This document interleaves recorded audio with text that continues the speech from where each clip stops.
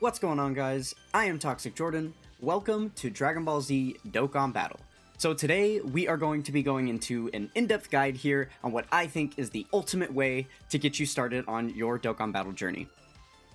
So basically the name of the game here is I'm going to be trying to get you guys access to the strongest, most powerful free-to-play team in the game to help you be able to clear most of the content in the game with very much ease. We will toggle over here real quick and I will show you what that team is. We are going to basically be trying to get access to this event right here, the Transcendent Embodiment of Fury. So this is going to give you access to all of these Goku Black Super Saiyan Rose clones. This team is very, very powerful. There are a few things standing in our way, unfortunately. We do have to follow some of the linear steps that the game wants us to take, just because the event that we are trying to gain access to, we currently don't have the ability to play. Just because basically everything is locked when you start the game here. You'll notice we only have access to the Dragon Ball story and the event tab up here at the top. We need to gain access to the Portal of Memories in order to be able to play that event. Most likely. Now, if you're lucky, that event could be live. If that event were live currently, it would be under the story tab here in the event section. If we can get to load, please. Oh my goodness. The ultimate Tsukiyomi of loading already. No way. Okay. So yeah, we don't even have access to the story panel yet. It looks like. Okay, until we start completing some of these beginner panel missions. Okay. So because the entire game is basically locked down for us, we have no choice but to do what Dokkan wants us to do, and that is to get started on these panel missions. So as you start the game, after you finish the tutorial, finish downloading and everything, on the home screen, this is what you should be looking at, is exactly what I'm looking at right here. So what we're going to do is come over here to the panel missions. Now, I've already accepted one of the missions right here. This was a mission you could accept after completing the tutorial, which just gave you a bunch of beginner resources for your account. All of this stuff that you see right here.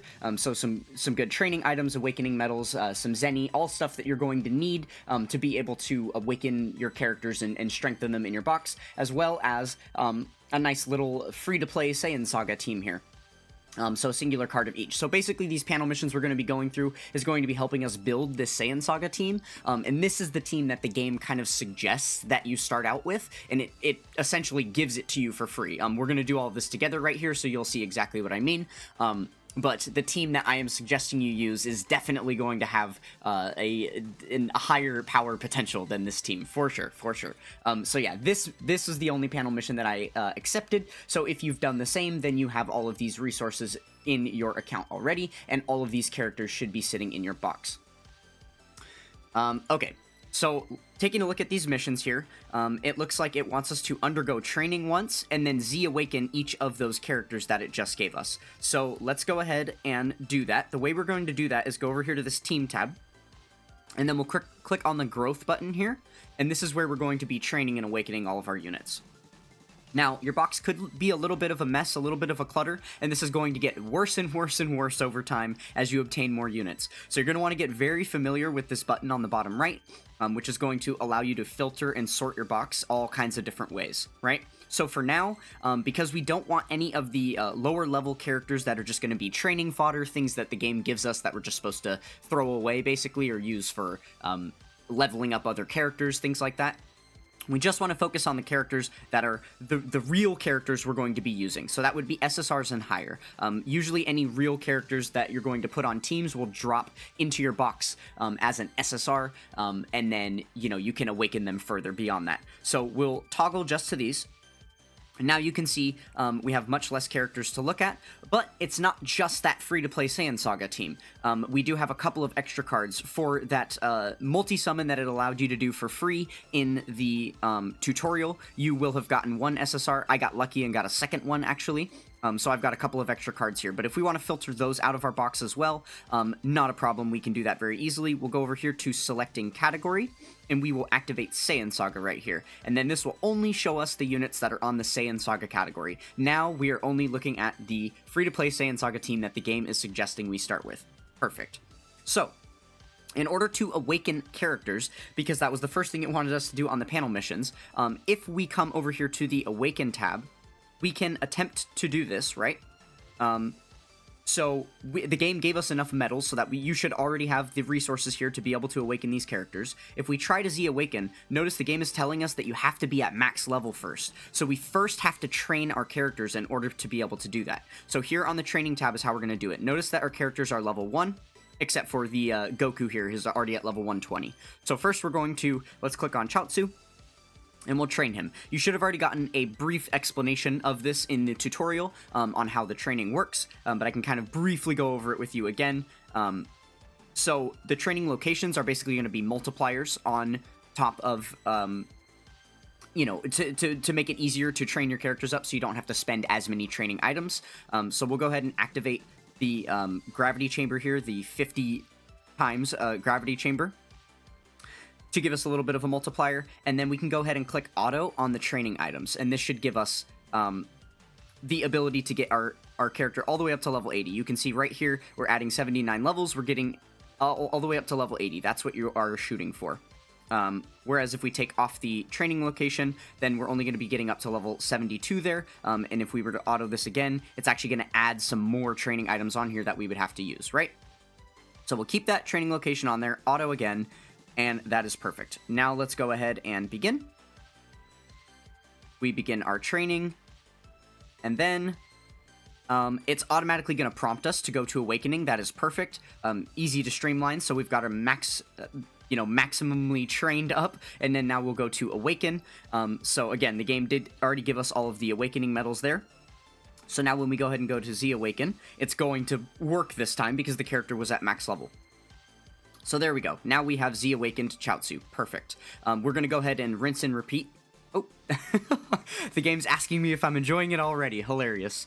Okay, so we're going to go ahead and rinse and repeat for the next few characters here. Because we were on the Awaken tab again just here, again, it's not going to let us do that, so we'll go ahead and switch over to training. We already have the training location selected. It should stay manually selected, or automatically selected if you already had it selected, so that's good to go. So we'll auto for the training items, begin our training. Perfect. And then we can awaken.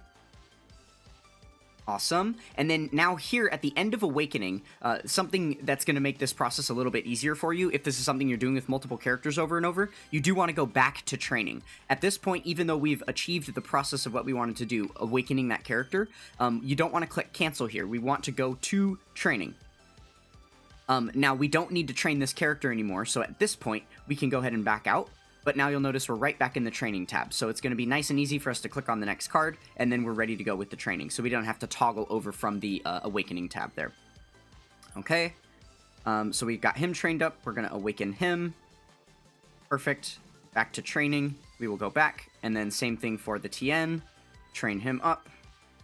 And you can tap through all of these screens. It will skip all of the little animations of it actually training. If you don't, it will literally show you an animation of every single level leveling up one by one by one, which is really, really annoying to sit there and watch. So feel free to tap through all of this stuff. You're going to want to get used to, getting a good muscle memory for this stuff, because it's something you're going to be doing a lot if you stick with this game. Okay, so there we go. We have achieved Z-Awakening all of the units that it wanted us to. So now let's go back to the home screen and we can accept those panel missions.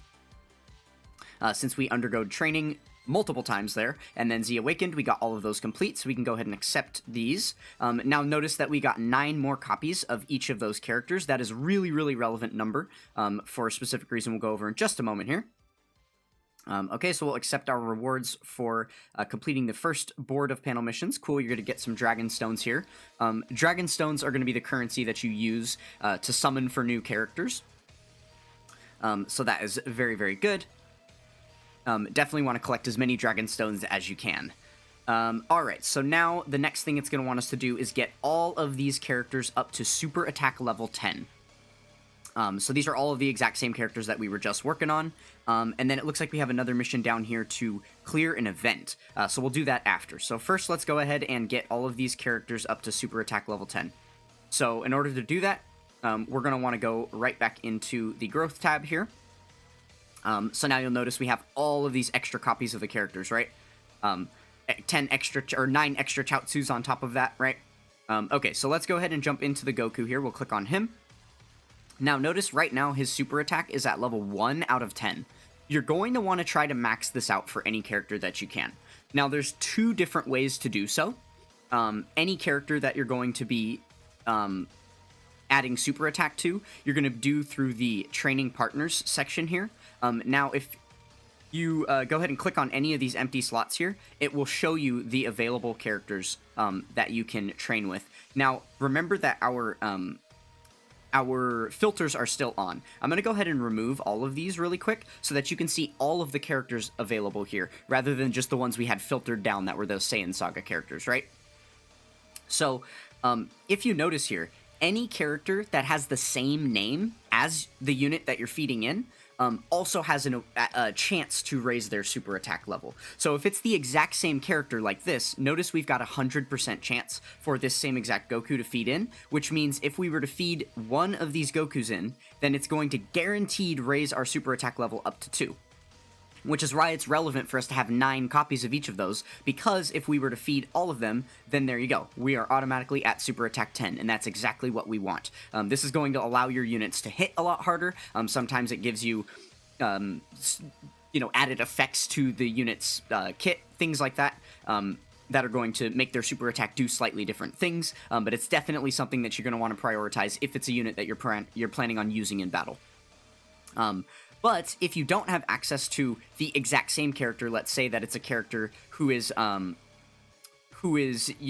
a unit you paid for, right? Someone you summoned with Dragonstones. Then what you're going to be able to do is use characters of the same name that you can farm up for free in-game for potentially a lower chance to feed in for the super attack level. So that's exactly what we're seeing right here. Because this Goku that we have drops as an SSR originally, if we go back here, you can see how a unit originally drops. Clicking and holding on the card will show you the details. If we come up here to the growth tab, this will show you the lineage of the card. So this card originally drops as an SSR. The game automatically, or I guess during the tutorial you actually saw this because you awakened him up to the TUR that he's at now. But because he's originally a base SSR, that means that anytime you have an SR, it's going to feed in for a 5% chance. If we were to awaken this Goku up to SSR, then it would be a 50% chance to feed in, and so on. So that's something that you'll learn a little bit more about when you start playing the game more, but just know that that's the main way to raise super attack levels is by using characters of the same name. Now, there's one other way to raise your super attack levels, and that is through these special resources that we've got right here.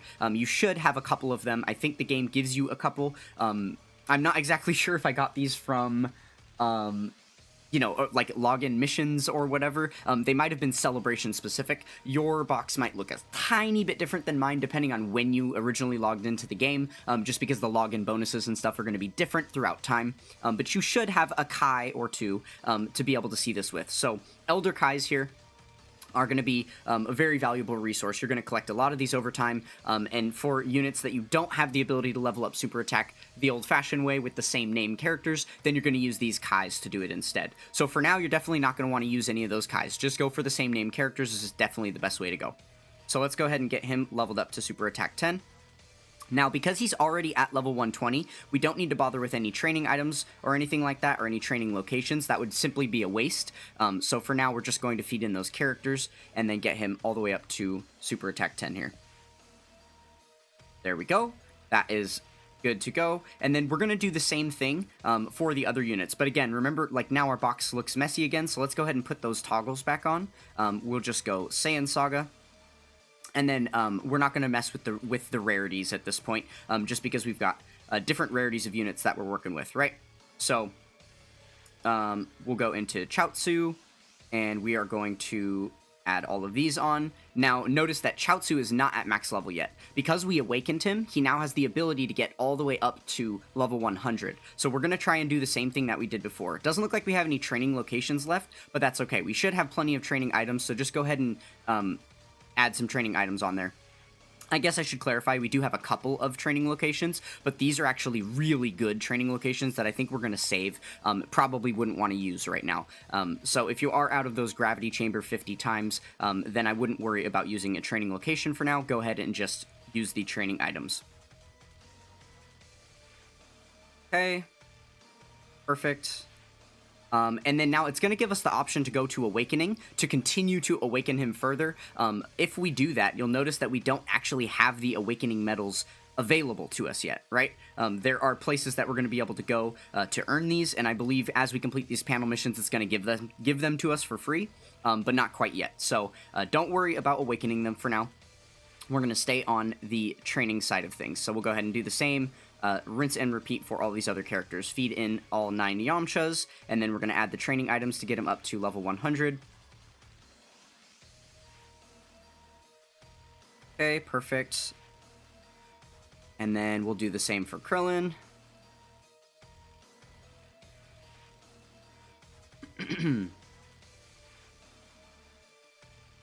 Alright, and for Tien.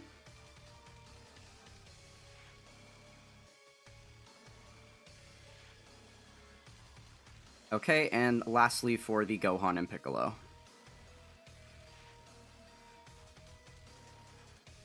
Perfect, perfect.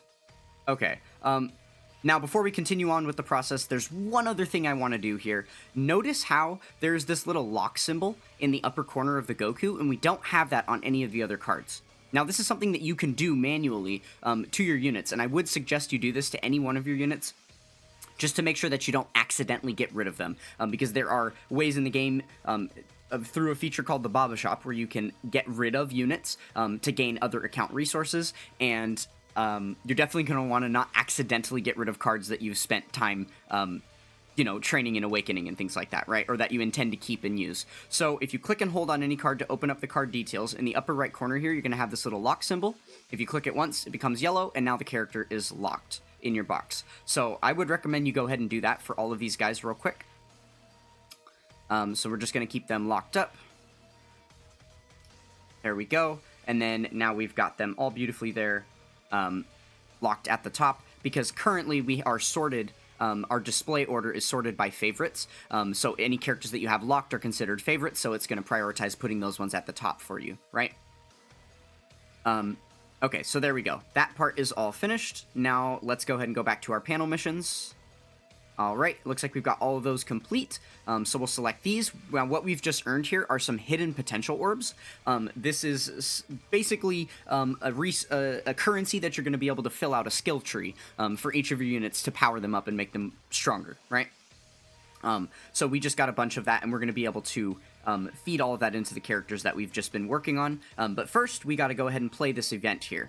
So it wants us to clear the Turtle School's intensive training.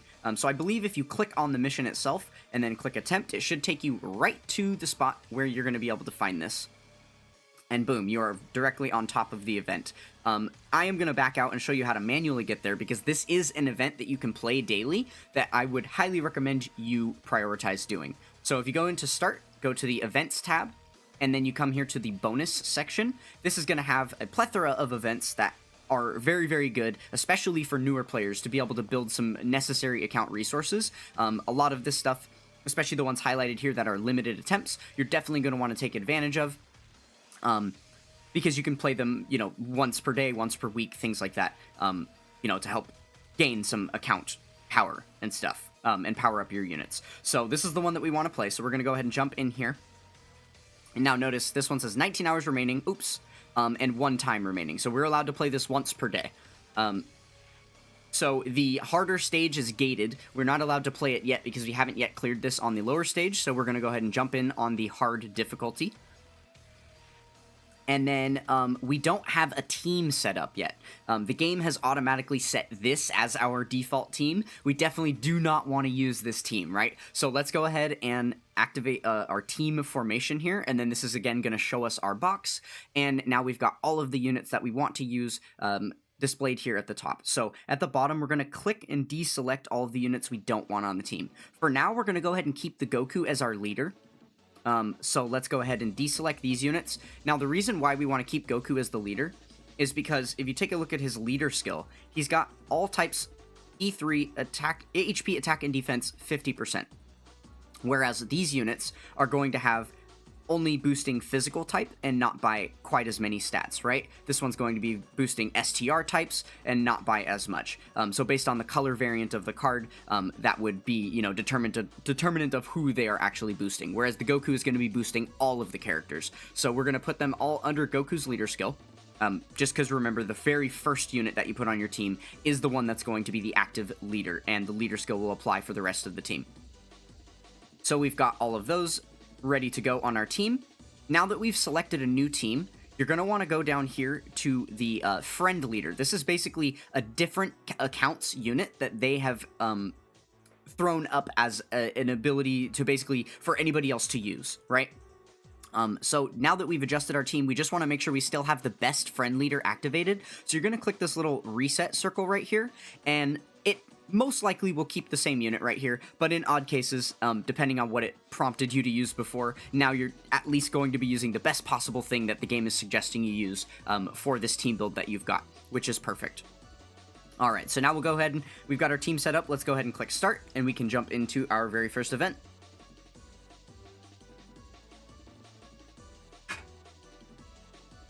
Alright, so every event, for the most part, is going to be set up like this, where prior to actually going into battle and battling with the enemies the way that it showed you in the tutorial, you're going to be on a map like this. You're going to have the little bubbles at the bottom that work like game board, you know, dice rolls. So the number that you click is the amount of spaces forward that you're going to move. On this event, it's convenient that we only have ones, so we're able to collect all of the resources on the map. So this red capsule here is going to be training items, and then the Z that you see right there is actually a card. It's not a card that you're going to be able to use. It's just, it's a card. I'll show you at the end after we finish it. We'll talk about it once we clear the event. It'll be a little easier to understand when you see it. Okay, so now we're jumping into our boss battle. We're going to be fighting against Master Roshi here. Okay, conveniently enough, we got our friend leader on rotation for us. Okay, yeah, feel free to, you know, take your time reading through all of these tutorial pages that it's giving. I'm definitely going into a lot less detail on that kind of stuff. The game does give you a lot of nice info about that kind of thing, especially during the tutorial as well, so hopefully you were paying attention there. But yeah, so we've got the friend unit. He is going to be the strongest one here. So we're going to go ahead and select our orbs. We'll put him first because all of your attacks are going to proc from left to right. So if we put him first, he's going to do the first attack, and he should be able to take down Master Roshi really quick for us. Now, because this is an event that is built for, you know, building account resources and stuff, it is very free-to-play friendly, especially on the lower difficulty that we're doing right now. So any of the units on our team would be able to take out this Master Roshi in one shot. So you wouldn't necessarily need to fear if you didn't get the friend leader on your first turn. You should be fine. There we go. We went ahead and took him out, and we got some more training items, and it looks like some Zenny as well, as a bonus. Okay, awesome. And then what happened right here is a Link skill actually leveled up. We're not going to talk about this too much right now, but we will touch on this a little bit later in the tutorial. There is a very, very specific reason why I want to talk about these, and the Link skills alone is one of the reasons why I'm suggesting that you gain access to the free-to-play Rose clone team as quickly as possible. But yeah, like I said, we're not going to talk about that too much. We would be getting a bit ahead of ourselves if we did so. So for now, let's focus in back, you know, towards the panel missions. Okay, so playing that event gave us some rank up XP, and we actually ranked all the way up to rank 27 just by playing that one time. We were rank 1, literally rank 1, and we ranked all the way up to 27. So that is very, very awesome to see. Definitely means good things for your account. And it also means that there's we unlocked access to some different things as well. Okay, so we earned a Dragon Stone. Every time you play a stage for the first time, you're going to be able to earn a Dragon Stone for doing so, which is very nice. It's a slow-moving way of earning the, you know, the currency to summon for characters, but it does add up over time. So we definitely celebrate every Dragon Stone earned. Those are always welcome.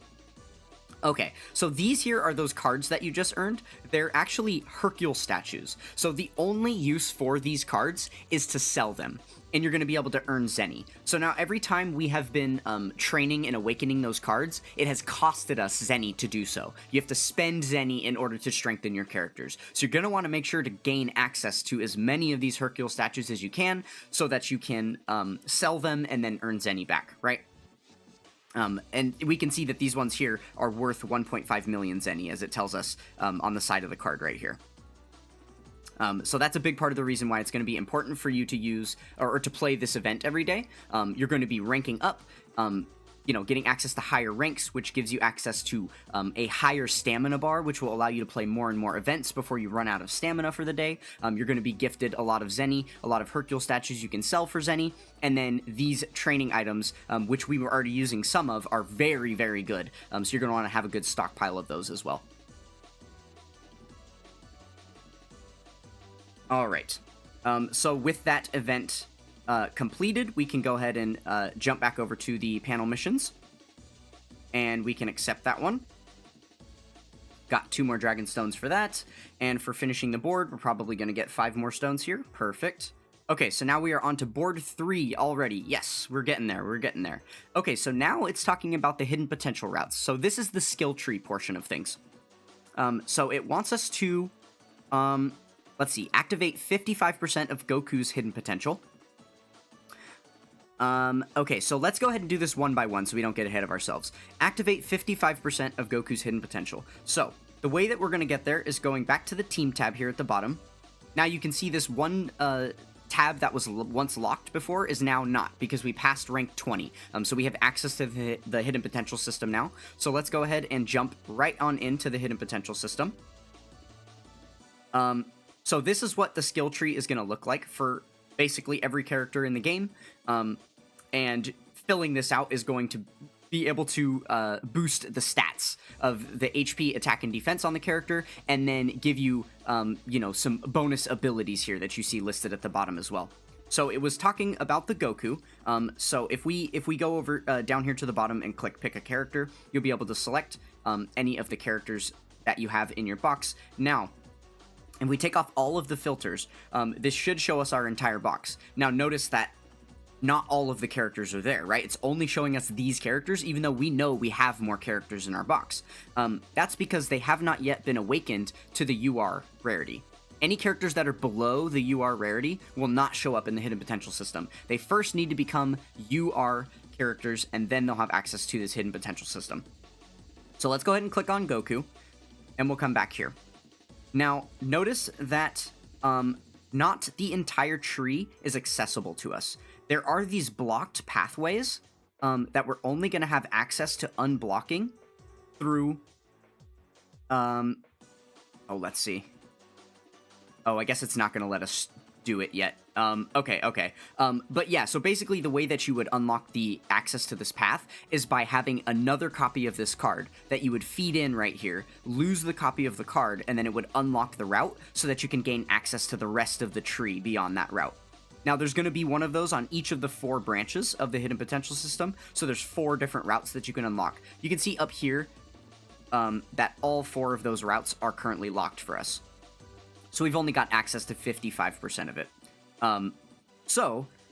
If you were to click these, click to anywhere on the tree, it's basically going to activate up to the point that you've clicked. But there's also a really easy way to do this. If we go ahead and remove all, we can just click activate all here. And then it's going to show you the amount of hidden potential orbs that you need to use in order to activate that. That is perfectly okay with us. And then it's also showing us all of the stats that we're gaining, 2,000 of each stat. And then we are getting some nice bonuses here as well for the character.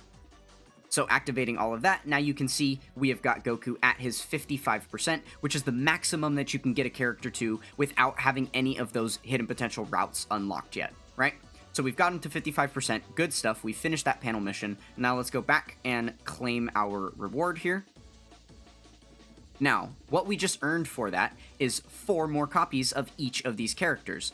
Coincidentally, there are 4 of those hidden potential routes, right? So now the next missions for all of these is to unlock all 4 hidden potential routes for all of these characters. So we're going to go back into the hidden potential system and do that for every single one of them.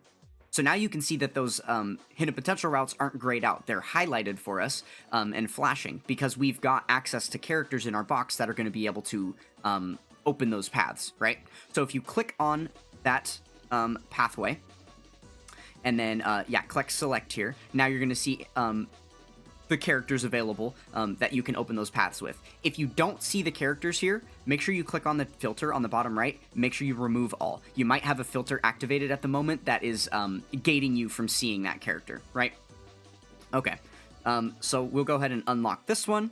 And then we're going to do the same for all 4 here. Perfect, perfect. There we go. All right, so now we have all 4 of his routes unlocked. So we'll go ahead and pick a character. Now you can see all of these characters are shining rainbow. The reason that they're shining rainbow is for the exact same reason. It's because the game is telling us you can rainbow star this character. You can open all of the hidden potential routes for this character. Which essentially what is going to happen, this little flashing star that is on the character, once you fill out this entire tree and get it to maxed out to 100%, that star is going to turn into a rainbow. So that's basically how we refer to a maxed out character in the game is rainbowed. All right. Okay, so we've got Chaozu done. Again, we are going to rinse and repeat for the rest of them here. I guess I've kind of already been doing it, but I didn't really say explicitly. You do have the ability to zoom in and out by pinching with 2 fingers. So if you're having trouble selecting the routes because you're so far zoomed out, feel free to zoom in and scroll around and you can get there that way.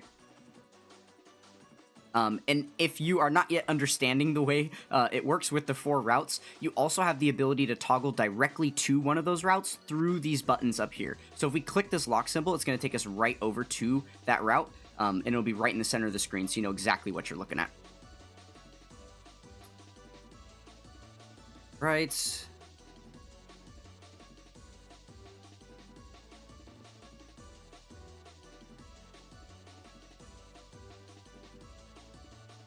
Okay, awesome. This is quite a tedious process, and I know that this is something that a lot of kind of turns a lot of people off from playing the game. It's something that you'll get more used to over time. As far as the box maintenance goes, I know it's something that is non-existent on, other gacha games and similar, card collecting style games, where you don't even have to worry about, like, training up the characters and stuff. The game kind of does it all for you, and you just have to obtain them, and then once you have them, you have them. Unfortunately, Dokkan Battle really does not operate that way, but it has its benefits. And allows you a lot more freedom with your collection, as you'll realize over time. Okay, so there we go. That is all of the hidden potential routes unlocked for all of the characters. Now let's go ahead and go back to the home screen, go and collect those panel missions, and that is going to be the next board fully completed. Looks like we got a lot more hidden potential orbs gifted to us, so that's exciting. All right, should get some more stones here. And it looks like we just unlocked quite a few more events, which is good. Still haven't gotten the Portal of Memories yet, which is the main thing that we are looking for at the moment. So we are going to keep going for the moment. I believe we have to get through the 5th board in order to unlock the hidden potential, or the Portal of Memories. So we're going to keep going until we get through the 5th board here. Okay, so now it wants us to get all of these units up to 97% in the hidden potential system here. So easy peasy, should be easy enough for us. So what we're going to go ahead and do is, we'll go ahead and start on the Goku. He's already at 55%, right? If we go ahead and click the Activate All again, we have enough of our hidden potential nodes to do so, showing us the additional stats we're going to get. Again, all the other gains. Go ahead and click OK. There we go. Now you can see we are at 97%. So the only things left that we're missing at this point are... the only things that didn't auto-activate for us are these little flashing stars. These all contain special abilities that you're going to be able to choose one or the other. So if you want to get an additional attack potential, or if you want to get some critical hit potential, right? And my personal favorite, some dodge chance potential to dodge the enemy's attacks.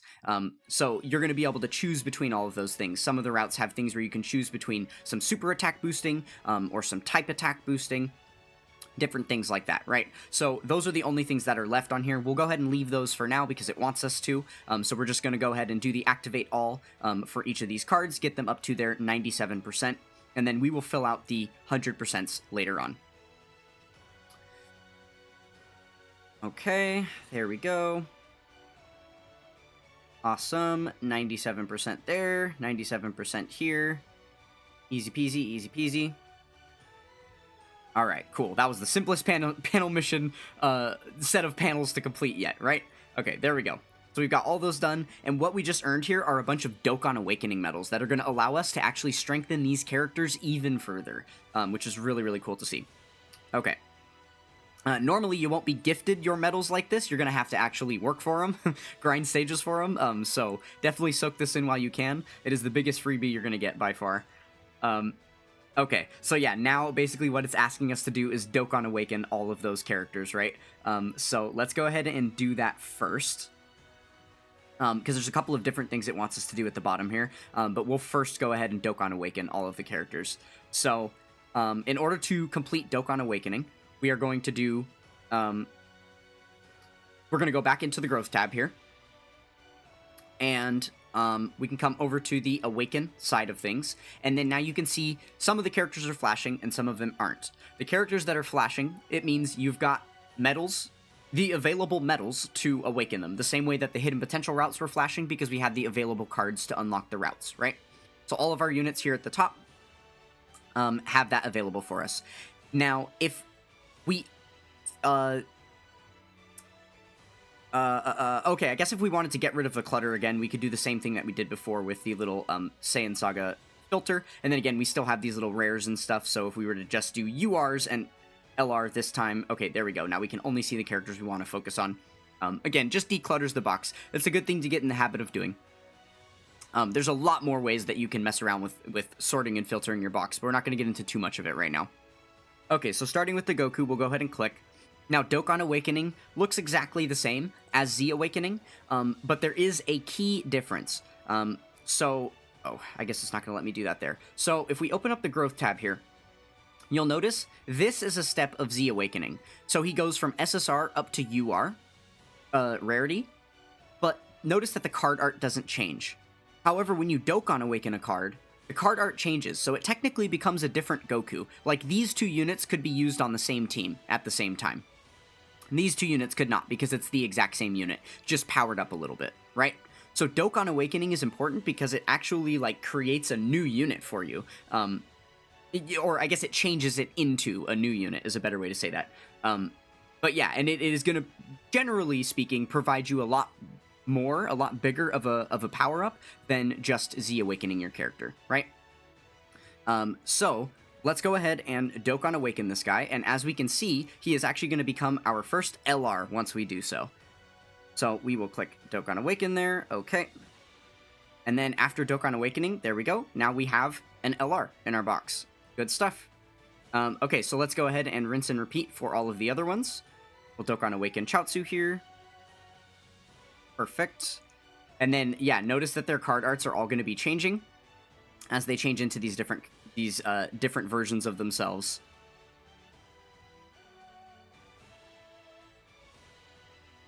Alright. So there used to be a feature in the game that existed that allowed you to go back and forth between these Dokkan Awakenings. You used to be able to go down a step if you wanted to once you awakened a character. That's no longer a thing in the game. They've removed it. So now you want to be very careful about this. If there's ever any reason for collection purposes that you would want to hang on to a lower rarity of the card, you want to make sure to never awaken it past the state that you want to get it to, because you won't ever be able to get it back there, and you would have to re-obtain the card and do the process all over again. So that's just a little side note, something to pay attention to. Alright, we Dokkan awakened all of those units. Let's go ahead and collect all of these goodies.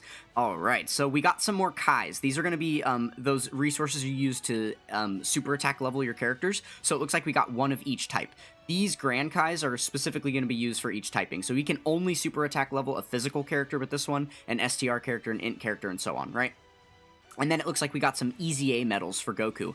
So it's another step of awakening. Once you've fully Dokkan awakened a character up to its max potential of awakenings, the last thing that they'll give to a character is an Extreme Z awakening, which allows you to awaken it even further. So we're going to be able to do that for Goku, which is exciting.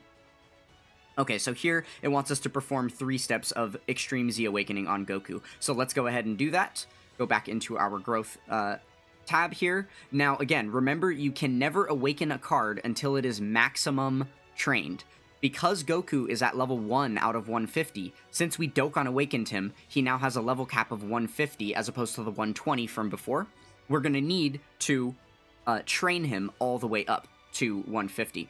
So let's go ahead and do that. Now, getting LRs all the way up to 150 costs a lot of training resources to do. So notice if we don't use a training location, even with the auto, with the training items we have, it still only gets him up to level 126 out of the 150. So here is where we're going to want to use these Gravity Chamber 150s. These ones are going to be really, really useful for this. I honestly still wouldn't recommend. I'm pretty sure I only have this in my box because of a special a special login that's happening right now. So you probably don't even have this in your box, depending on when you started the game. But, this is where I would recommend using these Gravity Chambers. So now if we go ahead and auto, notice it gets us up to 136, but again, it's still not even all the way to 150. So if we want to add some training partners here to help boost that even more, we could try to. It doesn't really boost by much because of the type of training location we're using. Again, not going to get into that too much. I don't even think it's worth using those characters here for now. So what we're going to do is just go ahead and train twice. So we'll train once to get him up to 136 with the items that we've got. And then we can do this again to get him to 147. Again, it's really kind of a struggle here to get him all the way up, but gotta do what we gotta do, right? Okay. Alright, so we are going to be using our last of the training locations that we've got, but now he's at level 146 of 150, so he's much closer to being done. So now with this last little set, we'll be able to get him up to 150. So we did use a lot of resources. There's definitely more efficient ways you're going to be able to do that in the future, but you're going to need access to a lot more account resources in order to do so. So for now, this will work. We've got him up to our 150. And there we go. Now we have access to awakening him again. So let's go ahead and awaken him, and we can do the Extreme Z awakening.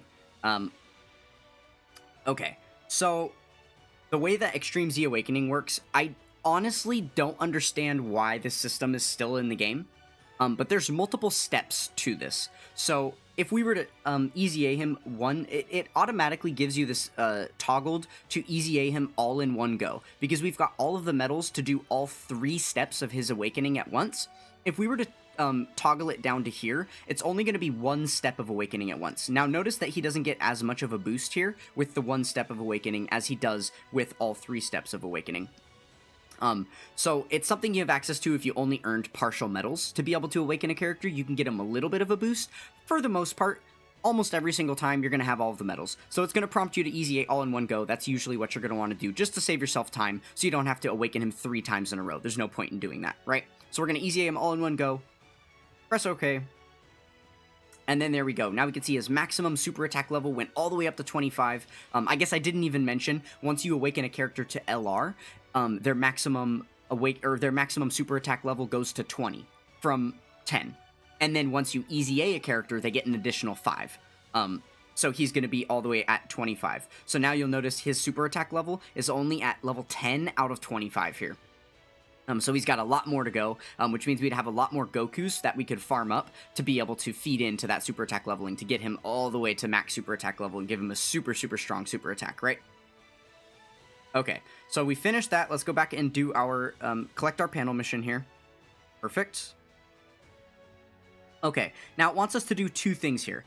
First, it wants us to clear a stage with the specified characters on our team. So the entire team that we just created. It wants us to go and do an event with these. And then here, it wants us to clear a Dokkan event specifically in order to obtain Dokkan Awakening medals. So we might as well do a Dokkan event as our event, just to get these both knocked out in one. So the place that you're going to find Dokkan events is going to be in the Events tab here. And you click that Start button on the home screen in the Events tab, and then you come over here to Growth. This is where you're going to find them. So Dokkan events there is one Dokkan event attached to every single new character that's released into the game. Now, this doesn't include free-to-play characters that you can farm up, but this includes all of the ones that you're going to be able to summon for with Dragon Stones, right?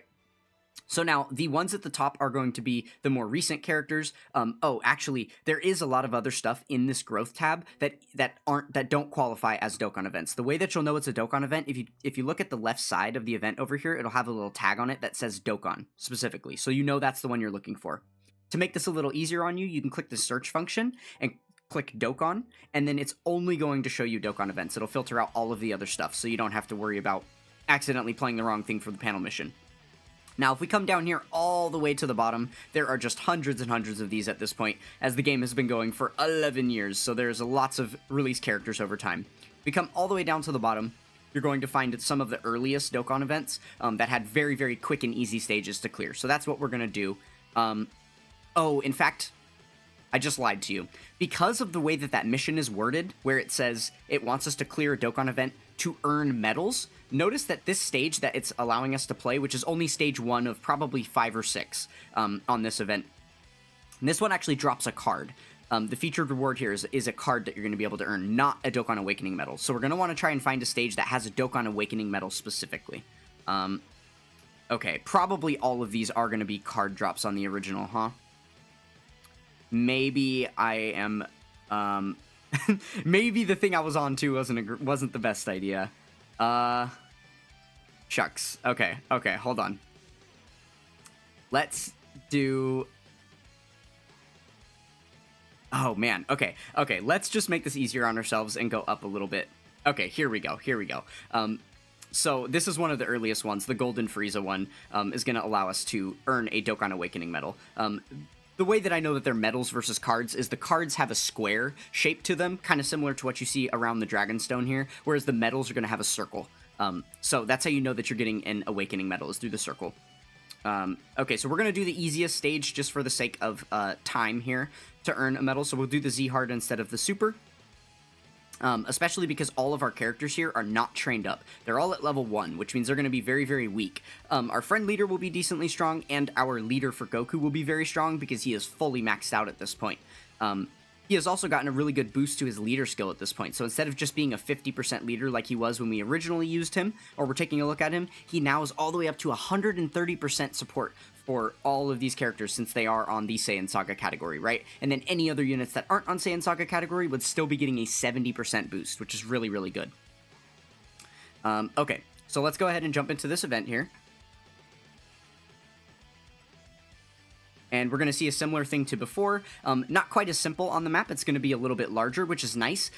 So for the left path here, if we take the left path down, we're going to be able to get lots of good stuff. The blue are support items that you're going to be able to use during battle to mitigate the enemy's damage or boost your characters. The red are training items that you've seen that we've used, the little Z-swords and turtle shells and things that we use to train up the characters. And then the purple are going to be awakening medals. There are a lot of generic awakening medals that are used for every character in the game, and so that's what you're going to be earning here on the map. And then the question marks could be any or all of that stuff. And then obviously the little coin here is just going to be some zenny that you can earn. Now, if we go the right route, I'm actually going to show you what this looks like, because all of these are basically key ups that you can get. So if you land on these spaces, notice that it'll add key to a character. So that's not a permanent buff or anything. That's just something that's only going to be relevant for this fight specifically. But adding key to your characters can be really helpful for you in harder content and stuff, because it's going to allow your characters to be able to get their super attack a little bit easier. As you will have learned in the tutorial, you have to fill up all of the key around, the key circle around the character in order to get their super attack. So notice how on Yamcha and Tien, we have those little 2 key that are blue. in the upper right corner of their card icon.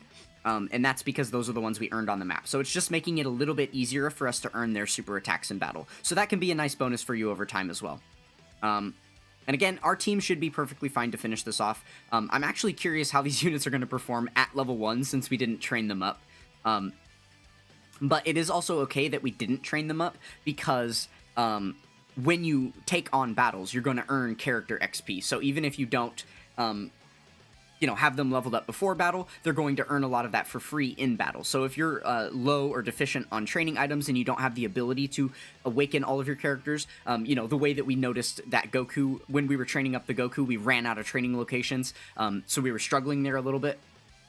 If you run into a situation like that, it's totally okay. You can just jump into events, and then your characters will naturally level themselves up on their own. So that's not necessarily something you have to do every time. It's just something that is convenient to be able to do because then you can awaken your characters quicker, since you can only awaken them once they're at max level, right? But as you can notice here on one of these very, very early Dokkan events, even with our characters all the way down at level 1, they are still strong enough to take out the enemies in basically one hit.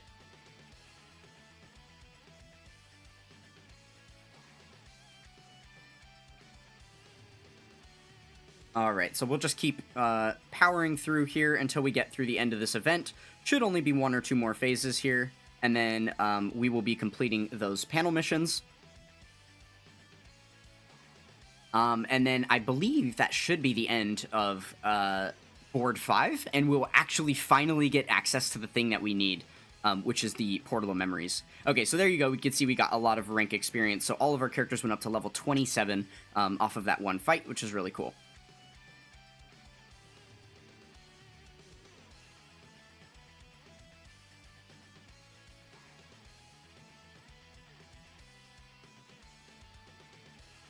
Alright, there we go. And we got some account XP for our rank as well. So it looks like we ranked up all the way to 29 there, got a Dragon Stone for clearing the stage, and then here we go, we did earn 6 of these Dokkan Awakening medals. Perfect. So that should be the panel missions cleared. Alright, so we will collect these. There we go. And that is Board 5 completed, and with that should be access to, perfect, the Portal of Memories. Awesome. That is exactly what we wanted to see there. Okay, so now you can see the Portal of Memories is open. So let's go ahead and jump in there and find the event that we are looking for.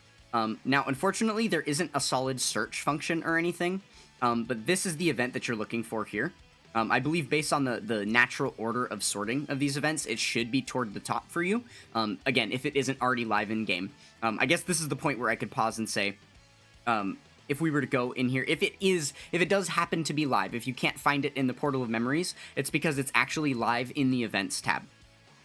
So if you go over to Events where we were just at, and come all the way to the left on the Story tab, this will show you any of the active story events. Right now, we only have this one story event active, but if it were live, then you would be able to play it here instead, and so you could get to work on that event there.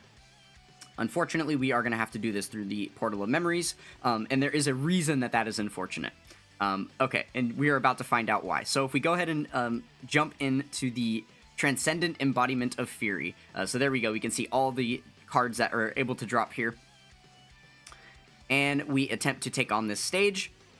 Notice that we can't, because it says we need more story keys. In order to play events that are not currently live out of the Portal of Memories, you need to have these keys in your account to be able to spend. Now, normally, it would just cost stamina. Notice we have a ton of stamina here right now. Our maximum stamina bar that it will naturally fill up to is only 38, but because we've ranked up so many times, we've been gifted a bunch of free stamina each time that's happened, so we're at 820. So we have a lot of stamina that we can spend to go play events that are actually live in-game. Unfortunately, we don't have any keys to be able to play the events in the Portal of Memories. But that is okay. That is absolutely okay. Because there are some ways that we're going to be able to earn those keys.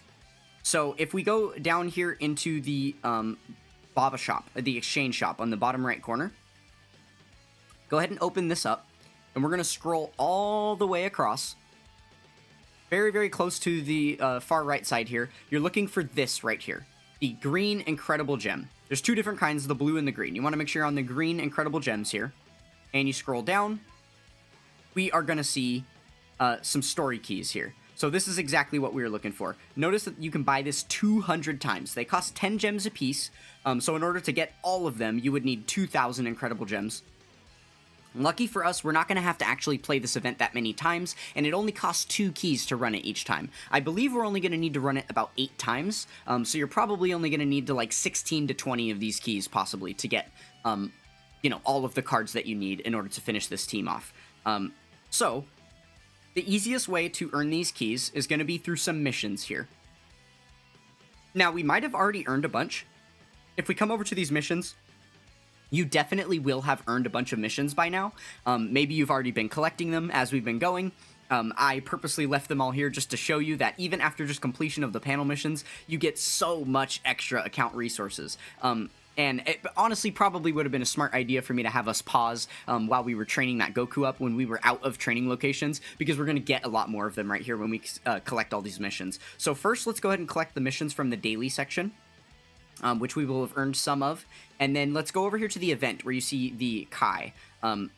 Any extra event missions that you will have earned will be available here. There's just going to be so many different things that you can see in here. It's probably going to be hard for you to see exactly where all of those missions are coming from. Not a big deal. Just go ahead and accept all, and you'll get a lot of cool resources here. So it looks like we earned some cards, more of these hidden potential system orbs, a couple of, we got a Kai, some more Hercule statues to sell for Zenny, a bunch of awakening medals, training items, all kinds of good stuff, right? Some box space to be able to hold more characters in our account, some equipment that's going to allow us to strengthen our characters further. Yeah, all kinds of good stuff. Support memories, these are similar to support items. Another, you know, battle boosting item. So there we go. Got all of that. Alright, so now if we come over here to the Korin missions, this is where the goodies that we are looking for are at. So you're going to have to scroll down pretty far here, but you're looking for those green incredible gems, right? So there's a couple of different sections of them in here. The first couple of sections are not the ones we're looking for. This is going to be ones based around Android category characters, but because of the free-to-play Saiyan Saga team that we've been given, we don't really have any Android Saga characters in our account right now, unless you manage to do a couple of summons, or you've run other free-to-play events and gotten some Android characters, then great, you might be able to do these, but for the average player, you probably won't have any Android characters to be able to complete these missions here, to be able to get these incredible gems, so we won't worry about those ones. And then there's also these same ones, same set of missions for Target Goku category characters. Same deal, we're probably not going to have enough of those characters. In fact, we can see if we scroll down right here that we only have 2 Target Goku category characters in our box right now. So we don't even have a third one to be able to complete these missions. So we'll skip out on those. However, there is a third set of them a little bit farther down, a lot farther down. We're just going to have to keep scrolling. Bear with it, bear with it. And there's like an infinite amount of missions in this tab because of the game being, you know, live for 11 years now. Here we go. This is what we're looking for. So this is the first one cleared. The rest of them should be right below, right here. So we need to clear stages a couple of times with Earthling category characters. Now, if you can see, we have a decent stockpile of Earthling category characters because the free-to-play character team that we have been farming up just now has a bunch of Earthlings on it. So we can get these incredible gems obtained very easily. So we are going to need to clear up to 5 stages here with Saiyan Saga or I'm sorry, with Earthling characters, which are going to be all of those Saiyan Saga characters that we've got in our box, and then we'll be able to get a couple hundred incredible gems for ourselves to be able to buy those keys in the shop, right? So if you can see scrolling down here, there are quite a few more incredible gems that drop in even bigger packs of like 300 and 200. These are going to be based around farming up one specific character. So that's what we're going to go over now.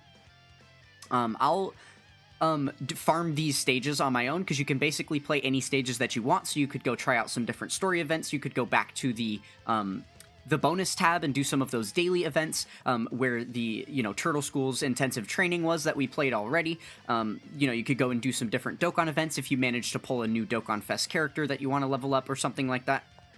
Any events in game that you want, that is totally up to you at this point. But we're going to focus now on farming up this character here so that we can get all of these extra incredible gems added. So if we accept these missions, right now you should have exactly 100 incredible gems earned through using any Earthling characters one time. Because we've played 2 events now, the Turtle School's Intensive Training and then the 1 Dokkan event, you should have these 100 incredible gems to claim in your box as well. So go ahead and pick those up, and then let's go ahead and... oh man, after we collected the missions, it moved our spot. So let's get back to the mission set we were looking at here. I think we've got to scroll up a bit. Ah, right here, right here. Okay, so this is the mission that we're going to be attempting to complete now. We have to recruit the Polished Technique Krillin at the Baba Shop and level up his super attack to level 10. That is going to give us 300 more incredible gems. So let's go ahead and do that. We're going to go back over to the exchange shop here in the bottom right. Okay, and then we come over here to treasure. Again, we'll go to our treasure. Scroll all the way down to the green incredible gem spot, because unfortunately for us, we do have to collect him with green incredible gems, which is a little bit counterproductive, it may seem like, because this is the resource that we're trying to obtain right now, but we do have to actually spend it to obtain more of it. Not to fear, though. There's going to be a really, really easy loophole here that I'm about to show you. So the very first step is going to be to obtain this card, right? So let's go ahead and buy 1 copy of him. That is going to clean out our collection of incredible gems, 100 to 100. So now we're back down to 0. But again, not to fear, not to fear. As we talked about before, if we go back into the growth tab, when we were training up the Goku earlier, I mentioned that if you feed in a character that has the exact same name as him, you have the chance to raise his super attack levels, right? So, if we go over here to the training tab, go into the Krillin, we'll make sure we turn off all of our filters. We can see... Okay, right now, luckily for me, I have 1 SR Krillin in the box, so I could potentially awaken this Krillin and have a 50% chance to feed him in for 1 of the super attack levels. But that doesn't help us get to super attack 10, right? However, there is a different place in-game that we're going to be able to farm up as many free-to-play Krillins as we want, and we won't have to spend a bunch of currency to do it. So I definitely don't recommend farming a bunch of those incredible gems through the quest, and then, and then raising his super attack levels by buying a bunch of those cards over and over. That's going to take you hours and hours of grinding, and it's going to be hours of quest grinding before you even get to the spot where you can start earning incredible gems. So I definitely wouldn't recommend that. What we're going to do is we're going to go back over to the home screen, click the start button. We'll go all the way up here to the Dragon Ball stories at the top. And then we are going to scroll until we get to the Dragon Ball Z tab. And within here, there is going to be an event all the way at the bottom, the Saiyan Warrior Race event. And this is the exact event that it has, that drops all of the cards that we just farmed up. So these first couple of stages are already cleared for us, just because we have already earned those medals as we, awaken those characters.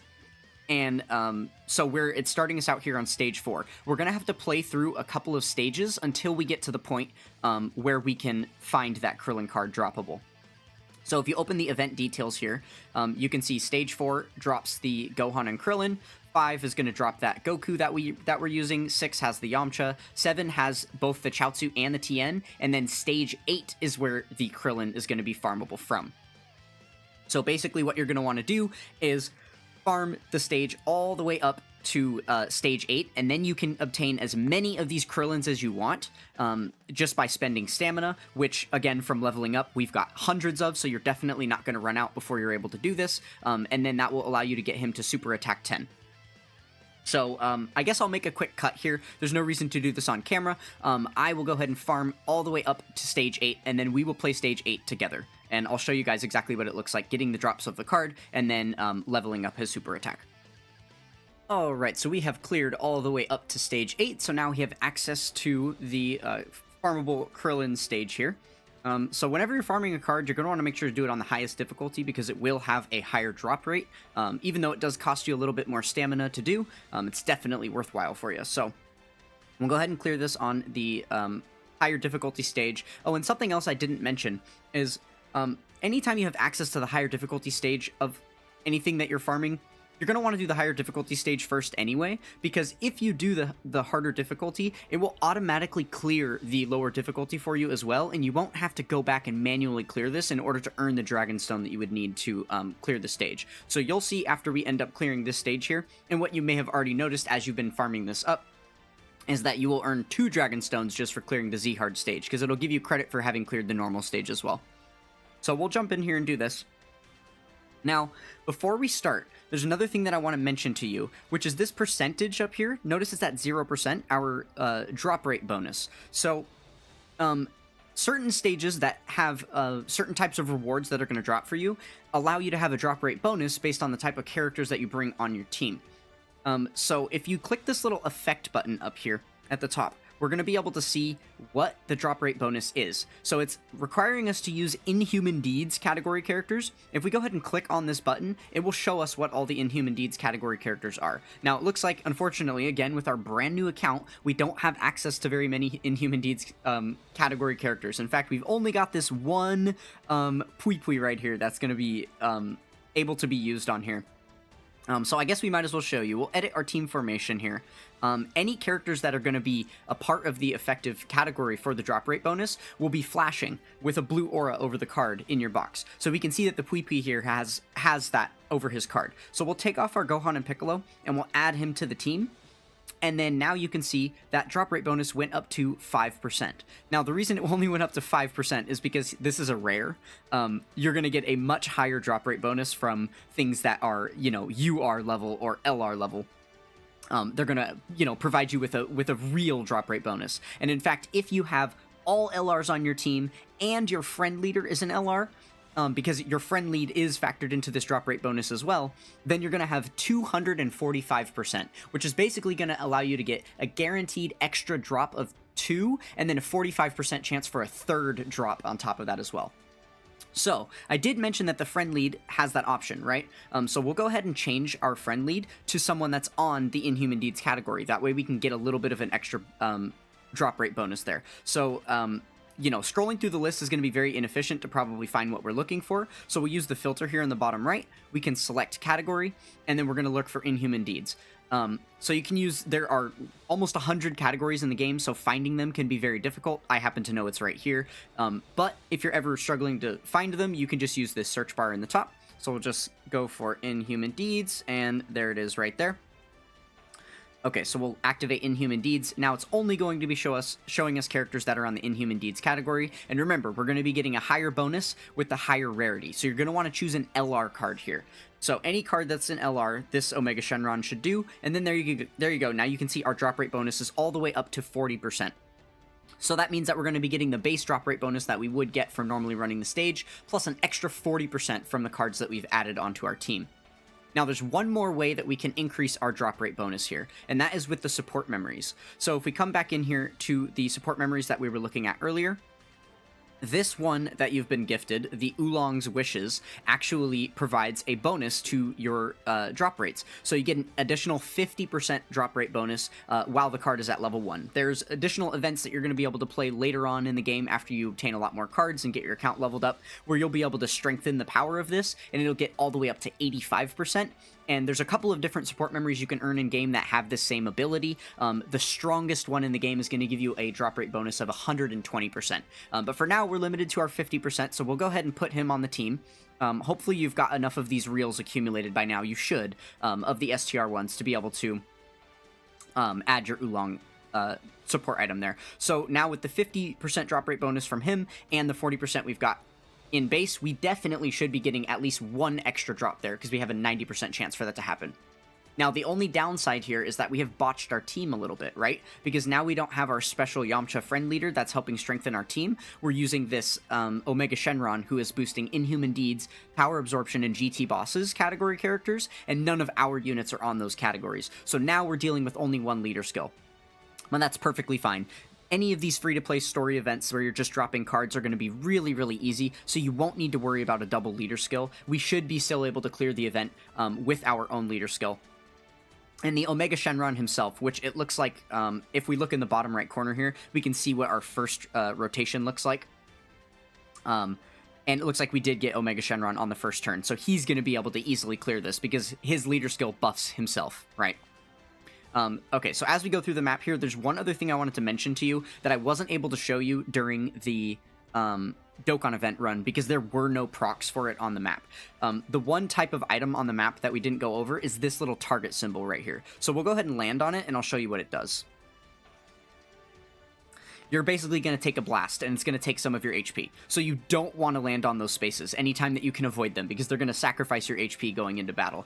So that's something else important to note if you're going into, you know, a challenge content stage that has those on the map. You're definitely going to want to try to avoid them at all costs. Okay. So I guess just for the sake of showing you, we will not use the Omega Shenron as the attacker here. In fact, we'll use the Yamcha, who, again, has type disadvantage over this Nappa because the Nappa is AGL type. You can see with the blue outline. Also shows you up there in the corner of his card that he's extreme AGL. And our Yamcha is STR type. So we are literally using the weakest possible unit on our team to attack this boss, and I'm pretty confident we're still going to be able to win in one hit here. Just to kind of show you how easy these events are to get through and that you don't really need to worry about your team builds being too accurate or anything. Focusing on things like your drop rates is probably going to be a better idea. So there you go. We still were able to easily clear it. Now, unfortunately, it doesn't look like we actually got a copy of the Krillin card this time around. Looks like it just dropped us a training item, which, again, that is something you're going to face constantly because there is always RNG when it comes to drop rates of characters.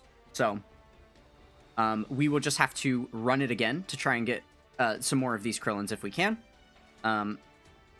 Okay, yeah, we unlocked the next stage, but now we're going to go back to stage 8 and continue on this one for, you know, attempting to get this Krillin card. Now, there's something else that we can do here. At the bottom of the screen, you see we have these boosts. If you turn this boost on, notice what happens is that you're getting double rewards. It lets you know that you're going to be getting ×2 rewards, but then the stamina cost for the stage also doubles. You can see it's 15 in base, and then when we turn the boost on, it's 30. So essentially what happens with this boost is it's just a little bit of a time saver, and it's going to allow you to essentially do 2 runs in one. So we'll keep the boost on for now since we're trying to, you know, get as many of these cards as we can. And then again, same thing, let's go ahead and change and grab that Omega friend again so we can keep our drop rate bonus up. Okay, so at this point, this is where we're going to probably want to turn on these autos, these auto buttons. So anytime you've already cleared a stage before, there's a couple of places in game where there's an exception for this. But for most of the game, if you've already cleared the stage once before, you're going to be able to use these auto buttons to basically clear through the stage for you so that you don't have to manually click the buttons. Now, for brand new users, I wouldn't recommend that you guys use this for the map because we've got 2 different auto buttons here, one for the battle and one for the map itself. I would recommend you still manually guide yourself through the map so that you can collect as many of the items available on the map as possible because you're going to want to be collecting all of the training items, support items, things like that you're going to be able to get. But just for the sake of speed and the showcase, I will go ahead and put on the auto so we can get through this as quickly as possible. As you notice, you do move across the map a lot quicker when the auto button is on. So it is kind of the fastest way to get through a stage if you are choosing to do it that way, right? And then with the auto button on in battle, again, I'm not touching anything on the screen. This is all manually selecting itself. You don't have to do any of it. So really, really efficient for playing this game passively, which is really what it's meant for, right? That's one of the biggest draws of this game, is that it's not the kind of game you have to constantly be looking at the screen. You don't have to constantly be paying attention to what you're doing. Only when you're playing challenge content stages. But yeah, when you're just doing passive things like this and grinding things up, farming things, you'll fall in love with that auto button, I promise you.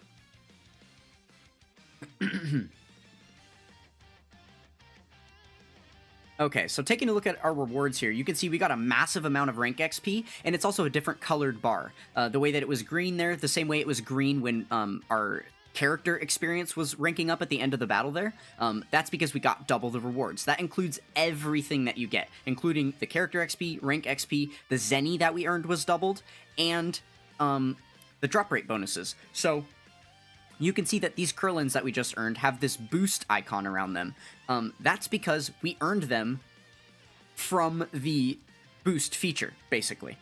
So we had, you know, our base chances to drop cards, and then we had a doubled chance from using the boost, and it looks like we didn't get any Krillins again from the regular chance, but then we got 2 from using the boost. So that is basically how the boost feature is going to help you out there, right? So let's go ahead and do one more run. If you choose to play a stage again after you've already run it and do the attempt again and you had a boost on, the boost will still be active. So be wary of that. If you don't want to use them all at once or something, you will have to actually back out and then turn the boost off, because you can see right here it has the green 30 stamina, which means it still has the boost active for us. Now, unfortunately, we don't have enough of our red reels to be able to use our Oolong support memory again, so that is going to lower our drop rate bonus by 40%, but we will still, again, click the Omega. So let's go ahead and do one more run here, just to see if we can get any more extra Krillins added on in. But the idea here is going to be to run this stage until you have enough Krillins to get the Krillin that we just purchased from the shop in your box to super attack level 10. So yeah, because these cards are only going to be feeding in at a 50% rate, you're going to want to run this stage enough times to maybe get probably 18 of them, something like that. You know, to maybe start with like farming up like 13 to 15 and then go feed them in and see how many more you need after that. But basically, you're going to rinse and repeat this process until you have that Krillin all the way up to super attack level 10. So I'm going to go ahead and make a cut right here while I continue to farm myself, and we will get enough of those Krillins to be able to get him all the way to super attack 10. And then there you go. Again, we can see from the boost, we were able to get an extra Krillin there. So that is very good stuff. So farm up your Krillins, I'll farm up mine, and then I will meet you guys back when we are done doing that. Alright, so I just got my 9th Krillin.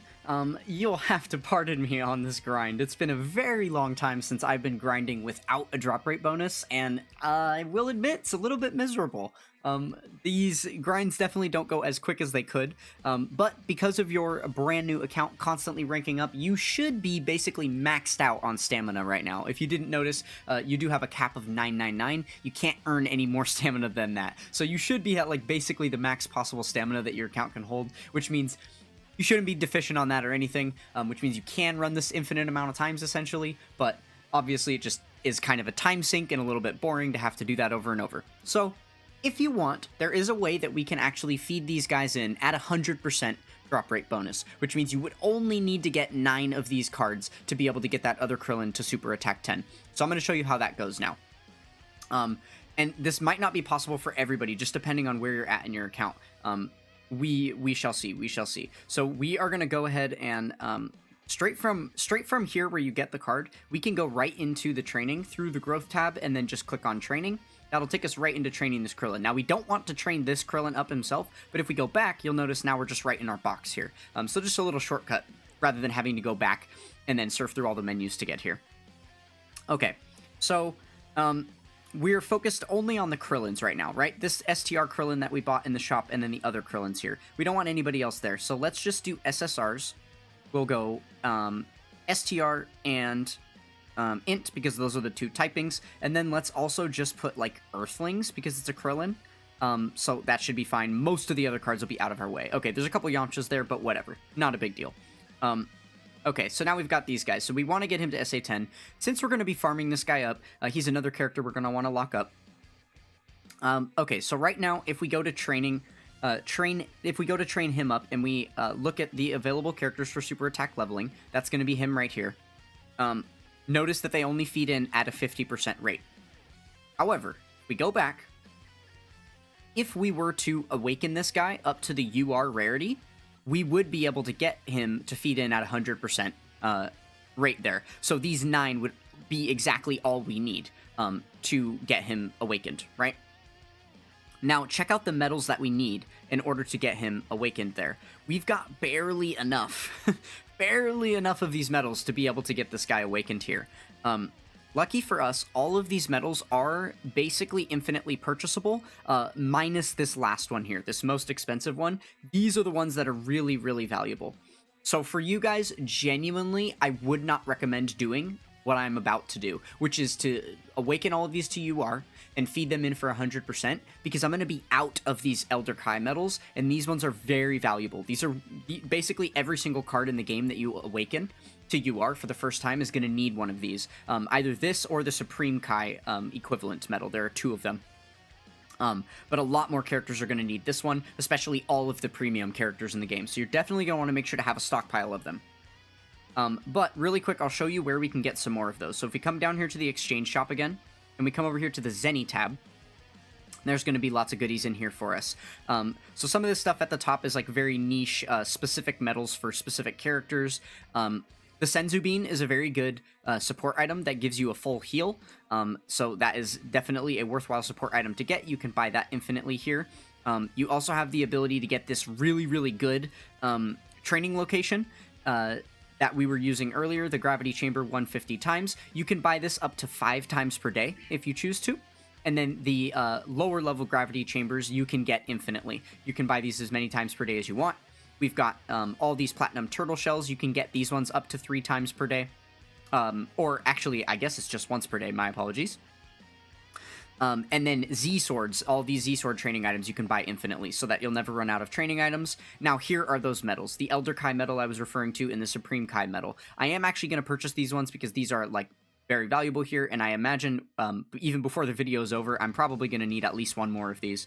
But the kicker is, look at that, it's sold out. You can only buy it once per day. So that's why these medals are very valuable, because they are hard to come by. There's lots of other ways to obtain them in-game, and just by playing the game, you're going to get them naturally through mission rewards, through login bonuses, and all kinds of other places.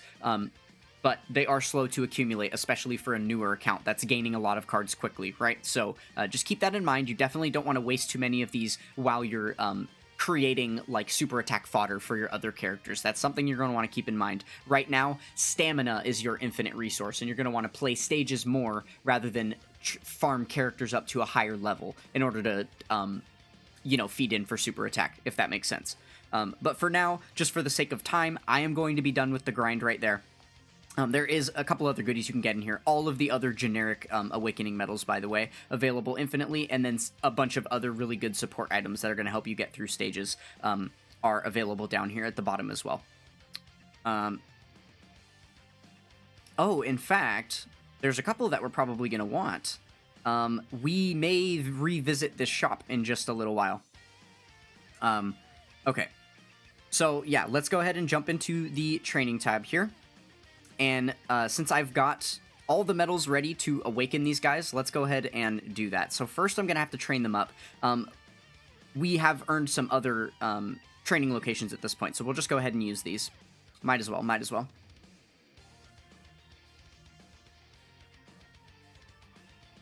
But if you don't have any training locations, then feel free to go into that Zenny shop and buy some of those 50 times Gravity Chambers. That is one of the most reliable training locations, because you can buy it infinitely there, right? So that is definitely what I would have done if we didn't already have a stockpile of training locations ready to go here. Alright. And the Krillins that I'm awakening right now are disappearing because I have my box filtered by only viewing SSRs. But if you did want to see them as you're awakening them, then we could just take that off. And then we would see the URs as well. Oh, and it looks like we have that SR Krillin as well, right? So something that we can do, too. We might as well show this off. Let's see. Let's see. Just a little bit of a way to maximize your resources. Because I have this Krillin, where if we look at feeding in super attack, this guy only feeds in for 5%. Let's go ahead and awaken him real quick, so he'll feed in for 50%. And then let's see if that drop actually procs or not. So we'll just feed in the 50% Krillin. Let's see if he levels up a super attack. I should have taken off that training location. That was a mistake right there. That's okay, though. Okay, so it did actually level up his super attack. So now we're going to pause really quick because there is an important thing I want to point out. Now, we only need 8 super attack levels on this Krillin, but we've got 9 cards available in our box, which means we have 1 extra.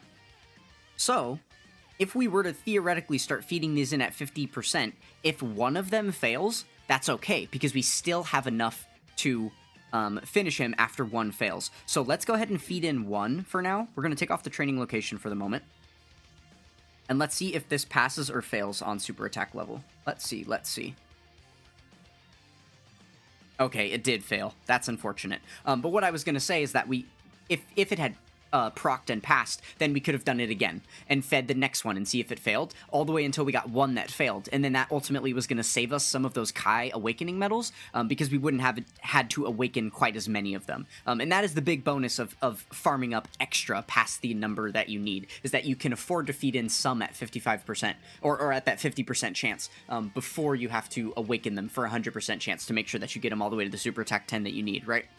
So unfortunately, that didn't work out too well for us, but again, we didn't really have extras of the card, so we didn't really have that luxury to play around with too much. Alright, so let's just go ahead and get the rest of these guys fully awakened. Looks like we do have enough of those Elder Kai medals to make this happen, so that's okay. That is definitely good. Alright, and one thing to keep in mind here is we don't really need to focus too hard on training that STR Krillin, which is why I said using that training location was a bit of a mistake there. We did get him up to like level 39 through feeding in those other cards, but that's definitely not something we're going to need to do, because all of the training that we're doing on these Krillins right now will duplicate into the Krillin that we feed it into. So you will notice, now that we've got all of these training items fed into these guys, when we go into here to this Krillin, let's go ahead and take off the training location. If we are just to add the cards, look at how much the level goes up every time we add one more card, right? We're getting quite a few levels on him. And in fact, he's able to get himself all the way to level 80 without any training items or training locations, just with the character alone, because there's already a ton of training items fed into these characters. So, we are able to get him all the way up to level 80. Because you can only feed 5 characters at a time, and these ones don't stack on top of each other, we are only able to get him to super attack 7, but that is perfectly fine, because we can continue to super attack level him after we awaken him, right? So we'll feed these guys in here, and then now we can go ahead and Z-awaken him since he's max level. See, this is where, again, it's a good thing that we've got an excess of these Elder Kai medals, because we were going to need them even for him to be able to Z-awaken, right? And that is going to constantly come up as you get new cards. Alright, and so now his max level is 100, so we'll feed in the next 3. It looks like we've got him to level 92, but he will be at super attack 10, and then we'll go ahead and put some training items on him to get him up to level 100 there.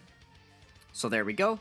Now he is fully maxed out, and he does have another awakening to go, but for now, since we obtained him and got him to super attack 10, we did get that mission. So let's go ahead and jump back over to our missions, go into the Korin tab, and then select all, and we got 500 more. That is awesome. So we finished off the grinding, right? Because we used Earthling category characters 5 times while we were grinding through getting all of our copies of Krillin, so we finished multiple missions at once. So now we have 500 extra of those incredible gems. Let's go ahead and scroll down back to that same batch of missions and see if there's anything else we can do with that Krillin to help gain, you know, even more of those incredible gems, just to be able to get as many of those keys as possible, so that running out of them doesn't become a problem, right? Okay, so the next thing it wants us to do is Dokkan Awaken that Krillin. And then beyond that, we have to unlock 1 route, 2 route, and 3 routes of his hidden potential, just to get incredible gems. We don't need to worry about, this one here is going to be for rainbowing him and activating all the hidden potential nodes. We probably don't need to worry about that for now. That's just going to give us some extra dragon stones. But specifically for this, it looks like we're going to want 3 hidden potential routes unlocked. Now here's the thing.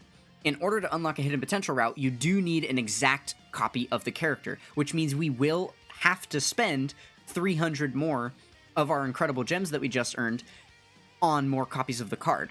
But, as you can see, each route that we unlock, we're getting 200 gems back, and the Krillin only costs 100 gems each. So essentially, if we go unlock these 3 hidden potential routes really quick, we're ultimately going to earn 300 more incredible gems on top of that. And then Dokkan Awakening him is going to allow us to get 300 more as well. So let's go ahead and do that really quick. First, we'll jump over here to the treasure shop. We'll go back to the green incredible gem shop. Since we've got our 500 that we've earned, we can go buy 3 more copies of the Krillin. Perfect. 1, 2, 3.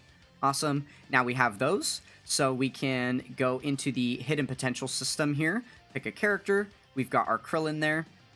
And then we can unlock some routes. Now, right now, we don't have enough of these Krillins to be able to unlock all 4 routes on him.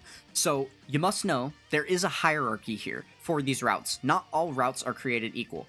As you notice, when we went over the farming for the original cards, there are those star symbols that allow you to get special effects. Notice that the bottom right has 4 of those star symbols, the top left has 3 of those star symbols, and the top right and bottom left only have 1 each of those star symbols.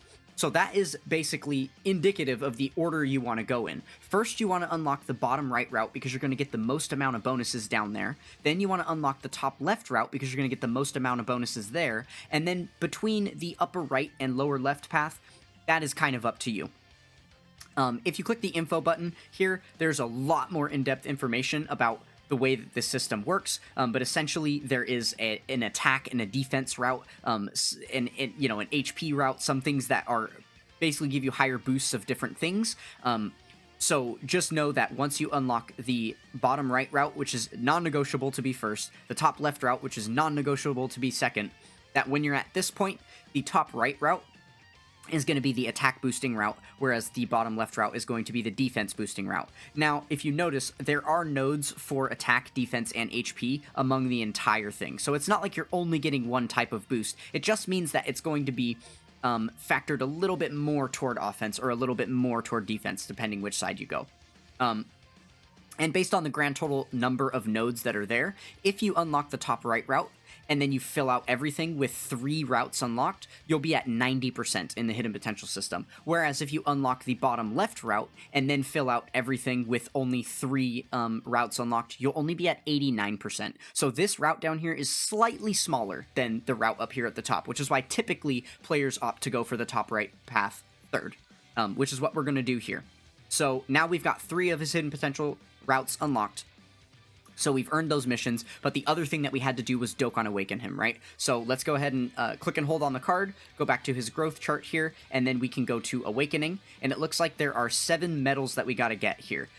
So rather than trying to route ourselves back to an event or what have you to be able to get these medals, there's a really simple way to get there. If you click on the medal here, it will highlight any events in the game that drop that medal. So if we click on this event, we can go OK, and it's going to take us right to the stage that we need to get to in order to be able to farm that medal. Coincidentally, it's the exact same stage that we were using to farm the card, which is very, very common. Obviously, you know, any cards that drop in the game are usually going to have the Awakening medals within the same event somewhere. So we need 7 of these Krillin medals right here in order to be able to Dokkan Awaken him. So let's go ahead and jump in on this stage on Z Hard.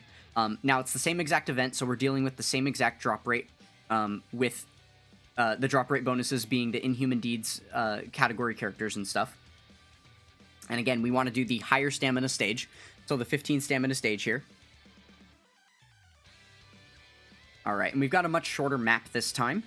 The auto button's gone because we haven't yet cleared this stage on the highest difficulty. So we're not going to be able to auto the map there, but starting on our second run, we will be able to. And we only needed 7 of those medals, so it shouldn't be too many runs here before we're able to, you know, get all the medals that we need to Dokkan Awaken him. But that is going to be the boost that we need. We're going to get quite a few incredible gems for doing so, and then we're going to be able to buy a lot of those story keys to be able to play that, you know, that Rose clone event that we need to play. Alright, I was clicking too quick there. I didn't actually see exactly how many medals we got.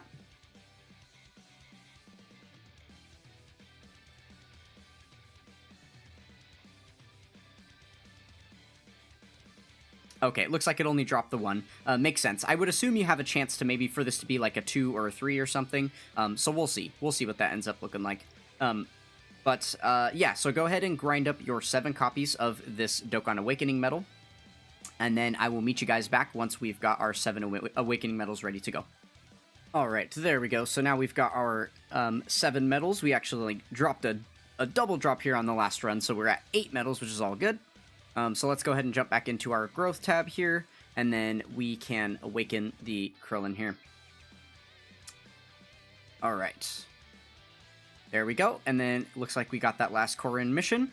So now let's go back over to the missions tab, come over here to the Korin side, select the ones that we've got, and there we go, 900 incredible gems. So, we've been patient, and through all of that grinding, we managed to get ourselves, let's see the grand total here on our incredible gems. We are at 1,100 incredible gems, just like that. That was easy peasy, right? Less than an hour of grinding. You know, depending on the drop rates you had available to yourself for that event, maybe it went a little better, or just your luck, depending. But yeah, so there we go. Not too difficult, and those are basically the easiest grinds you're going to be able to do to get these incredible gems. There are equivalent grinds for multiple other cards in this shop, one for an STR Android 18 and another for a Tech Android 13 that are available in this shop as well. So we just did the STR Krillin one, but there are two equivalent ones with Target Goku and with androids that are available. It just made the most sense and gave us the most bang for our buck because we already had the Earthling characters to get the other parts of the missions done, right? So yeah, but if you needed an excess of these incredible gems, that's the easiest way to get them, is through those Korin missions. The only other place in the game you can get these incredible gems is by playing the quest mode, which is something that I am going to suggest you guys get started on at the end of this video when we are done with the rest of the grinding that we've got to do. So for now, we have enough incredible gems to buy a whole whopping 110 story keys if we needed them.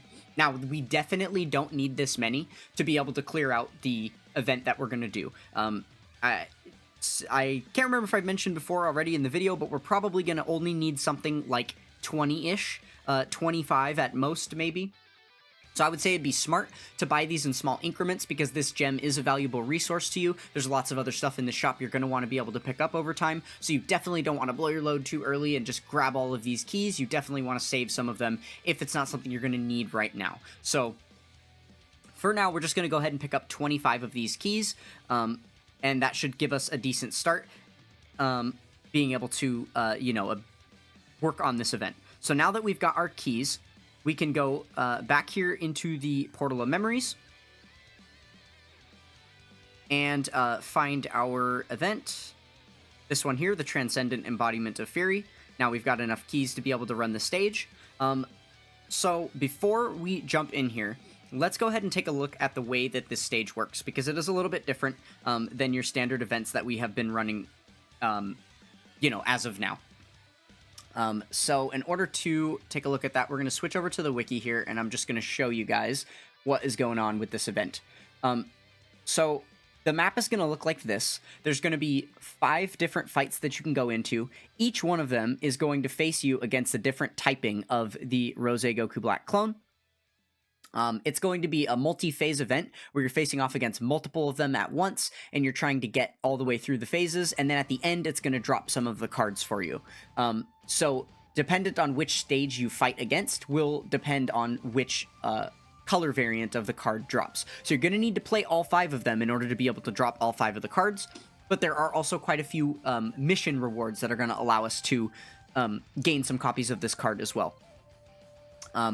So there is something called charges that we'll go over once we're actually in battle, but this is a 6 charge limit event, so that is something to keep in mind. But again, we'll go over that once we actually jump into battle. I'll explain exactly what that means to you guys.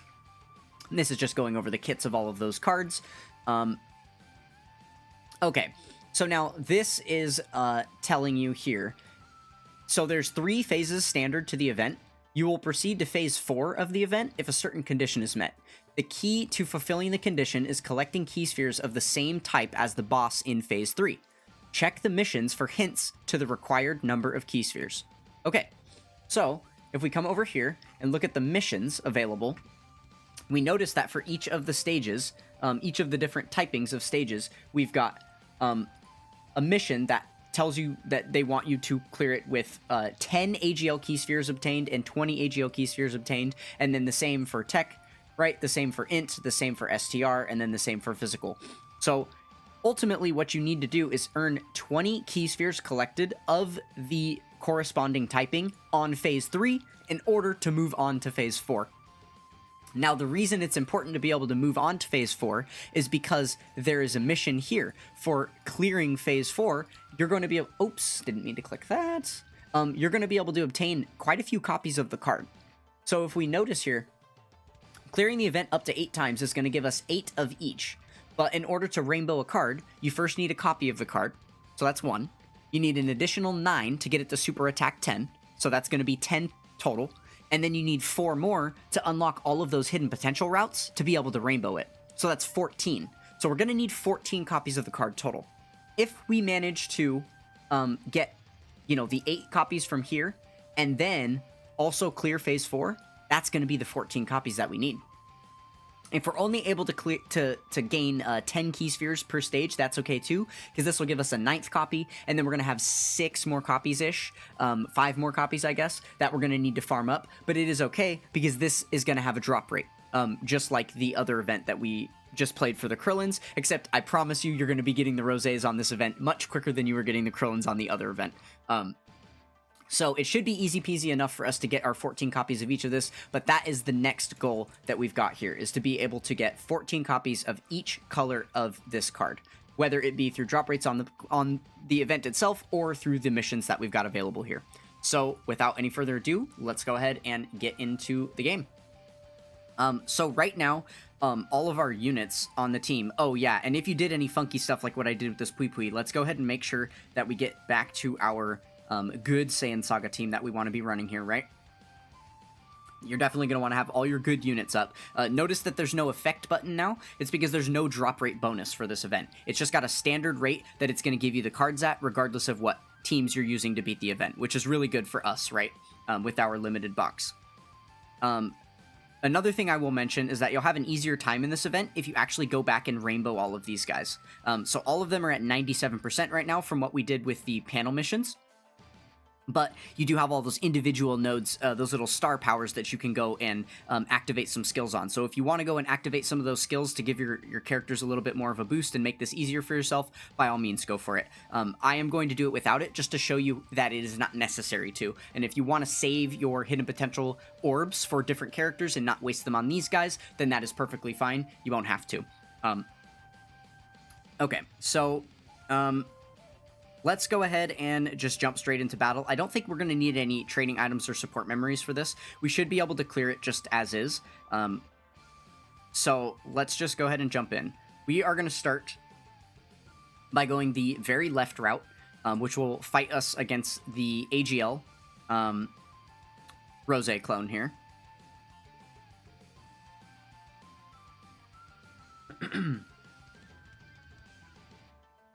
Okay, perfect. So, this is where we're going to get into talking about the charges. Notice that on screen right here, we have the 6 charges remaining. So, a charge will be consumed every time you select key spheres. So, notice that when I grab key spheres with Tien here, our charge counts go down to 5. And then when I grab key spheres with Tien, or with Chaozu, it goes down to 4. And then when I grab them with Yamcha, it goes down to 3.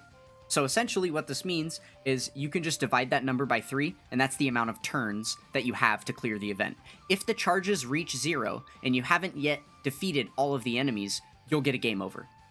So that is the threat that charges are providing to you. It's basically a secondary condition for loss, rather than your stamina, your HP bar depleting and then you taking a KO, right? So lucky for us, we were able to clear that first stage in 1 turn, no big deal. Hopefully we will continue to be able to do the same here. So same deal, since we're on to the second phase, we have more charges reset, so still we have 2 turns to be able to take down these 4 enemies, but now it's 4 enemies instead of just 3, right? So they did ramp up the difficulty a little bit on us. I also wouldn't be too surprised to know that the enemies have gotten a little bit stronger. Typically, that is the kind of thing you're going to expect to see if you're doing a multi-phase fight. Each phase that you take on is going to be stronger than the last. That is pretty common, except for like a few random oddity cases throughout the game. Yeah, and as you can see there, that enemy even survived a normal attack just now.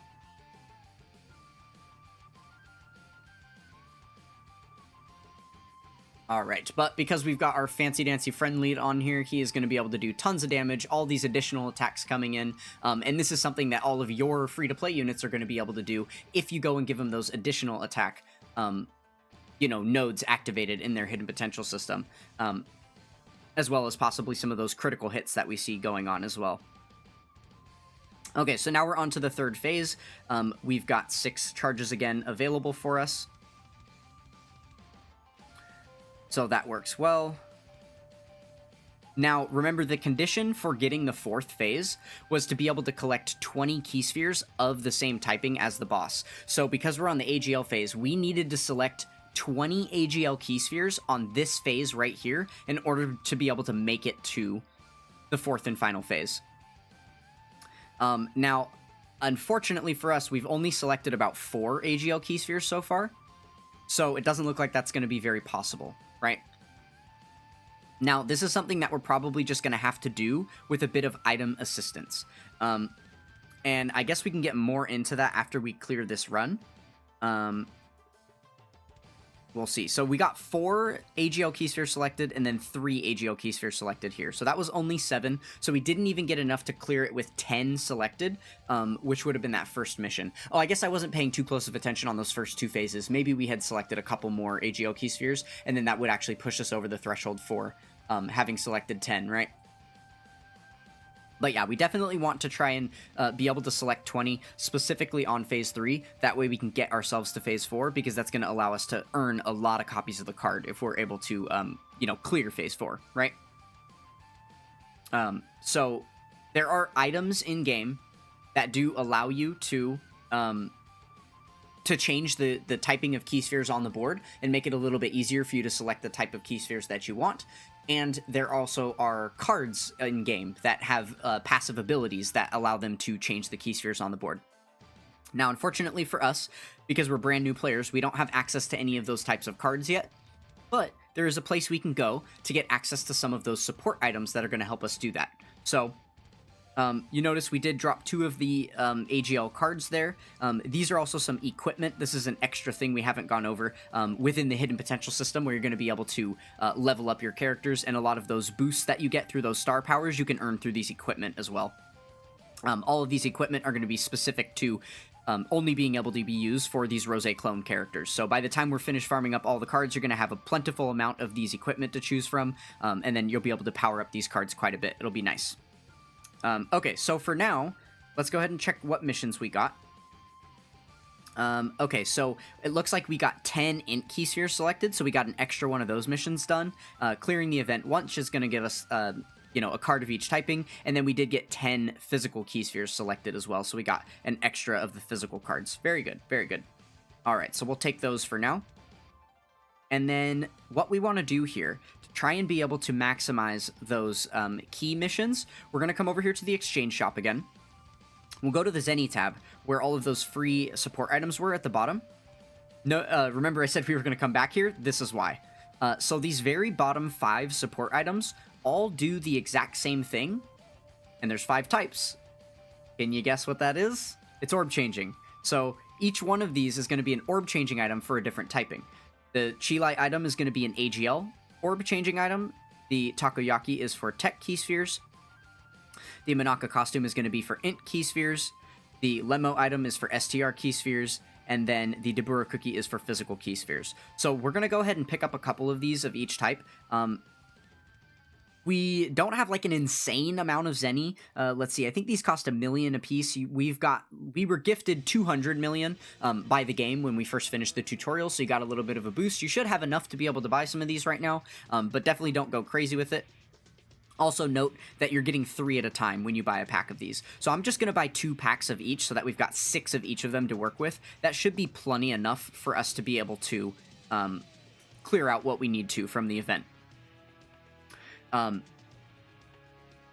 Okay, so now that we've got those support items, let's go back into the Portal of Memories, jump back into our event, and then let's go ahead and attach the support item that we want to use this time. So we'll focus on the AGL route first. So the AGL one was going to be the Chilai item, so let's go ahead and attach our Chilai here, and then we will jump right back into battle.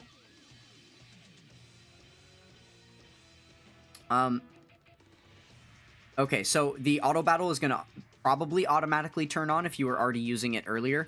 Make sure to turn that off because you're going to want to do this manually for sure, just to make sure you have the right characters, that you're keeping within the fight. There is a whole system with this game because you have 7 units on the team, but only 3 on the active rotation at once.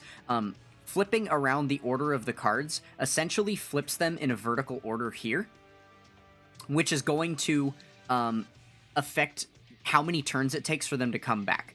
It's a decently complicated system if you have never touched this game before. All you need to know is whichever of the 3 units you like the least and you don't want to play with the most, then you put them all the way on the right, and they're going to come back the least often.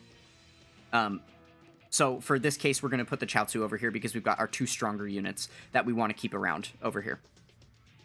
Okay, so we need to keep track of the phases because remember, the idea is to get the 20 AGL key spheres selected on phase 3 specifically. So right now we're only on phase 1 of the fight, so we can just chill for the moment. We don't have to worry about using our items yet.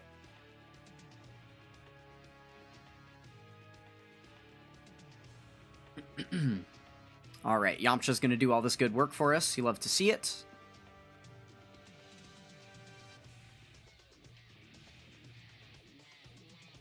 Alright, and then Goku is going to go ahead and finish up phase 1 for us. We'll be on to phase 2. Should not be too much of an issue there.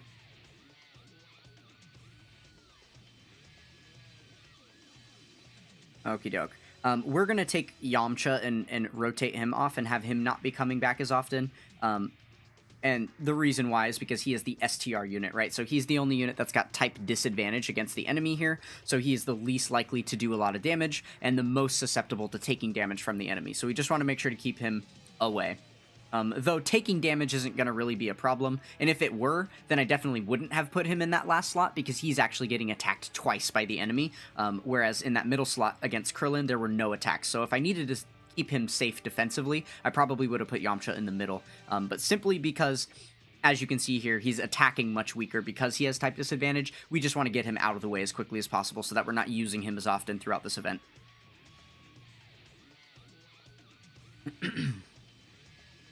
Alright, maybe if he gets a critical hit here, we'll get lucky. No, not quite. Okay, so we're going to have to go one more turn on the second phase, and then we'll be on to the final phase of the fight.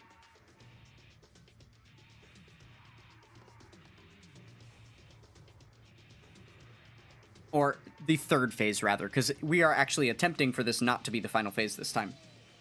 On the last run, the third phase was our final phase because we didn't select enough of those key spheres, right?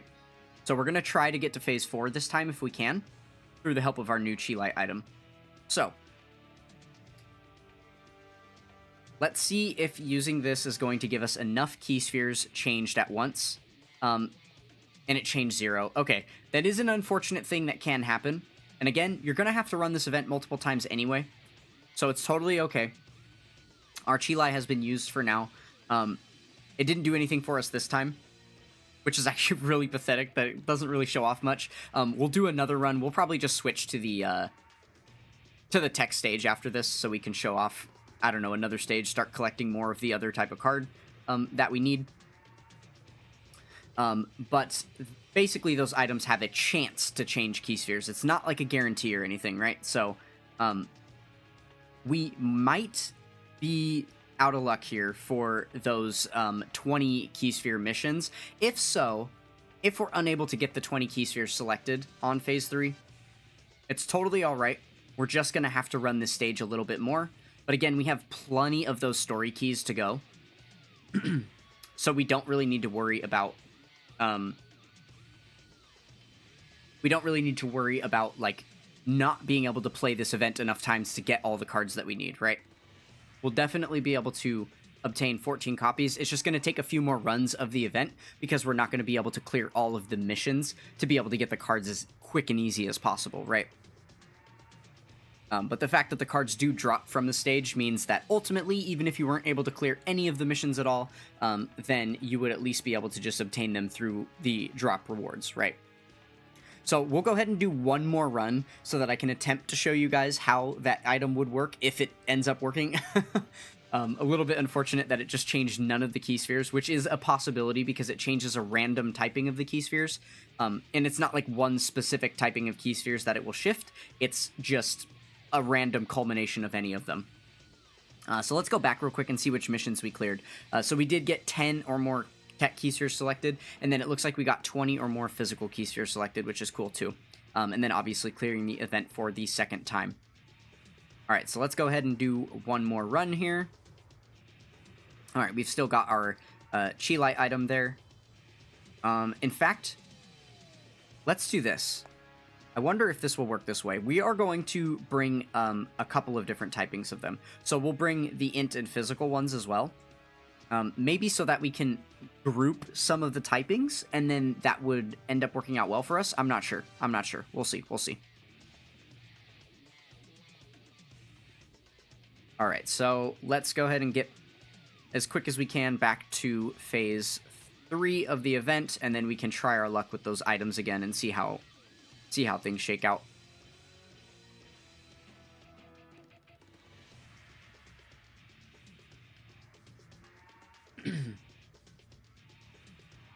It's worth noting that for right now, the reason why we're struggling so much with the item usage is because we're very, very limited.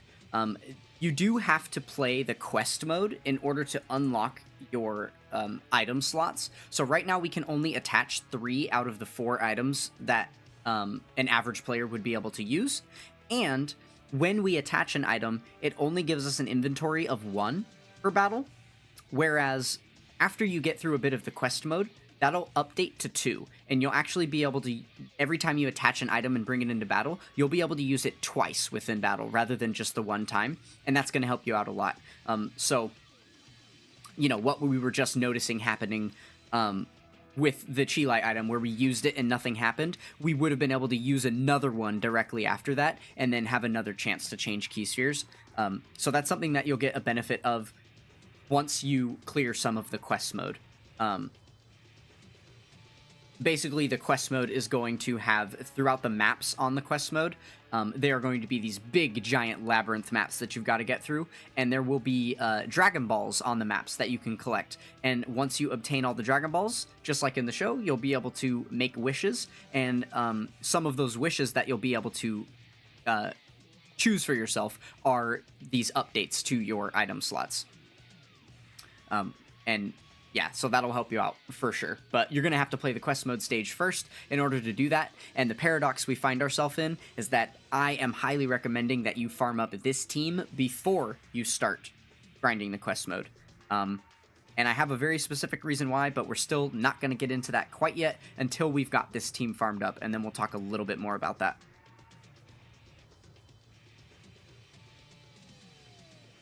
Oh, actually, is this phase 3? I think it is phase 3. Yeah, this is turn 4. This is phase 3. We should have used our chi light item here, but that's okay. I don't think that we're going to finish off all 5 of these enemies on this first turn here, so we should be good for one more turn after this to be able to use our chi light item before we end up ending the phase and then ultimately ending the fight because we didn't select enough of those AGL key spheres yet, right? I also didn't pay attention to how many AGL key spheres we selected on this turn, because technically this turn is still part of phase 3, so any key spheres selected this turn would have counted toward our grand total of 20 for those AGL key spheres. So look at me not paying attention. Wonderful stuff. Okay, unfortunately we got some natural orb changes from the units that we have on rotation. It looks like the physical one is going to be the easiest one to farm up because Chaozu does change orbs to physical type. So he's going to be really, really useful for the physical type stage. Okay, so let's go ahead and do this. We're first going to try and change everything as much as we can to physical orbs. Okay, there we go. So that looks like more of a plentiful stack. So yeah, as you can see, we would have 18 here for the physical typings. Definitely not going to be too hard to do. Then we can try and change everything to int. See how much of the board we can get to int. Awesome. And then let's see if we can get all of these int orbs into AGL. We're going to have to get a little bit lucky here. Oh, it failed again. No. Okay, that's very unfortunate. Well, we still do have the mission for selecting 20 int key spheres. Unfortunately, we did it on the AGL phase, but you're understanding how that works, right? It's not a guarantee for any of those to happen, but basically what it does is when you use these items, it rolls every single typing. So it'll roll AGL type orbs, and then it will either change them or it won't. It'll roll tech type orbs, it'll change them or it won't, right? So the less typings you have on the field, the better, because if you get a proc to happen and most of the keys spheres on the board are already the same color, you're just going to change all of them to that same color, right? So those items are very kind of unique and interesting, but using them in tandem with each other like that can definitely help out. Just save the active typing that you need for the very last, key sphere change.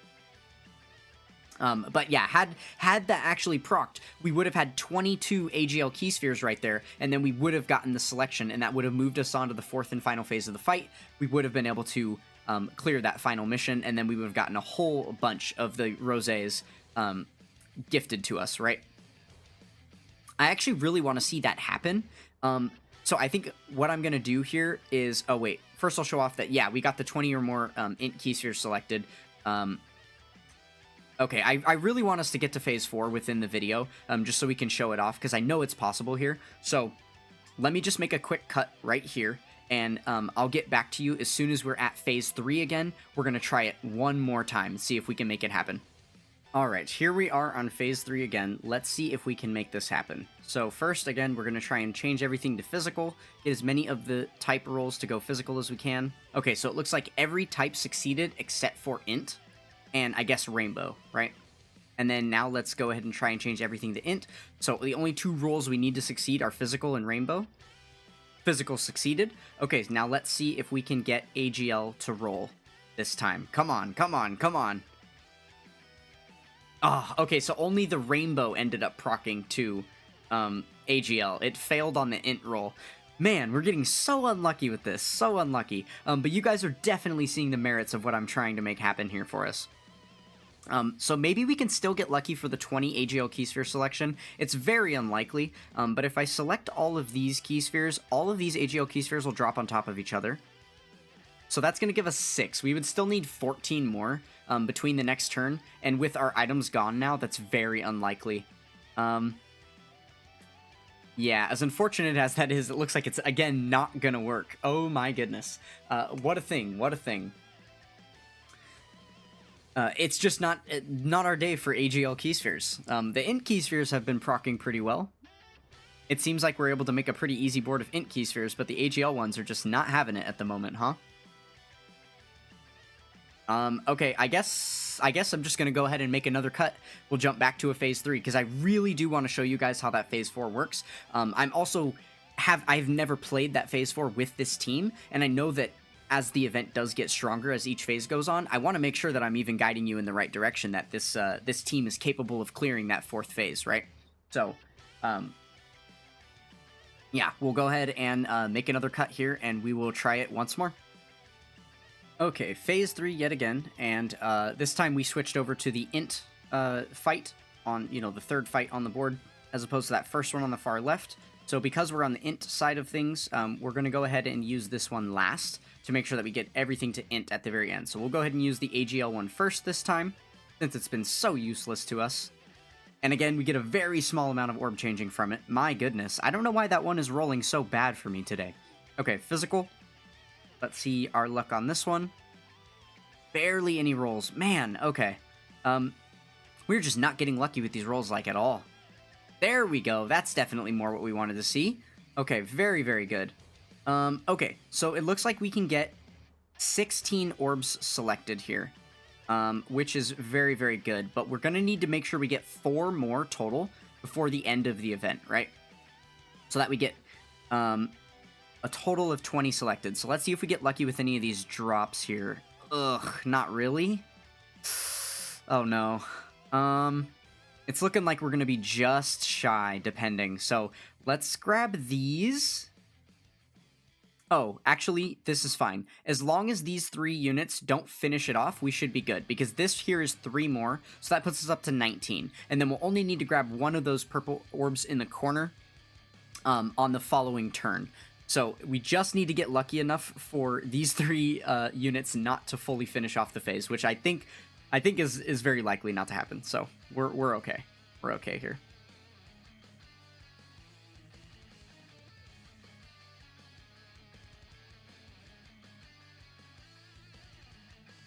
They did get an additional though, so that's a second unit down.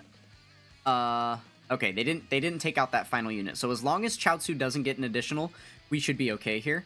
Not to actually finish off the phase. Okay, perfect. So we still got the 1 unit left. We got blessed right there. Okay. So now we will select the 1 int key sphere, and that is 20 int key spheres selected on the int fight on phase 3, which means we should be getting the phase 4 fight finally, right?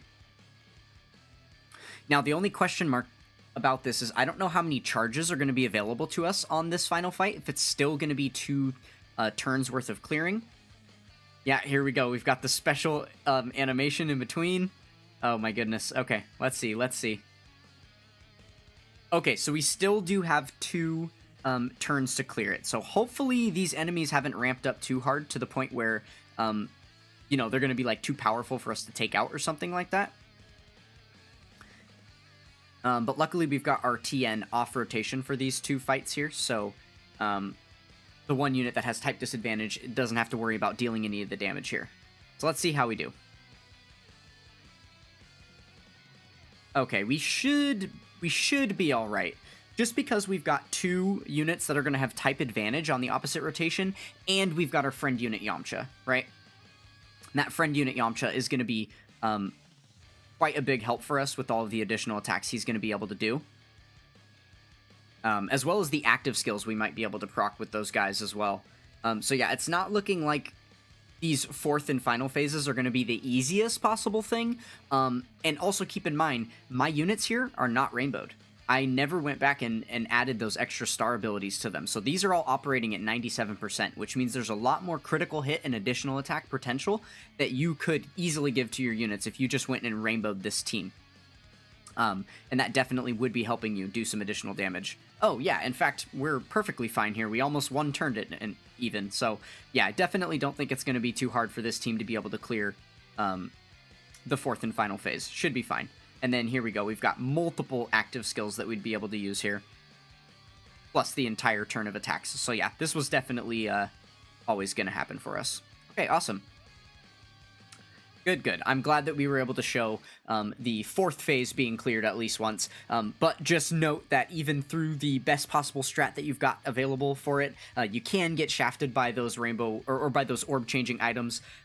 They're not always going to work out in your favor. So it is a little bit of an RNG thing, but it's okay because you're always going to have to do multiple runs in order to get all the copies of these cards anyway.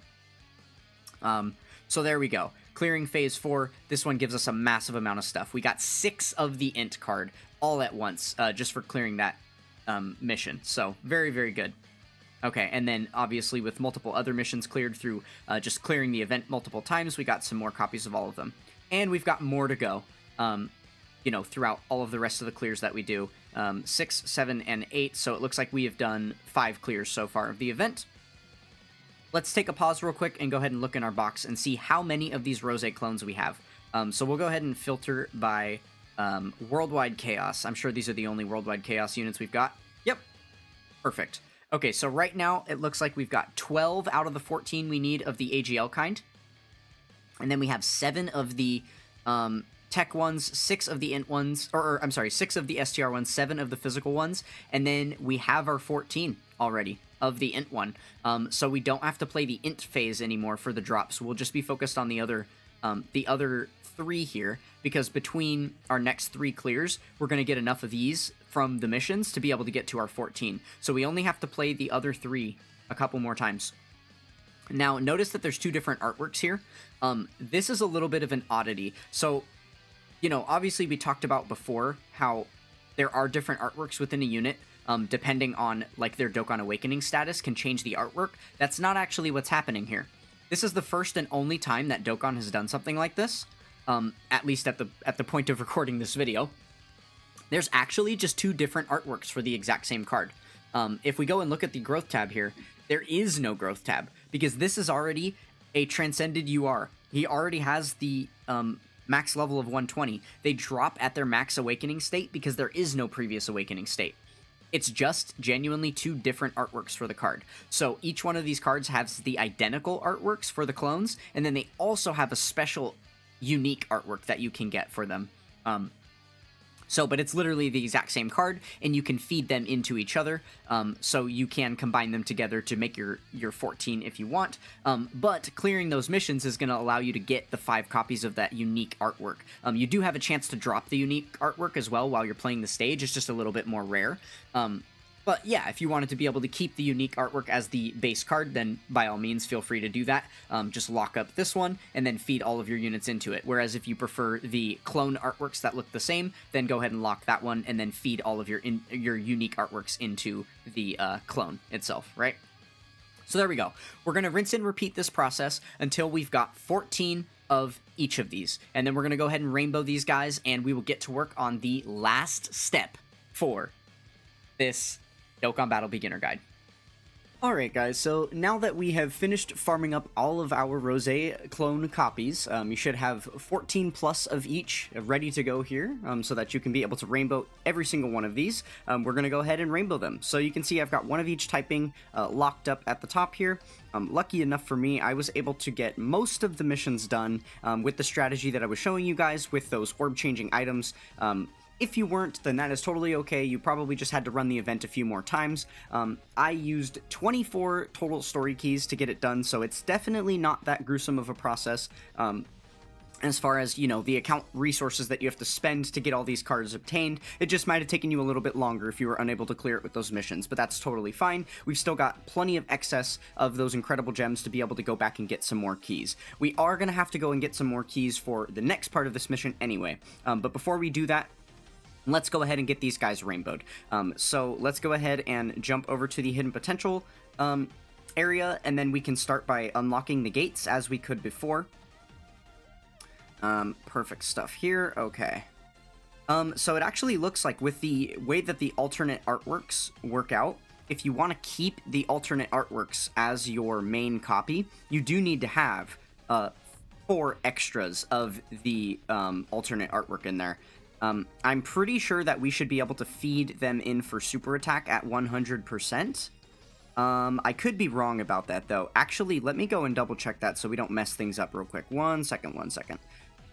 Let's just double check. Okay, yeah, so it turns out that the regular artworks are going to feed in at 50% only. Ooh, okay. That does make a really big difference here. So hold on. Big PSA I need to give about these then, before we mess things up and have to accidentally go farm more copies. I would highly recommend that you don't keep the alternate artworks as your main copies. That's probably not what you're going to want to be doing, because they only feed in at a 50% rate, and there's no way to awaken these guys further to get a higher, you know, super attack feeding rate. So actually what we're going to go ahead and do, since we don't have 14 copies of the alternate artwork for any of them, we are just going to go ahead and keep the regular copies of them. Which might, for a couple of you, if you've collected exactly 14, this is actually the regular artwork, so we can keep that guy locked up.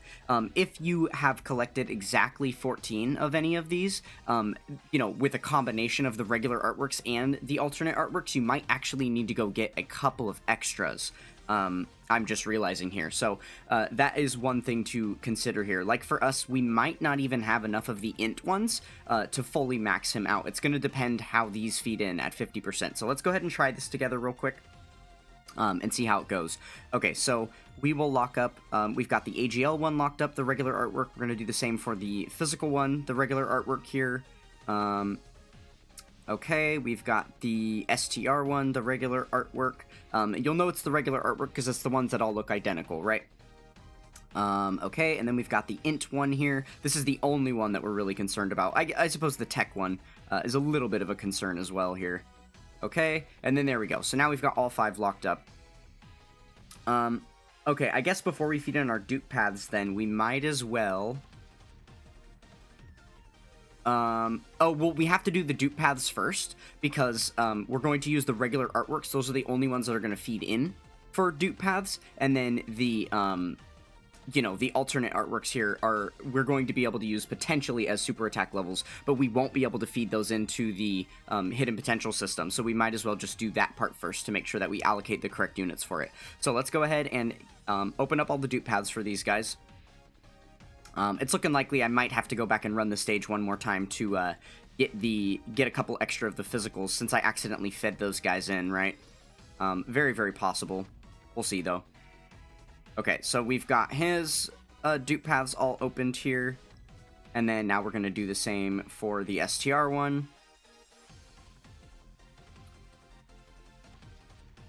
All right. Okay, so we'll quickly rinse and repeat this process for all 5 typings here. And then once we've got all of our dupe paths open, we know that we're safe on that part, so we can basically dump all the rest of them that we have to feed in at as super attack levels here. But the idea is to get them all to super attack 10, and that's something that we're absolutely going to need to do. That's going to be a non-negotiable if you want to finish these cards, because the way that the hidden potential system works, you might have already experienced this if you've been experimenting with it a little bit yourself. But you can't actually fill out this entire skill tree until you've got your units fully super attack leveled, right? So specifically, it's the bottom right path, which we've already talked about is the strongest path that you're going to want to make sure to have filled out on any given character, is gated behind the super attack level that your character is at. So notice you can see most of the board is flashing with a little blue glow that's like strobing on and off. Notice that the bottom right path isn't doing that. It's because the bottom right path isn't available for us to be able to feed into right now because our super attack is at level 1 on this character, right? So if we click here on this first node, you'll see it's telling us we need to raise our super attack level to level 2 in order to unlock that part. And then that increases as you go downward through these nodes. So if we click a later spot here, okay, so we're still at level 2, but then if we come down here, now we need to get it up to level 6 in order to be able to unlock these later nodes, right? And then level 10 for the very last nodes all the way at the end. So you do need to get your character to super attack level 10 if you intend to rainbow star them and fill out their entire skill tree. Okay, so let's go ahead and go back to the training tab here, and we can attempt to super attack level 10 these. So for the AGL one, I have got enough of the original artwork here to be able to super attack 10 him, so that is perfect, and we're going to make sure he's at max level 2, just because we do intend to use these characters coming up, so we might as well get them fully super attack leveled as well, or fully leveled up to their max level of 120, right? Okay, there we go, so he is ready to be rainbowed. Now we can do the same for, let's see, which one do we have an excess of? We've got an excess on the STR one here. So we'll feed in all 9 of those that we've got. We're running pretty low on training locations here. These bottom 2, the Kami's Lookout and Korin's Tower, give you very, very little bonus. And they're not very good training locations, but we'll use them because we've got them. It's totally fine. And we've got plenty of extra training items. The game is pretty good about starting you out with a lot of training items, so you shouldn't be running deficient on those. But again, you do have access to that Zenny shop if you do run low. Okay, so now here's where it's going to get a little bit dicey. Okay, it looks like actually with the physical ones we have 9 as well. Yeah, so that's perfect. We'll be able to fully finish that out with the physical one. But it is going to get a little bit dicey with these other ones because we don't have 9 of the the original artwork here. So for the int one here, we're going to be able to feed in 7 of them. So let's go ahead and do this first. We'll feed in the 7, and that's going to get us up to super attack level 8 here. But notice we still need 2 more super attack levels, right? So we've got 5 left of the alternate artwork that are going to feed in at 50%. We don't need them for anything else. I suppose, though, the way this works, right, is they do have a 50% chance to feed in. So you technically only need to feed in 2, and you possibly could get lucky enough for these to level them up to super attack level 10. Now, there's a specific reason why I'm not recommending that you just feed in all 5 at once. Though we don't really need the copies of the character for anything else, because once we get him to super attack 10, any additional copies of this character are just going to be useless in our box, because it's just a dupe of the exact same unit that we've got. You're not going to be able to use them on the same team at the same time, so there's pretty much no point to having him. But there's something better that we can do to gain an account resource that you're going to want moving forward by selling these cards in a certain place. So basically, any of the excess copies that we have of this at the end, the more you have of them, the better. So we'll try and be stingy about the copies that we are feeding in to see if we can save any extras of these at the end. So for now, we'll just feed in the 2. Now remember to take off your training location because he's already at max level from the first time we trained him, so we don't need to worry about any of the experience boosting items. We'll just feed in the characters here. So let's see how it goes. Alright, so with that first feed in, oh, it looks like none of them went through. He's still at Super Attack 8, so we're going to have to do 2 more. And let's see how we do here. Again, we could get unlucky here and not have enough. Okay, so one of them procced. We have literally got 1 super attack level left to do and 1 copy of the card left. So let's see if we get it. If not, we're going to have to run the int stage again. Okay, we got lucky. So there we go. We got him to super attack level 10. Now he is done. And the last character that we've got to do this for is the tech one. So let's go ahead and do the same thing. We'll feed in the 7. We can put a training location back on here, and then you can actually do these at the same time since we've got more character slots available. So we know he's going to get to super attack level 8 as it shows us right here, which is guaranteed because of the 100% we're getting from each of those 7, right? So we can add on 2 more as we did before to potentially get him to super attack level 10 with those 50% feed-ins. And then we'll go ahead and add our training items in there, get him to max level, and then let's see how lucky we get. Okay, so level 9. So it looks like one of the 2 50%s fed in this time. So again, we'll get rid of the training location there, and we've got 3 left, but we only need 1 super attack level. So let's go ahead and just feed in 1 at a time here. See if we can get it to proc. Okay, the first one failed. Not a big deal. We've still got 2 more here. Alright, there we go, and now he is at Super Attack 10. Okay, so we've got all of our Rose clones at Super Attack level 10 with all of their gates open, right? So now let's go ahead and jump back into the Hidden Potential system where they are ready to be rainbowed. So we can go ahead and activate all. Oh, we're a little bit deficient on orbs here. Interesting stuff. Okay, well, we have completed a lot of missions, so I wonder if we did complete enough missions. Let's go ahead and just grab all the missions that we've got from around the game. We've got some panel missions that we have earned from the regular monthly campaign, from some of the intermediate missions as well. Okay, it doesn't look like we got any orbs from any of that. We have a couple more Corrin missions completed, maybe none there. From the regular event missions, we did get some orbs here. Okay, it doesn't look like quite enough. We're just a little bit deficient on orbs, unfortunately. So that is a little bit of a bummer there. Okay, and then the Portal of Memories. Oh, I believe this is just, yeah, gonna be some extra items there. Okay. Oh, and then we also have our gift box items to accept there. Oh, and we did get some more orbs here from our gift box. Okay, so you might be a little bit deficient on orbs, depending on, again, you probably didn't gain all of the same, you know, mission clears and rewards that I did, depending on when you started the game, because some of these missions and stuff are time-gated depending on what celebration we're in. But it looks like we're pretty close to being able to, like, have enough orbs to rainbow everybody. So let's go ahead and try it for all of these characters, and see how we do from there. It looks like, yeah, we are going to be a little bit deficient on orbs here. Not the biggest deal ever. It would be nice to be able to rainbow these characters, but I think we're going to be a little bit deficient because we have enough to get them to 97% here, it's looking like, but in order to get them to 100%, we do have to unlock all of these star paths, right? And those are going to cost a little bit more than your average nodes, so we might actually run out of our ability to do those things here. So let's see how we're doing here. This is a little bit of a clunky part of the process because, again, with a brand new account, you are going to be running out of some of these account resources. Unfortunately, hidden potential orbs are not something that is, like, infinitely available to you. So you might just have to wait a couple of days to be able to run your daily stages. Again, we did have the hidden potential node daily stage that we could run.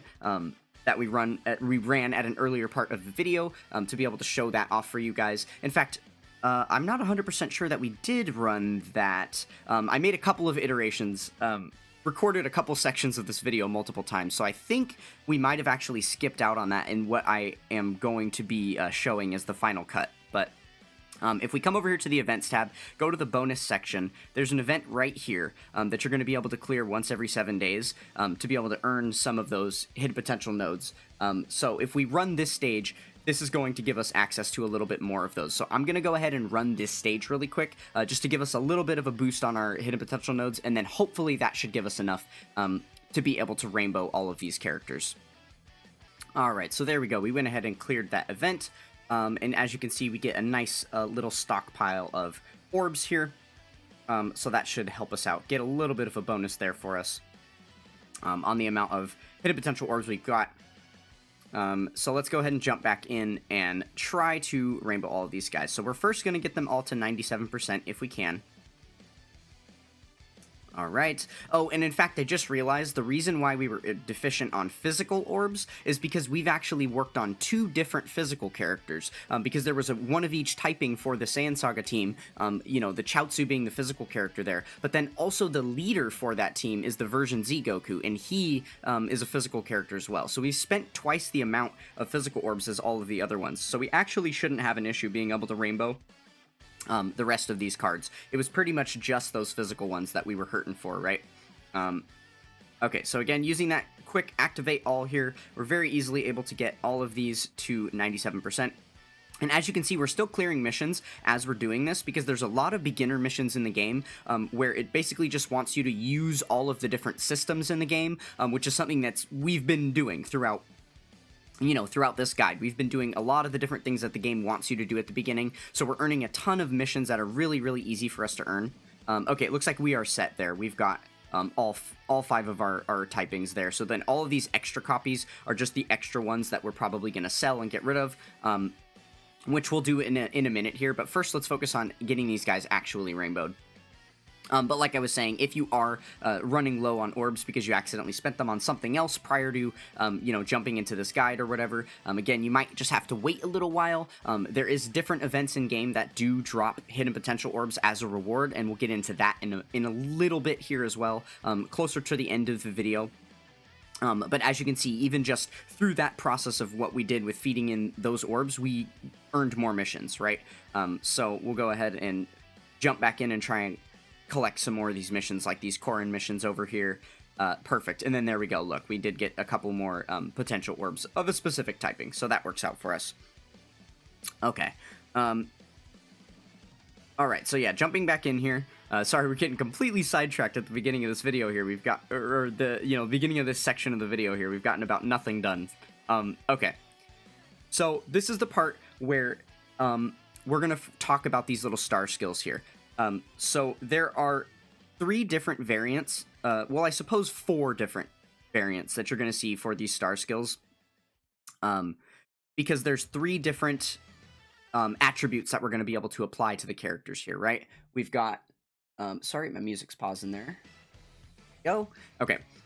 So we've got additional attack, combo attack. This basically gives your unit the ability to gain an extra super attack beyond the ones that they're going to be able to do with the base part of the card. So it's the potential chance to get an extra one of those. Now, the critical hit here is basically going to be a stronger version of the attack that you already get. And it just adds an additional attack multiplier, meaning the attack you're doing is going to potentially hit a little bit stronger. So this just gives you a higher chance for any of your attacks to proc as a critical hit rather than a normal a normal hit attack. And then this final one here is for evasion chance. So this is going to give you a chance to dodge the attacks that are coming at you rather than having to eat them and potentially take damage or tank them or whatever, right? So the way this works, you can see that there is a level number attached to each of these. Right now we don't have any levels on crit and dodge, but we've got 5 on additional. So the way that it works is it's basically a 2% chance for every single level that you have. So right now, we have a 10% chance to get an extra attack after we're finished attacking with the normal attacks that we have on the card. We've got a 10% chance to get another additional attack. And then we have a 0% chance, obviously, for the other 2. Dodge works a little bit separately because it is such a strong ability to be able to completely evade an enemy's attack. It is only 1-to-1, so the levels that you're going to have on dodge give you exactly 1% instead of 2% chance here.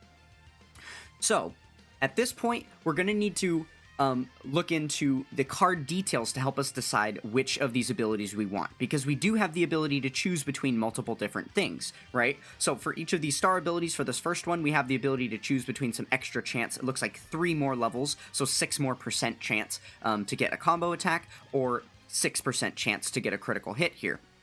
In order to determine which one's going to be better, we're going to want to look into the character's passive skill and see what kind of things this character is offering to us and what kind of things we want to boost on this character, right? So let's go ahead and open this up. Click and hold the card here. You'll be able to see the details. If you click the detail list down here, we'll be able to see more of the details on the card. What we're most interested in here is the passive skill at this part right here. So if we click details, it'll open up the full passive skill. Now, this is going to be one of the hardest parts of the game to get used to because this is a pretty short passive skill for a modern unit. And they do get pretty lengthy. There are lots of different abilities in them. But basically, all you need to know is that the orange text here is going to be the way in which that ability activates, and then the white text is the ability itself. So that will help you kind of decipher what we're looking at here. So let's go ahead and fully read through this unit's kit and see what we've got working with. So if he is as the second or third attacker in the start of the turn, then he gets this key sphere changing ability. So we talked a little bit about the key sphere changing ability when we were fighting the Rose clones, but this is an example of a unit that in his passive himself, he has the ability to change STR key spheres into AGL key spheres, which is really good for him because this is an AGL type unit, so he's going to benefit from being able to select AGL type key spheres, right? So basically this is saying when the turn starts, you know, you've got your 3 units at the bottom of the screen on the left, the middle, and the right. So as long as he is in the middle or on the right at the start of the turn, then this ability will proc. The only reason it wouldn't proc is if he is on the left side. Now, again, understanding what causes the unit to proc there, you're going to have to understand the way that rotations work. I'm not going to go over that in this video. I don't consider that like a basic, like a beginner level thing to understand in the game. So if you're interested in learning more about that, again, I do have a Dokkan Battle Guides playlist, and one of them is all about how to do rotations. So please go and watch that guide if you're interested in learning more about that. Okay, so for the next part of his ability here, per Future Saga category ally on the team, he's going to be getting attack and defense 40% per one of those allies, up to a maximum of 200% for each of those stats. And then he will also be gaining, for each Future Saga category ally on the team, the chance of evading the enemy's attack 10% up to a maximum of 50%. So if we do the math correctly here, as long as you've got 5 Future Saga category allies on the team, he's going to have a maximum stat increase that he can have. He'll have 200% attack and defense and 50% chance to dodge the enemy's attacks as a basic effect, right? Well, if we go ahead and take a look at his categories here, the categories are going to be listed in the detail page here at the bottom list. We can see that he is, in fact, on the Future Saga category. Now, conveniently enough for us, the Rose clones, because they are all clones of each other, they are all going to be on the exact same category. So if we take a look at the STR one here, scroll down, we can see he's on the Future Saga category as well. You'll take my word for it that they're on all of the exact same categories, and they've basically got all of the exact same links as well. Which again, we'll get into the links a little bit later, but yeah, they're pretty much duplicates of the same card, except for their passive skills being a little bit different. So, heading back to the AGL one here. Okay, so basically what this means is as long as we're using all these Rose clones on the same team, he is going to have this entire part of his passive fully maxed out. So we know that this unit is going to have a lot of dodge ability against the enemy. So that's something that we'll keep in mind. Okay, then, per Future Saga category ally whose name includes clone on the team, he's getting defense 30% up to 150% as a maximum, and then the chance to evade enemy's attack 4% up to 20%, depending how many of those you have on the team. Well, again, same deal. All of the Rose clones, that's what this part of his passive is built for. They're insinuating that you should be using all of these Rose clones together. So as long as you've got all 5 of these Rose clones on the team, you're going to have this part of the passive maxed out as well, which means he's going to have 350% defense, I guess only 200% 200% attack, because this is only adding defense, right? And these do stack together. And then 70% chance to dodge the enemy's attacks, which is very, very good. That is a pretty high chance, pretty reliable thing to be able to see, right? Okay, so then moving down to the next part here, when the team includes all 5 extreme types. So what that means is we've got 5 typings in the game, right? You've got AGL, Tech, Int, STR, and Physical. So as long as we've got all 5, and the units are extreme class, because the difference between super class and extreme class is like the heroes and the villains of the series, because these are villain cards, they're all going to be extreme class. If you're unsure, you can always check the little diamond at the top of the card. It's going to let you know whether it is extreme or super class. So we know that all of these are extreme class, so again, as long as we've got all 5 of the Rose clones here on our team, then we are going to be able to have this part of the passive active as well. So he's going to get another 150% attack and defense, as well as a buff for the allies. So any of your allies on rotation are also going to be getting another 30% attack, and this ability will last for 2 turns.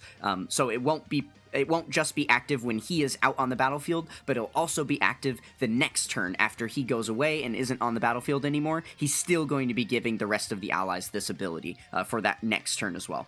So that is a pretty strong ability for him to be able to have. Now, the next part down, as long as he obtains 1 or more AGL key spheres. So when you're selecting all the key spheres for each of the given characters, when it's his turn to select key spheres, if you make sure to grab the blue key sphere on the board, as long as you get 1 blue key sphere, then he's going to get this activated as well, another 20% chance to dodge, which does add on to these. That's going to bring him up to a total of a 90% chance to dodge the enemy's attacks. So that is definitely what it seems like this unit is specializing in, right? This is going to be your dodge unit for sure. Okay, and then moving down to the final part here, when attacking with 12 or more key. So we have the little circle that goes around the card, you know, that fills up the key, and then once you get it to the max out of 12, they get their super attack. So as long as he is at that full 12, after you're finished, you know, selecting the key spheres with him, then he'll be able to proc this part of his passive as well. He's going to get 200% more attack and defense, and he'll launch 2 additional attacks, each which have a great chance of being a super attack. Because anytime you launch an additional attack, you have the ability for it to be a normal attack or a super attack. Now, a normal attack is what you would get if you didn't fill up the full 12 key around, you know, the circle of the card.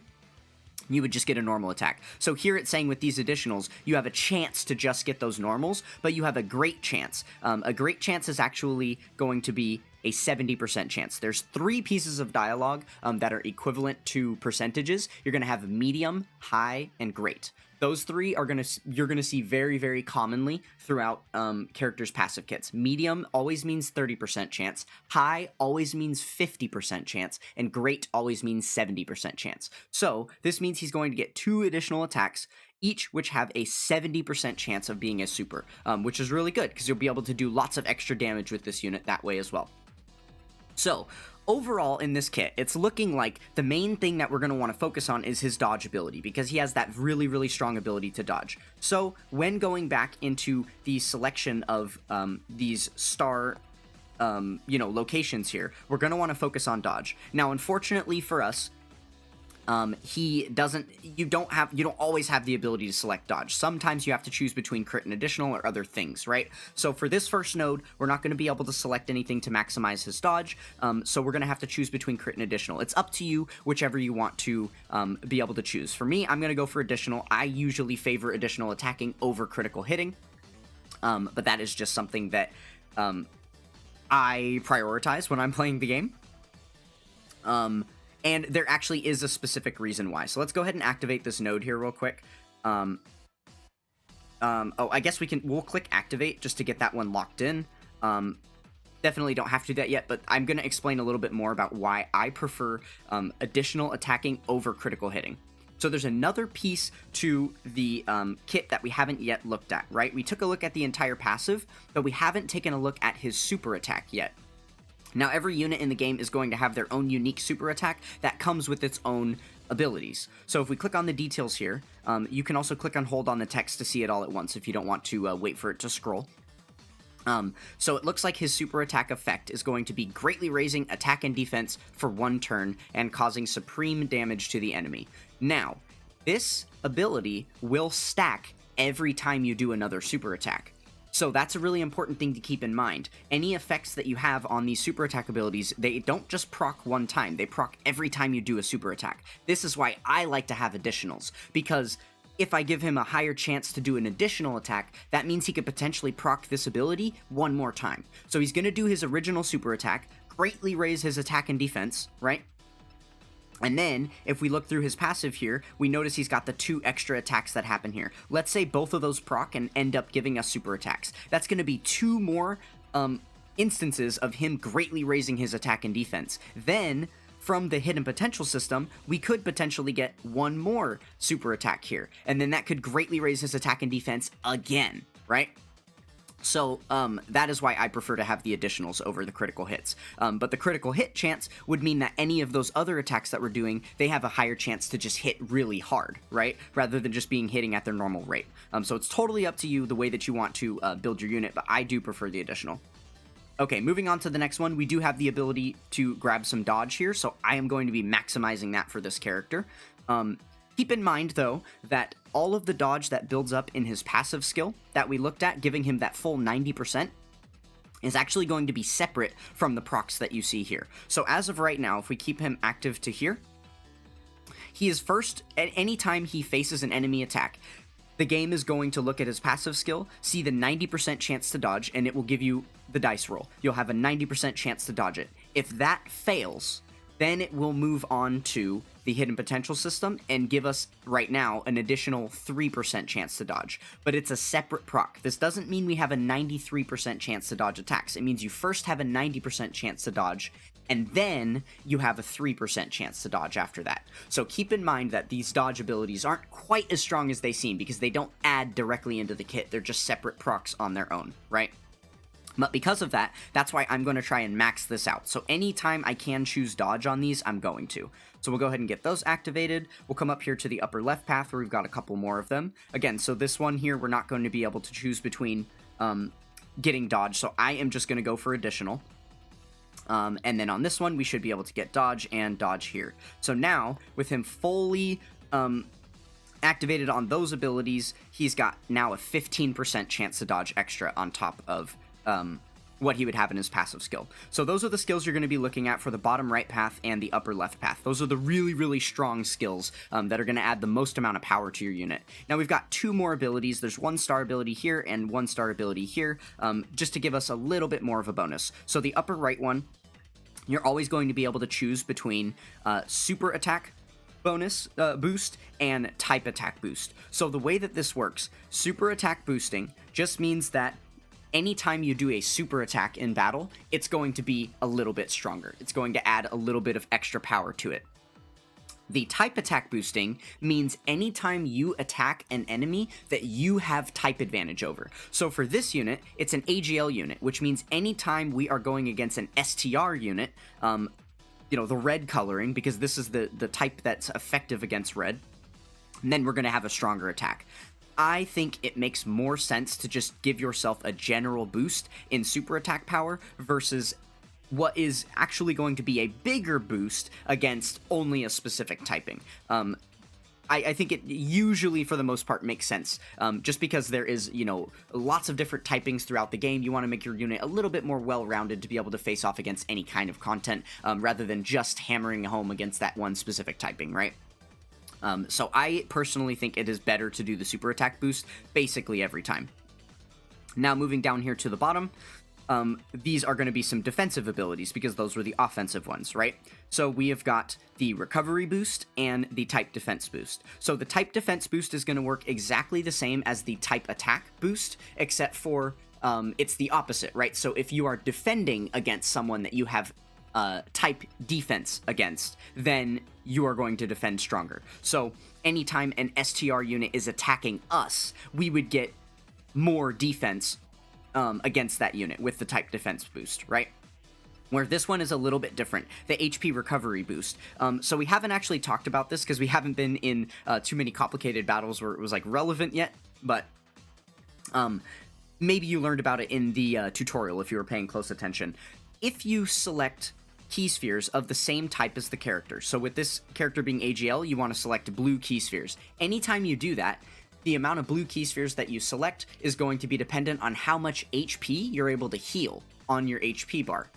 This skill right here is just going to allow you to heal a little bit more every time you select those key spheres of the same typing as the character, right? So I think it is, for the same reasons as, you know, the other one, it's going to be more worthwhile for you to go for this recovery boost rather than just the extra defense boost, especially for a character like this who we don't even plan on having him take any attacks, right? He is most likely going to be dodging the attacks, which means this type defense boost is basically never going to proc, because this would only be relevant if he actually ends up getting hit by the attacks, which is not really the idea for this unit, right?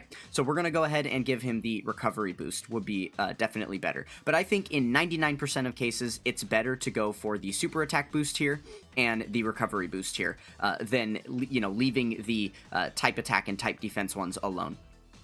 Okay, so there we go. If we go ahead and activate these, that's the last of our star abilities, and you can see we have got our unit rainbowed. So we get a nice golden background here, cool little shimmer animation when we proc the rainbow, and then you can see we have a rainbow star on this character. So now he is 100% in the hidden potential system, and he is basically finished. The only thing left here that we've got, if you'll notice, are these little abilities here in the center.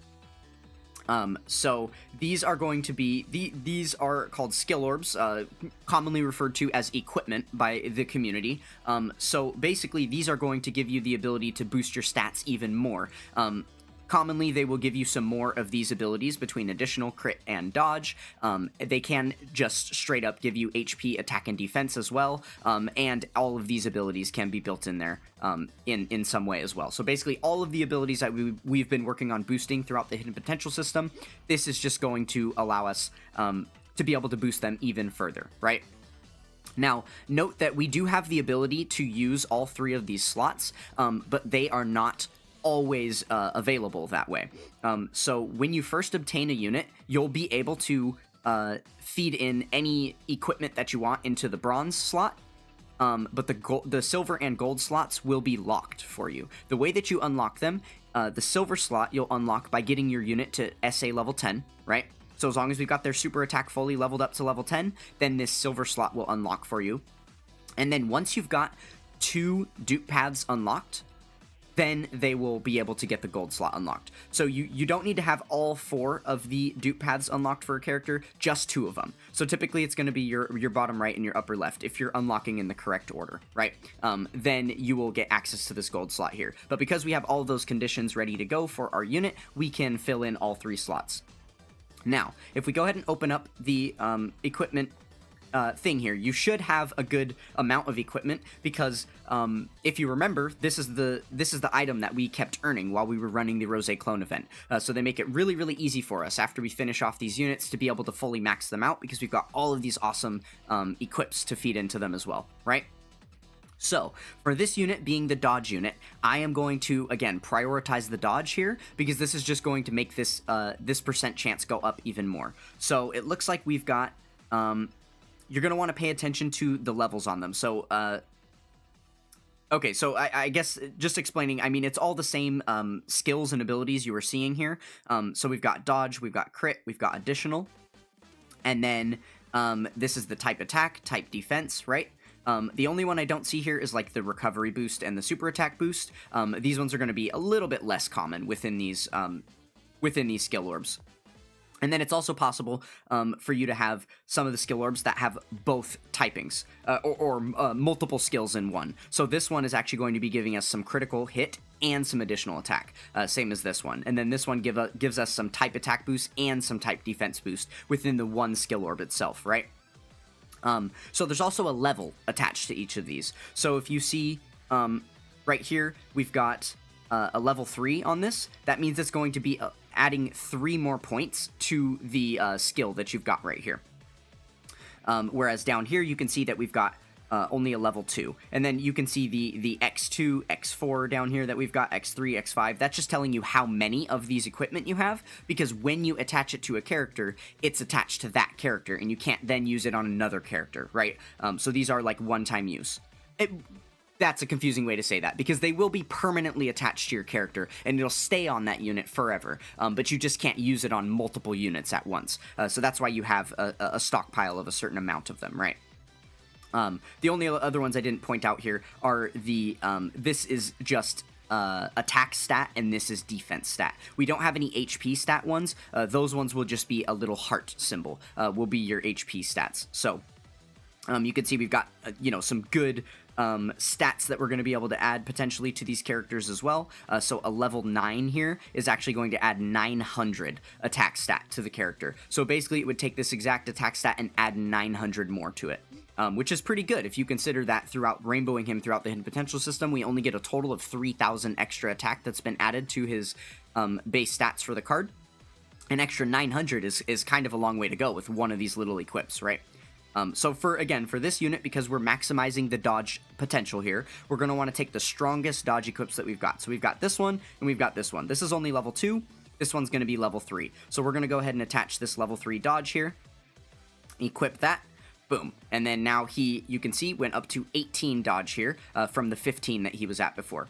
So we'll do the same thing here for the silver slot, except for now you can see we've got some different things going on. So we have, this one is mixed with dodge and with defense. It says level 5, but that doesn't necessarily mean that it's level 5 for both the dodge and the defense. In order to see a further breakdown of what it looks like for both the stats in here, you can click on the card, and then it will show you in this scrolling text at the top. So we can see it's a level 5 evasion and a level 3 defense. Now for the gold slot, you actually get 200 points of stats per level. On the bronze slot, we were getting 100 points. So you remember the 800 attack was giving us, or the level 8 attack was giving us 800 attack. So it's only a multiplicative of 100.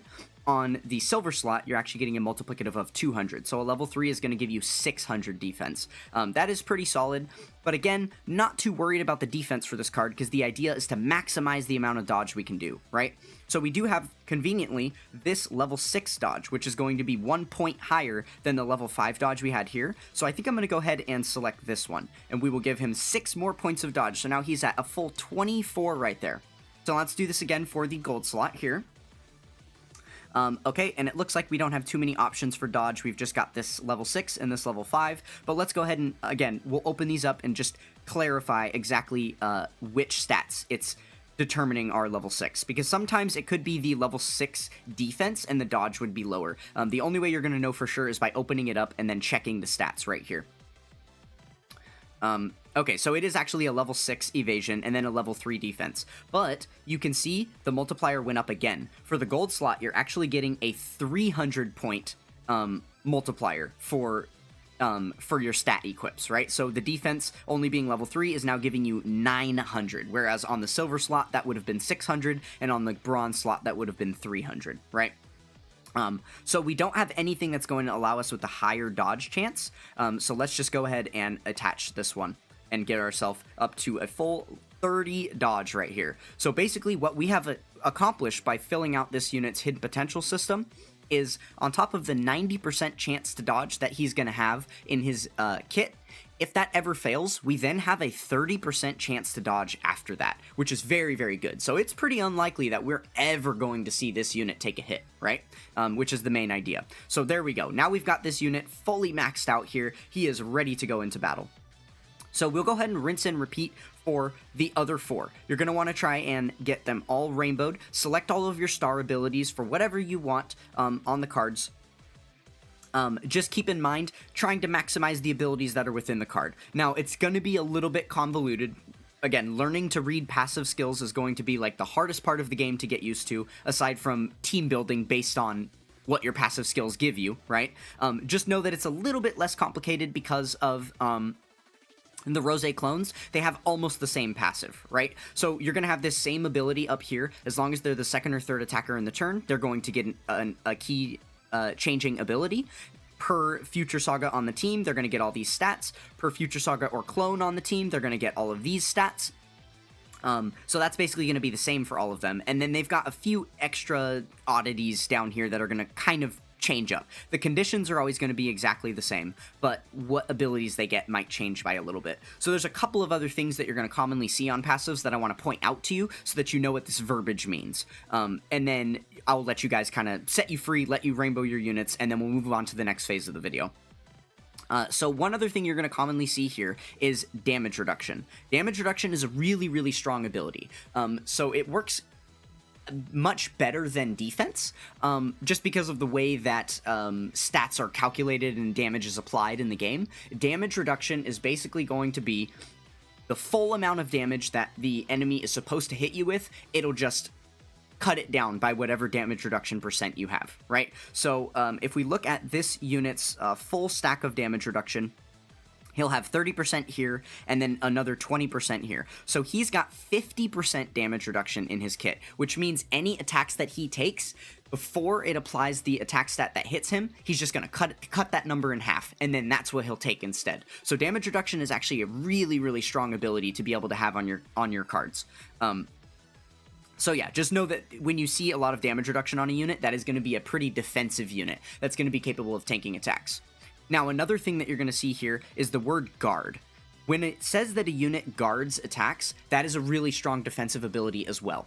So the way it works is, we've talked about all 5 typings, and the way that there is, you can have type advantage over a unit and type disadvantage over a unit, right? So for a physical unit, when being attacked by an STR unit, which is the red typing, they're going to have type disadvantage and take more damage. If they are being attacked by an int unit, the purple typing, then they're going to have type advantage and take less damage overall.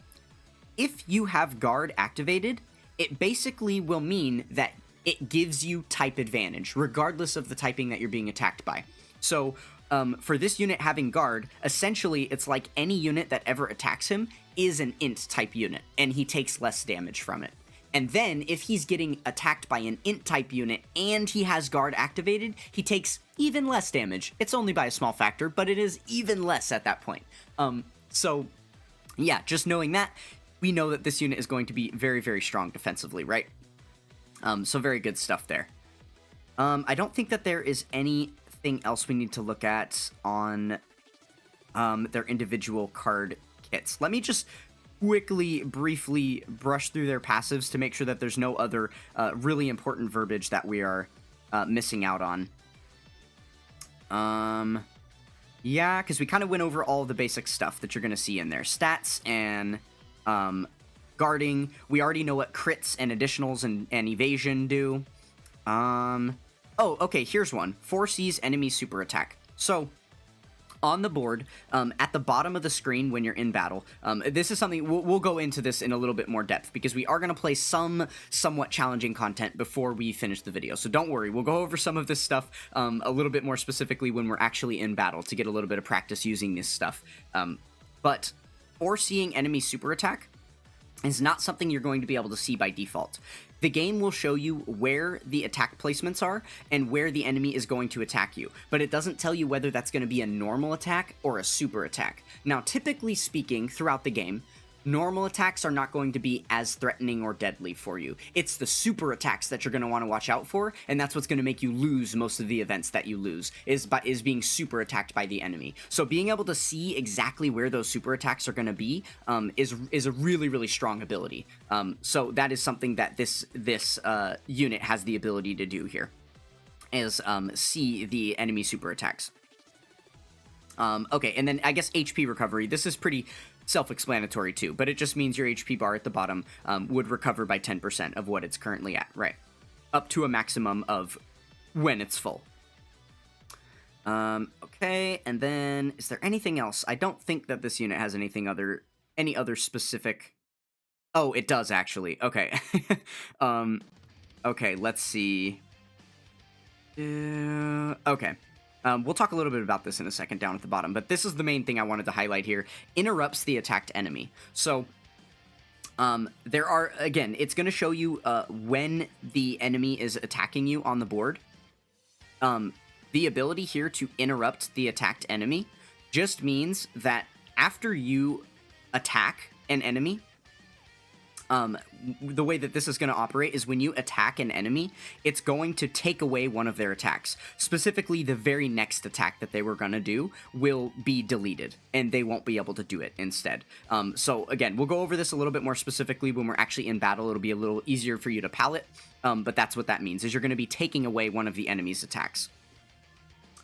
So now for this down here, we haven't really seen these symbols too much in passive, but this one is the attack lower symbol, defense lower, this is the stun symbol, and the seal symbol. So basically it's saying you're going to get access to these abilities as long as the enemy is under one of these following status effects. So you're going to have to apply these status effects with either passive skill abilities.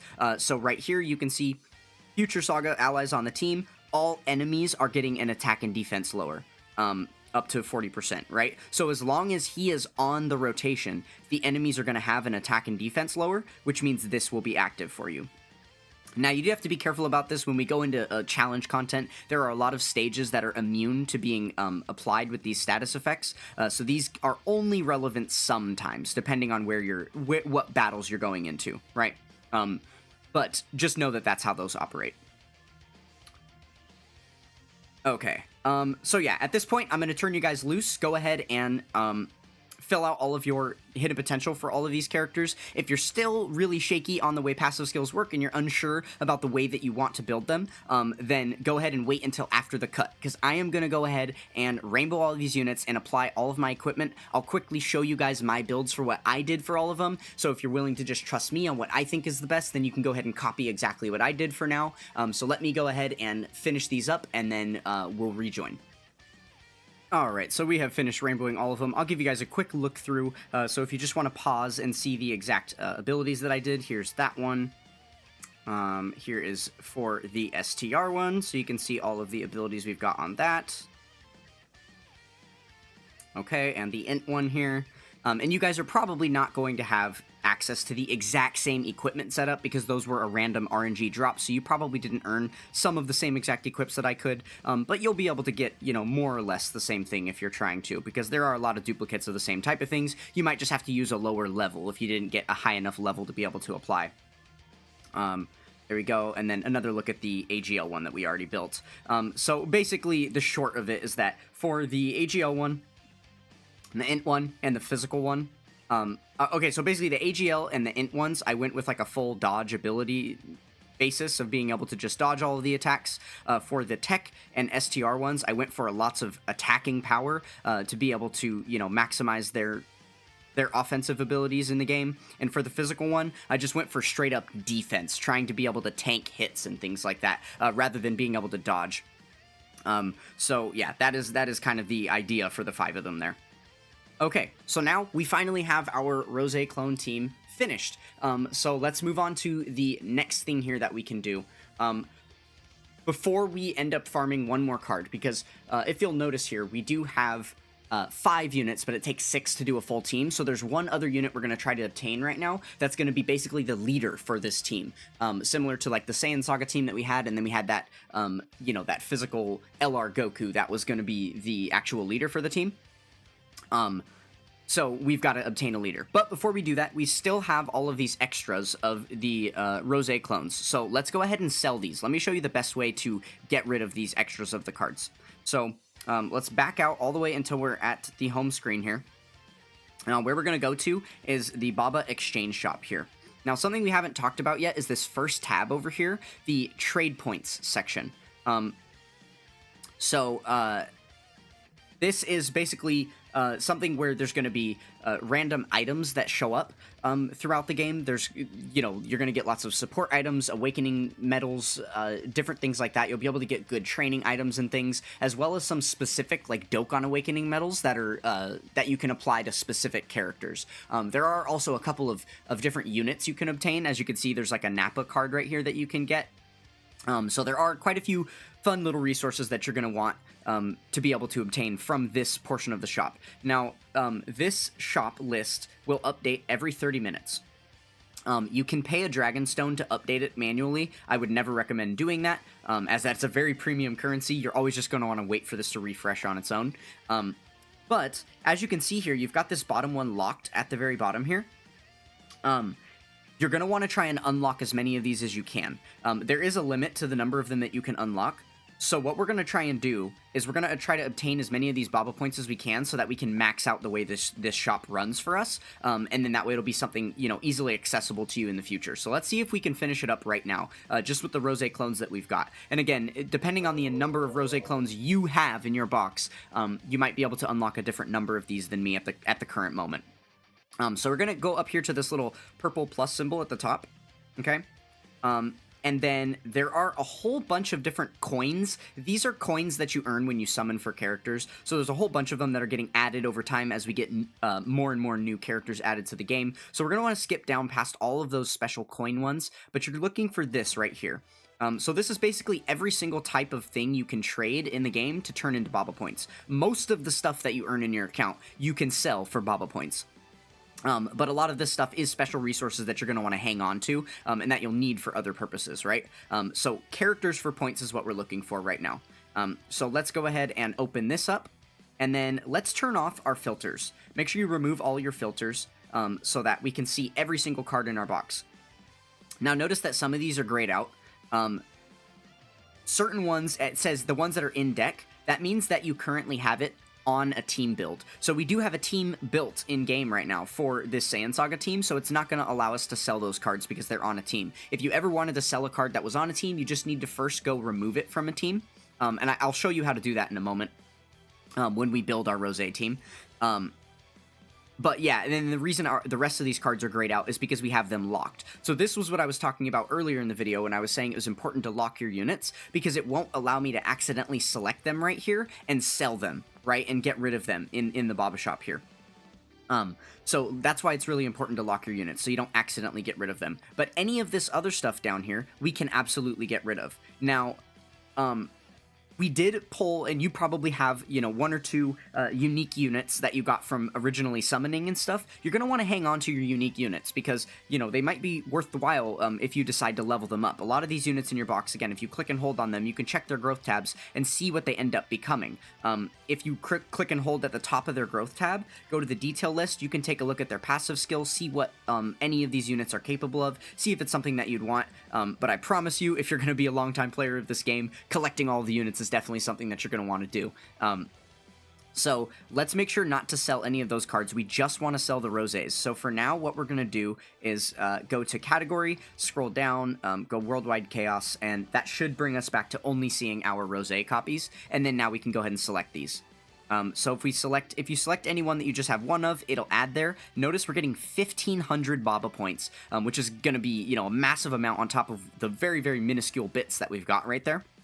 If you click one that's got a stack, it'll open this up for you, and then you can click the plus symbol to add or subtract any amount of them that you want. You can click the max button over here to just sell all copies of them, and then click OK, and they've been added.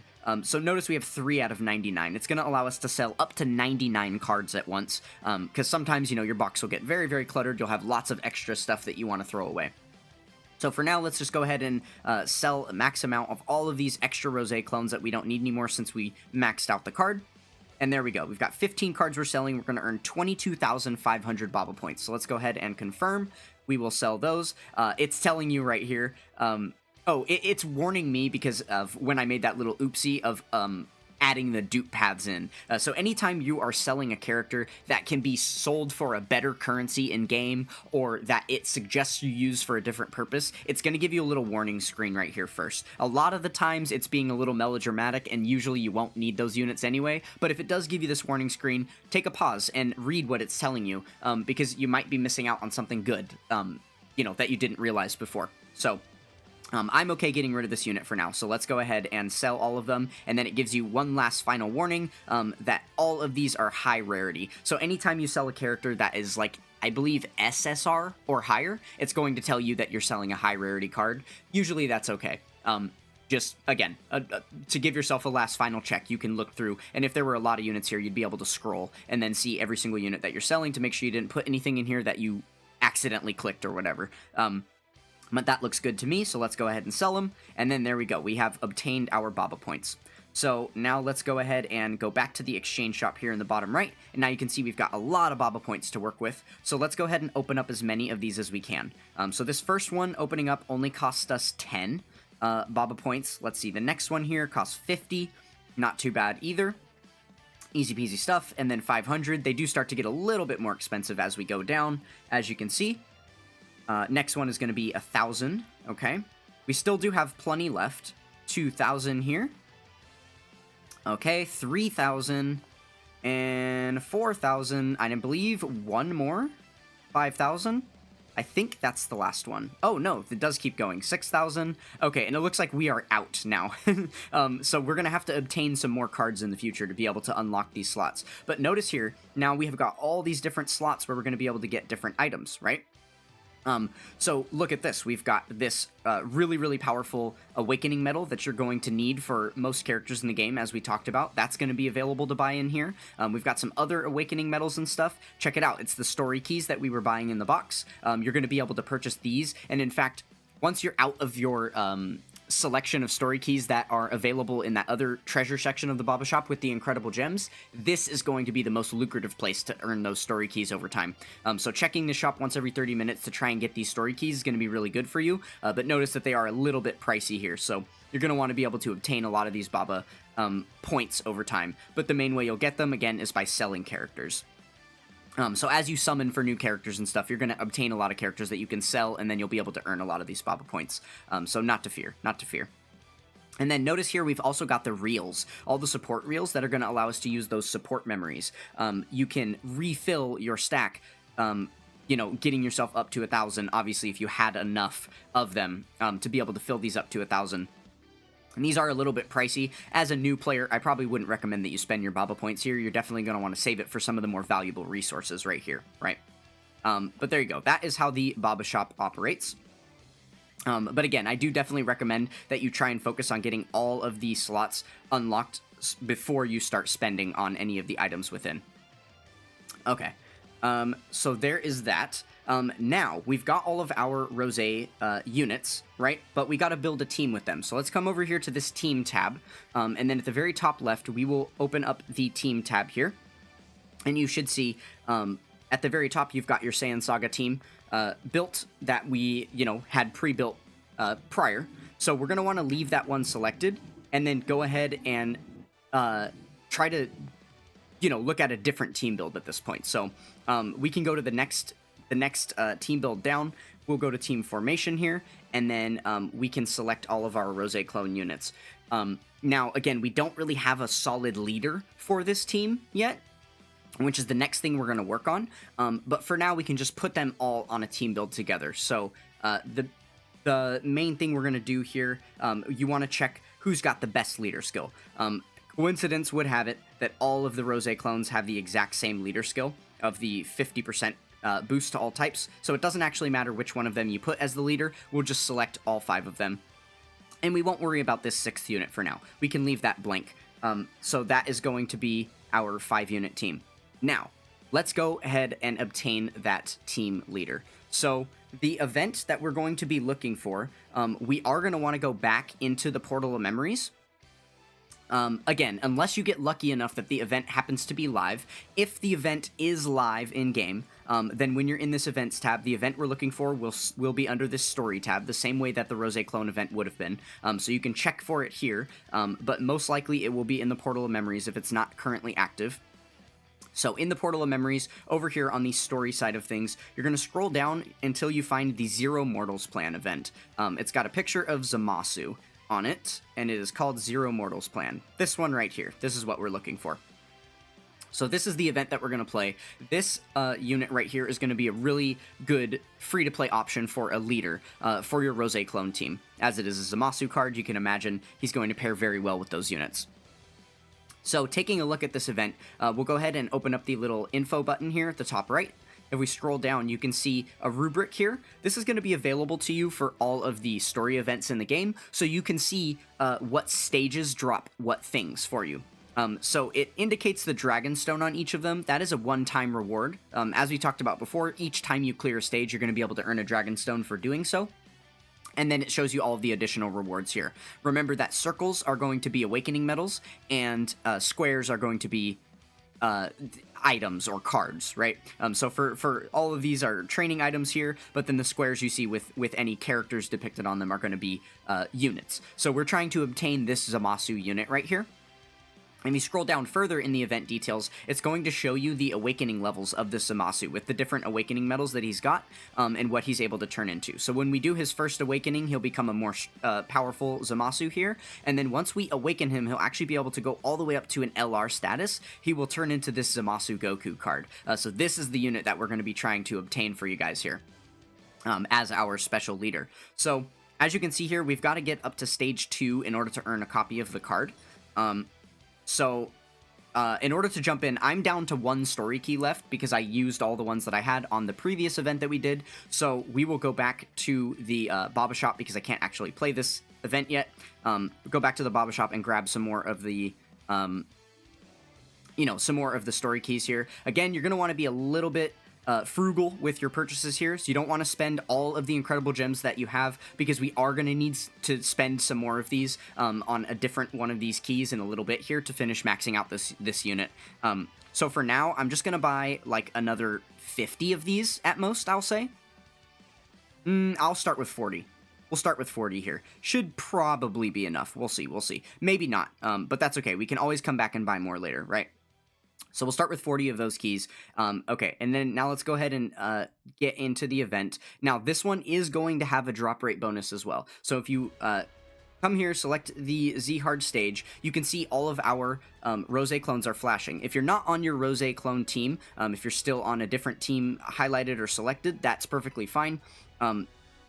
You have all of these team tabs up at the top here.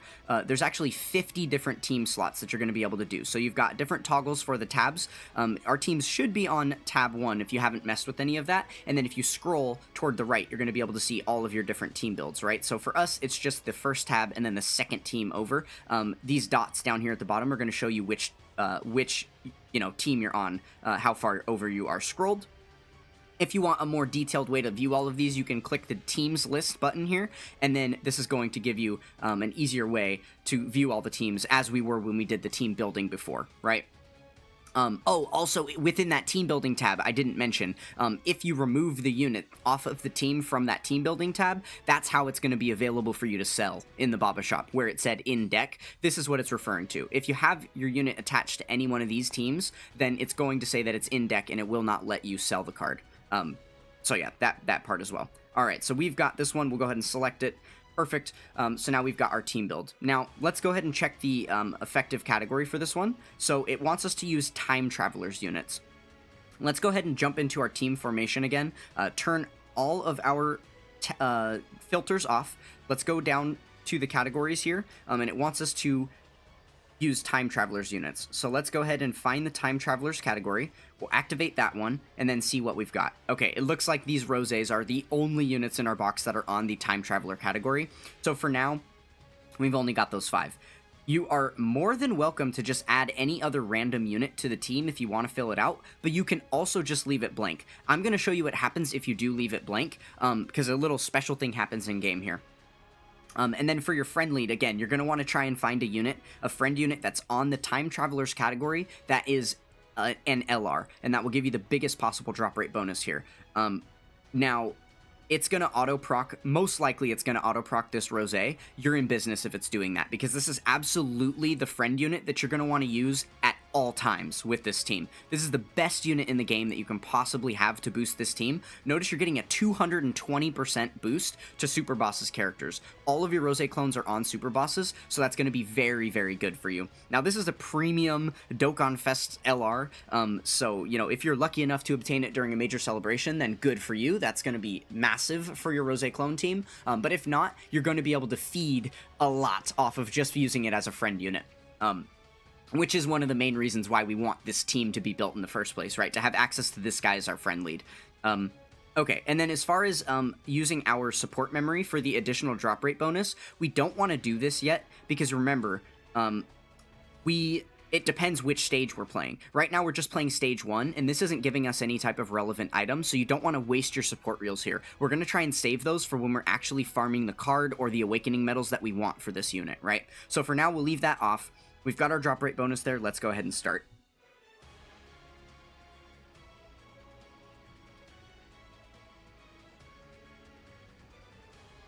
Okay, perfect. All right, so we'll go ahead and select our all of our stuff. Again, remember, try and get as many of these items and things on the map as you can. These story events are going to be simple and free and easy, so it's not going to be necessary for you to like go the route of grabbing any of the key for battle or anything.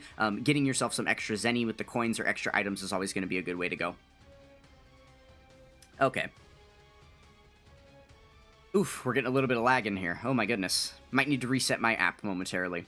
Okay, so after jumping into battle here, we're going to go ahead and click on the bottom 3 units that we can see it's showing us are next up for the next turn. When you click on those, it'll show you a full list of all the units that you got on your team in the order that they're going to appear.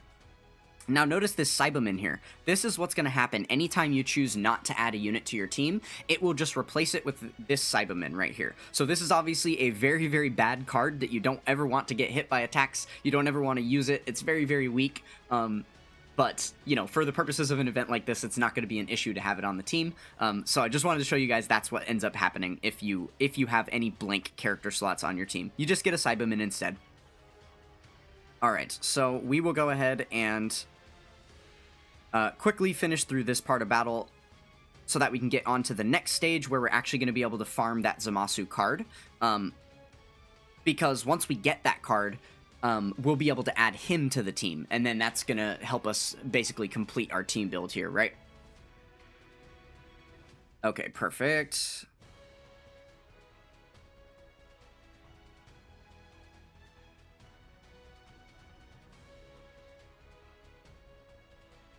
Okay, so this is the first stage cleared here. Awesome, easy peasy stuff.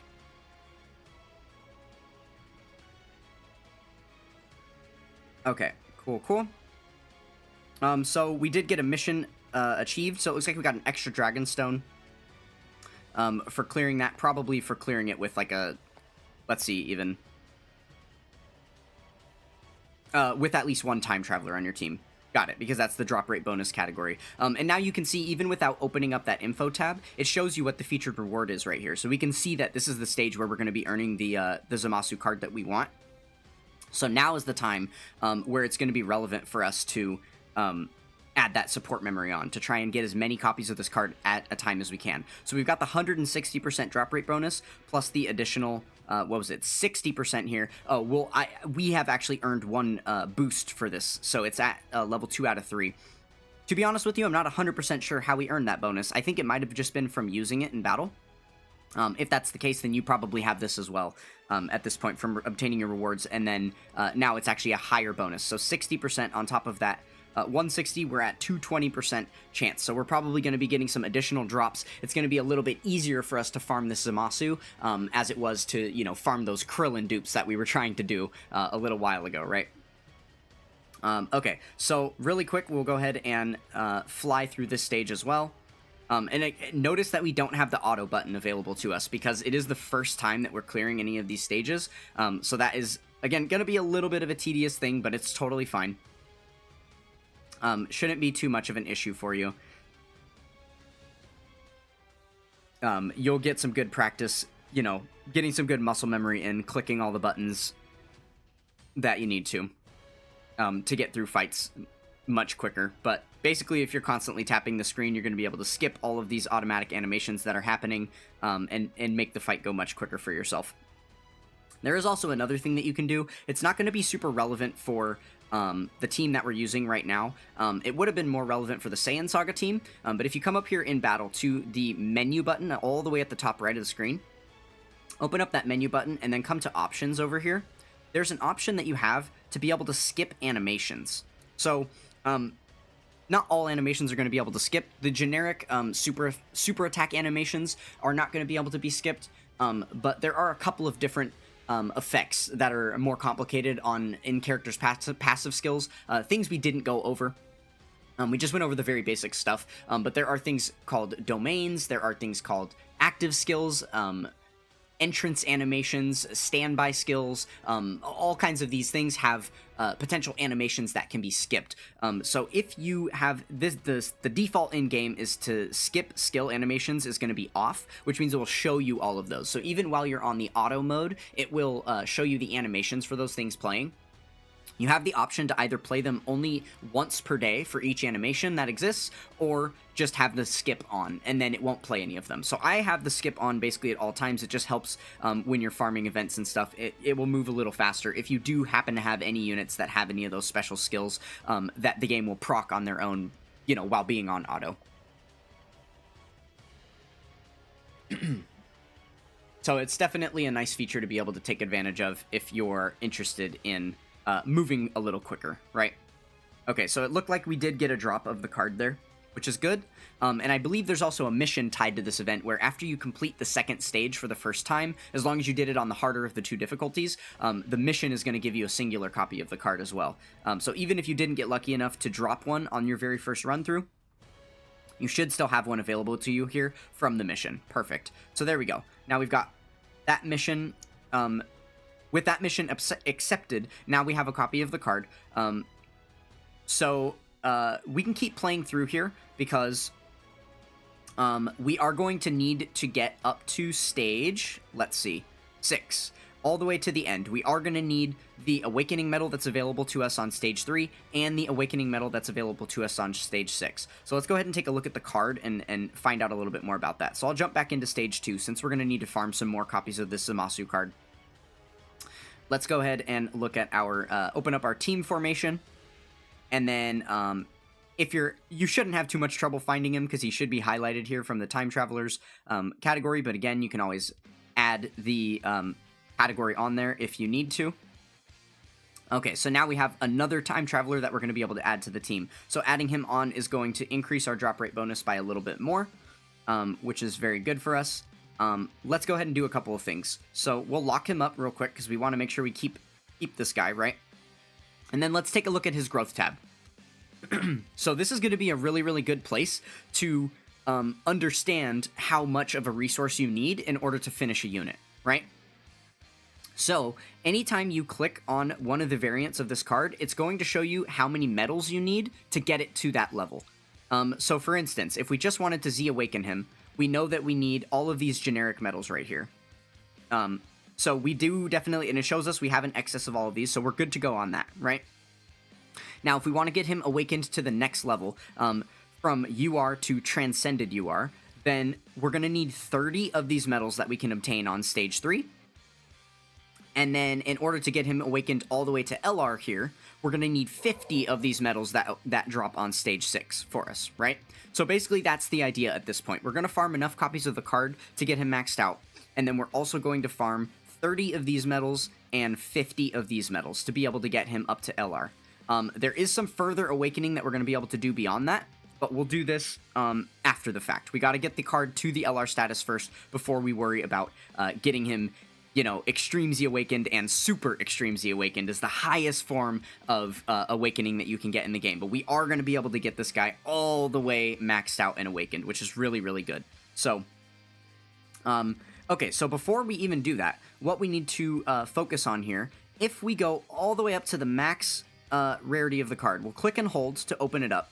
You can see his max potential for super attack leveling is 25, which makes perfect sense because you start out at being able to get your cards up to super attack level 10.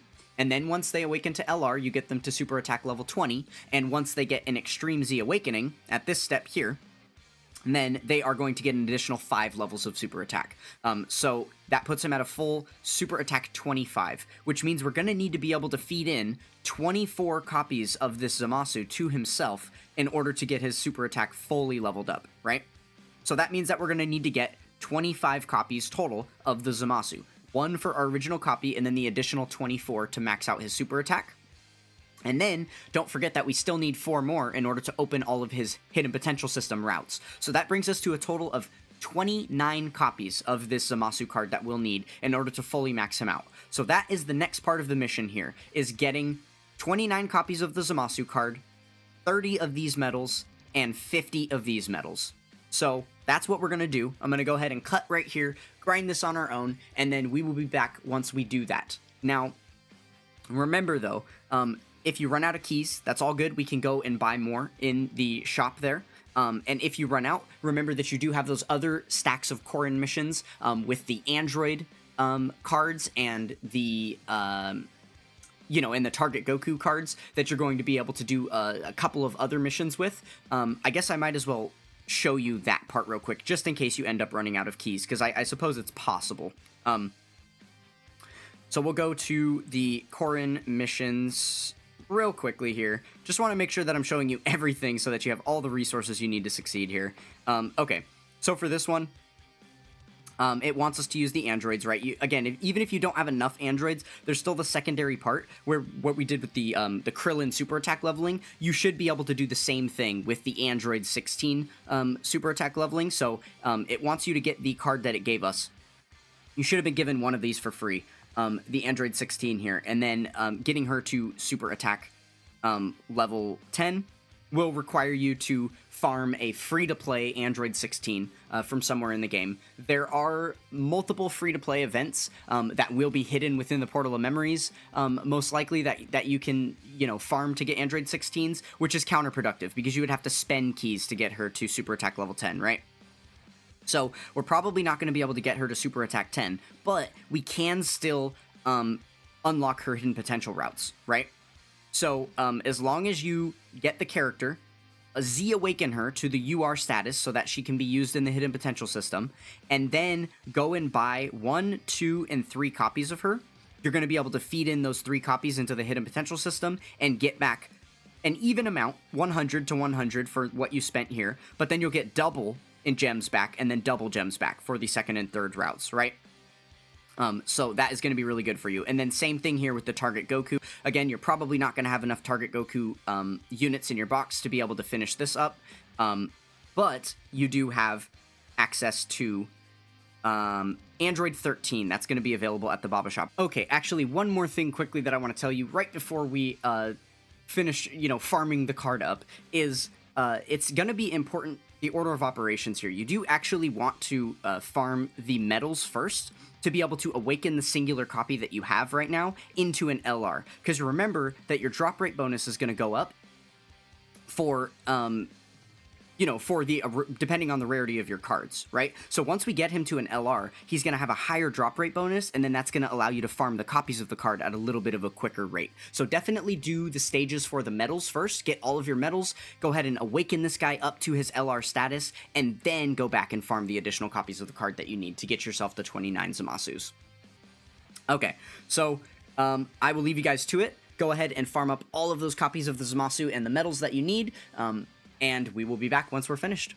Okay, we have finished farming all of our Zamasus. Look how lucky I got in this last run. Oh my goodness, 4 in 1 drop. Very, very good stuff. Okay, so there we go. We've got our 28 extra copies that we needed on top of the 1 copy that we have gotten to LR since we did farm all of our TUR and LR Awakening medals, right? So that is good to go. I did want to take this moment. First, let's go ahead and finish farming up the Zamasu himself. So we've got our LR right here. Let's go ahead and just feed in all the super attack that we need to. 19, getting ourselves up to the super attack 20. Perfect. We'll use one of these really good gravity chambers because it is an LR. It's going to take quite a few training items and stuff to get him maxed out. At this point, we do probably want to get him to that maxed out level, so we'll go ahead and spend a bit of training items there to get him there. Okay, cool, cool. So now he is at level 150. Perfect. And then we want to open up his dupe paths as well. So let's go ahead and jump into the hidden potential system, take care of that. And once we've got his dupe paths open, we should be able to rainbow him as well. The story event that we were playing to obtain this card, just for getting this card maxed out itself, is going to give us a lot of bonus resources. So if you're currently at the point, let's go ahead and try to activate all. We do actually have enough hidden potential orbs to get him fully rainbowed here, but if you were a little bit deficient on that, then that would be okay, because the story event that we were playing, if you go ahead and collect all the missions from it, is going to give you a nice stockpile of some extra orbs to be able to feed into him. So that should help you out there if you are a little bit deficient. But all right, we will go ahead and feed all of this in. Perfect. And then I'll probably just come back and rainbow him. It shouldn't matter too much. I guess, I mean, I could show you what we're going to plan on doing with him. Basically, you're not going to want to look at the kit at his current awakening state. You're going to want to look at the kit all the way up here, because this is how we're going to be using him for the most part. This is what's going to matter, right? So I'm probably just going to go for a full additional build based on this, selecting additional attacks as many times as I can, and then for any of the nodes where I can't select additional attacks, I am just going to put dodge instead. That is pretty much my standard baseline for kits, which you can use as a pretty solid baseline if, again, you're still shaky on the way that passives work. And then as far as equipment, we don't really have any generic skill orbs to use on this character, so we're just going to have to leave those blank for now, and that is perfectly fine. But alright, moving on from that for now, the other thing that I did want to mention, because throughout that grind, I noticed it was going to take quite a few more keys than we had, and I did have to go and buy more multiple times. So I just want to make sure that you guys are fully aware of this part. I wasn't actually going to go over this in explicit detail, but just because of the overwhelming amount of keys, again, that we do have to buy there, you're probably almost definitely going to need to get more incredible gems from that Corrin mission part of things. So for the other two sections of the Corrin missions, the ones that were for the for the androids category characters and then for the target Goku category characters, what we did was we got that STR Android 18. We purchased, or we were given one of her for free. You should have already had one for free. If you didn't, though, from whatever mission we earned it from, then you would just have to go buy her from the 100 gems. We opened up 3 of her dupe paths to be able to get all of those missions done. And then we did the same thing for the Android 13. And opened up all of his dupe paths. So we ended up getting the extra gems from all of those. So really quick, we'll go back and I'll just highlight exactly which ones those were. So it was going to be all the way at the bottom here. We are looking at these two. So we've got the Android 18 here, and then this is actually the Android 13 that you were going to want to be dealing with. Now, once you have those 2 cards in your box, you now have 2 out of the 3 category characters you need to finish the rest of those missions, where you needed to clear a stage up to 5 times with 3 Android category characters and 3 Target Goku category characters, because as it would happen, both of these units are androids that are on the Target Goku category, right? So you already have 2 out of the 3 that you need. Yeah, she is on Target Goku as well. So we just need to obtain 1 more unit that is on both androids and Target Goku. Lucky enough for me, I managed, just on my very first multi that we did during the tutorial, to get this SR Android 16, who happens to be on both, so this is what I use to farm up the missions. But there's a really easy event that we can go play to get 1 more free-to-play Android 16, in case you don't have a third unit to be able to, farm with that. So we're going to jump back into the event tab here. Over on the growth section, you're going to want to search here for strike events. And this is what you're looking for. Now, again, it might not be live. These strike events do rotate on a weekly basis, depending on what day of the week it is. A certain typing of the events will be live. So we're looking for the int types. So it would have to be Wednesday for those to be live. Or I believe Sunday. It's either Saturday or Sunday that all the extreme type ones are live. And then we'd be able to play the Android 16 one. So currently, it's not live in-game for us to be able to play, which means it's going to be in the Portal of Memories. So we'll go ahead and jump over here to the Portal of Memories, go back to the Growth tab here. Unfortunately, there is no search function in the Portal of Memories, which is really dumb, the way that it is on that tab. So you're just going to have to scroll here, but on the left side, you're looking for Strike. It's going to say Strike. So we're not looking for Z areas or Dokkan events or anything. We're looking for these ones here, the Strike events. Which they should be all the way at the bottom of the list for you. Just to make it easy, you're looking for the Gentle Destroyer event with this Android 16. The very first stage of this is going to drop an SR Android 16 that will qualify as an Android and as a Target Goku category character to give you the third one of those. And these are really, really easy events to play here. And even if you just run it on the normal difficulty, it only costs you 1 key and you should be fine.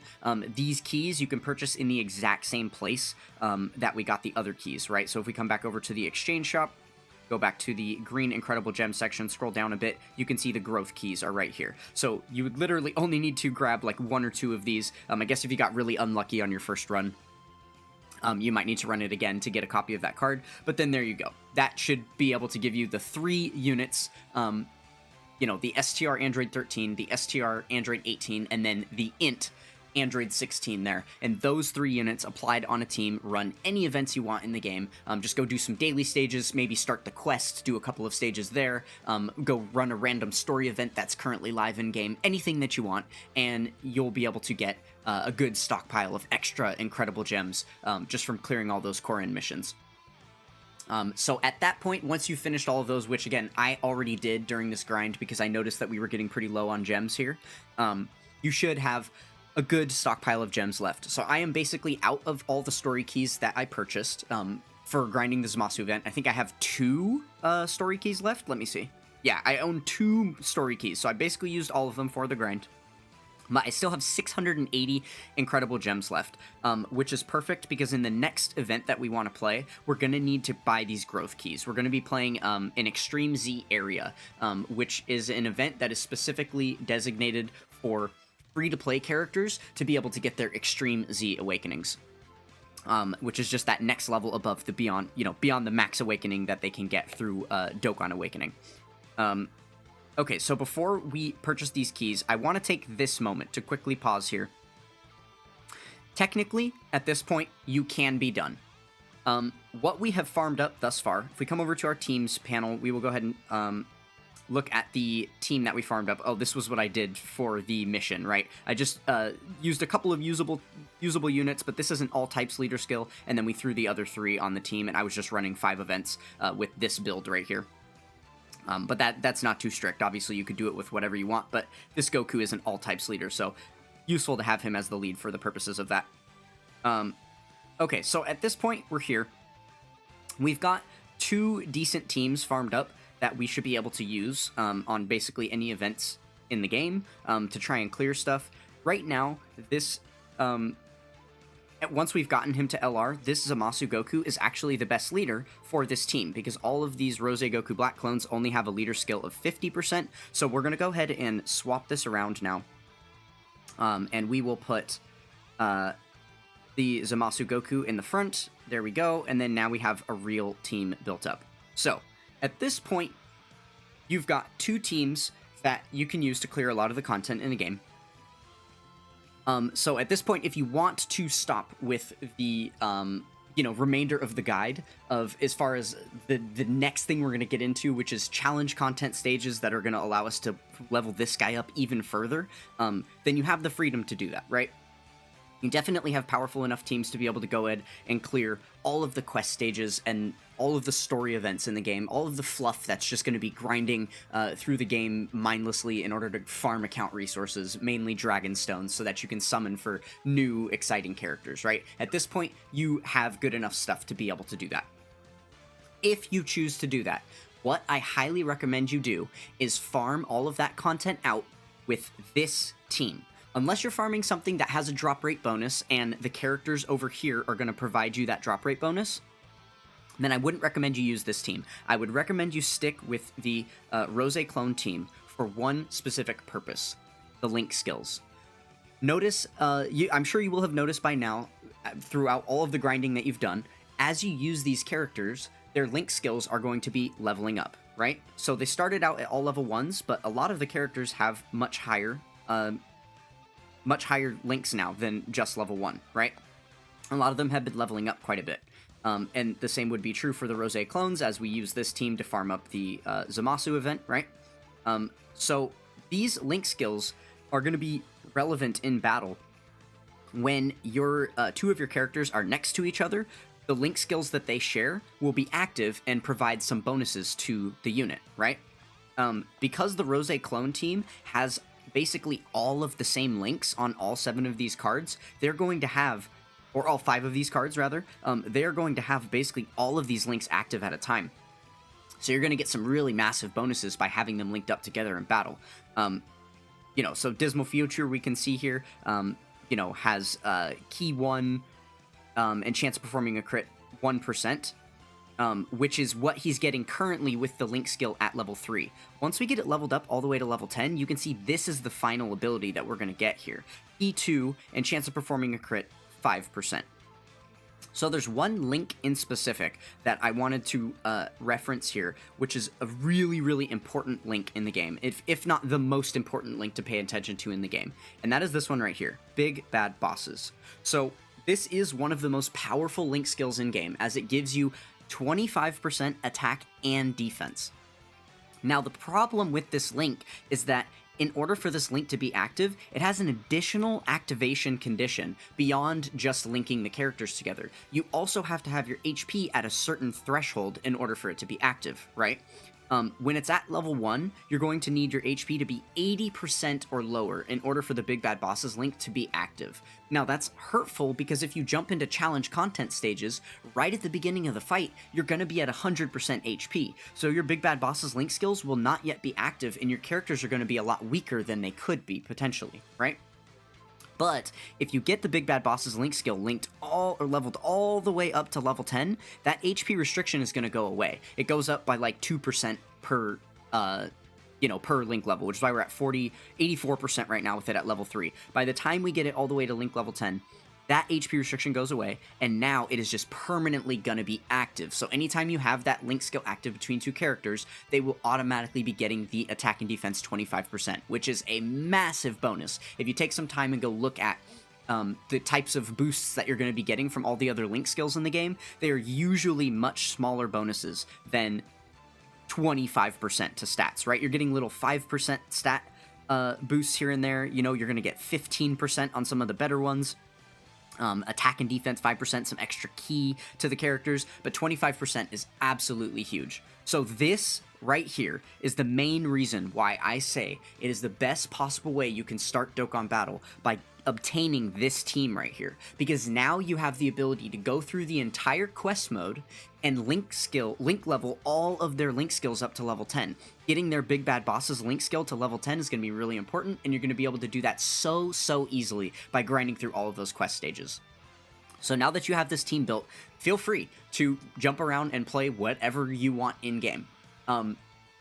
Note that if you were having some trouble obtaining enough incredible gems to complete this grind, to begin with, which is very possible for some players, just depending on the order of operations you did these things, you might have accidentally spent all your incredible gems and then not had enough to be able to buy, a copy of like the Android 13 to get that momentum rolling on that section of the missions and stuff. That is totally fine. At this point, you can pause, use this team in the quest mode where you can earn more incredible gems for yourself.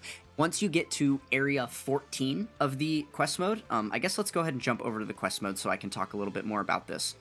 So at the beginning here, it looks like we've got access to the first 6 chapters that you're going to be able to play.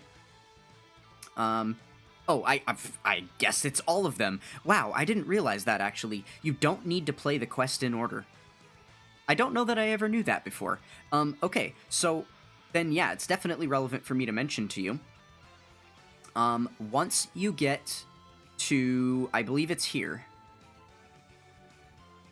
Yeah, so I believe it's going to be 16 then. Okay, so once you start Chapter 3, in here, these quest stages are ones that are going to be allowing you to get green incredible gems.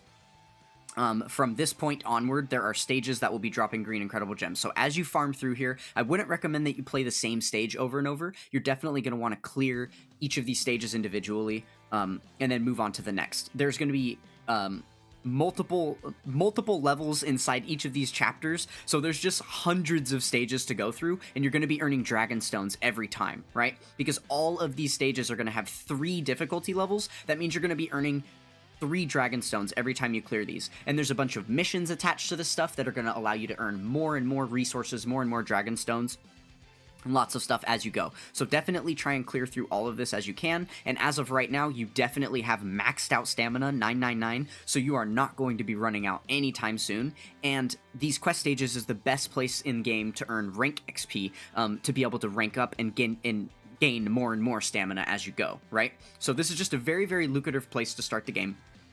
So again, beyond area 16 is when you're going to be able to earn the green incredible gems, and then beyond, I believe it is area, beyond area 27. So you need to get to area 28. This is where you will start earning blue incredible gems.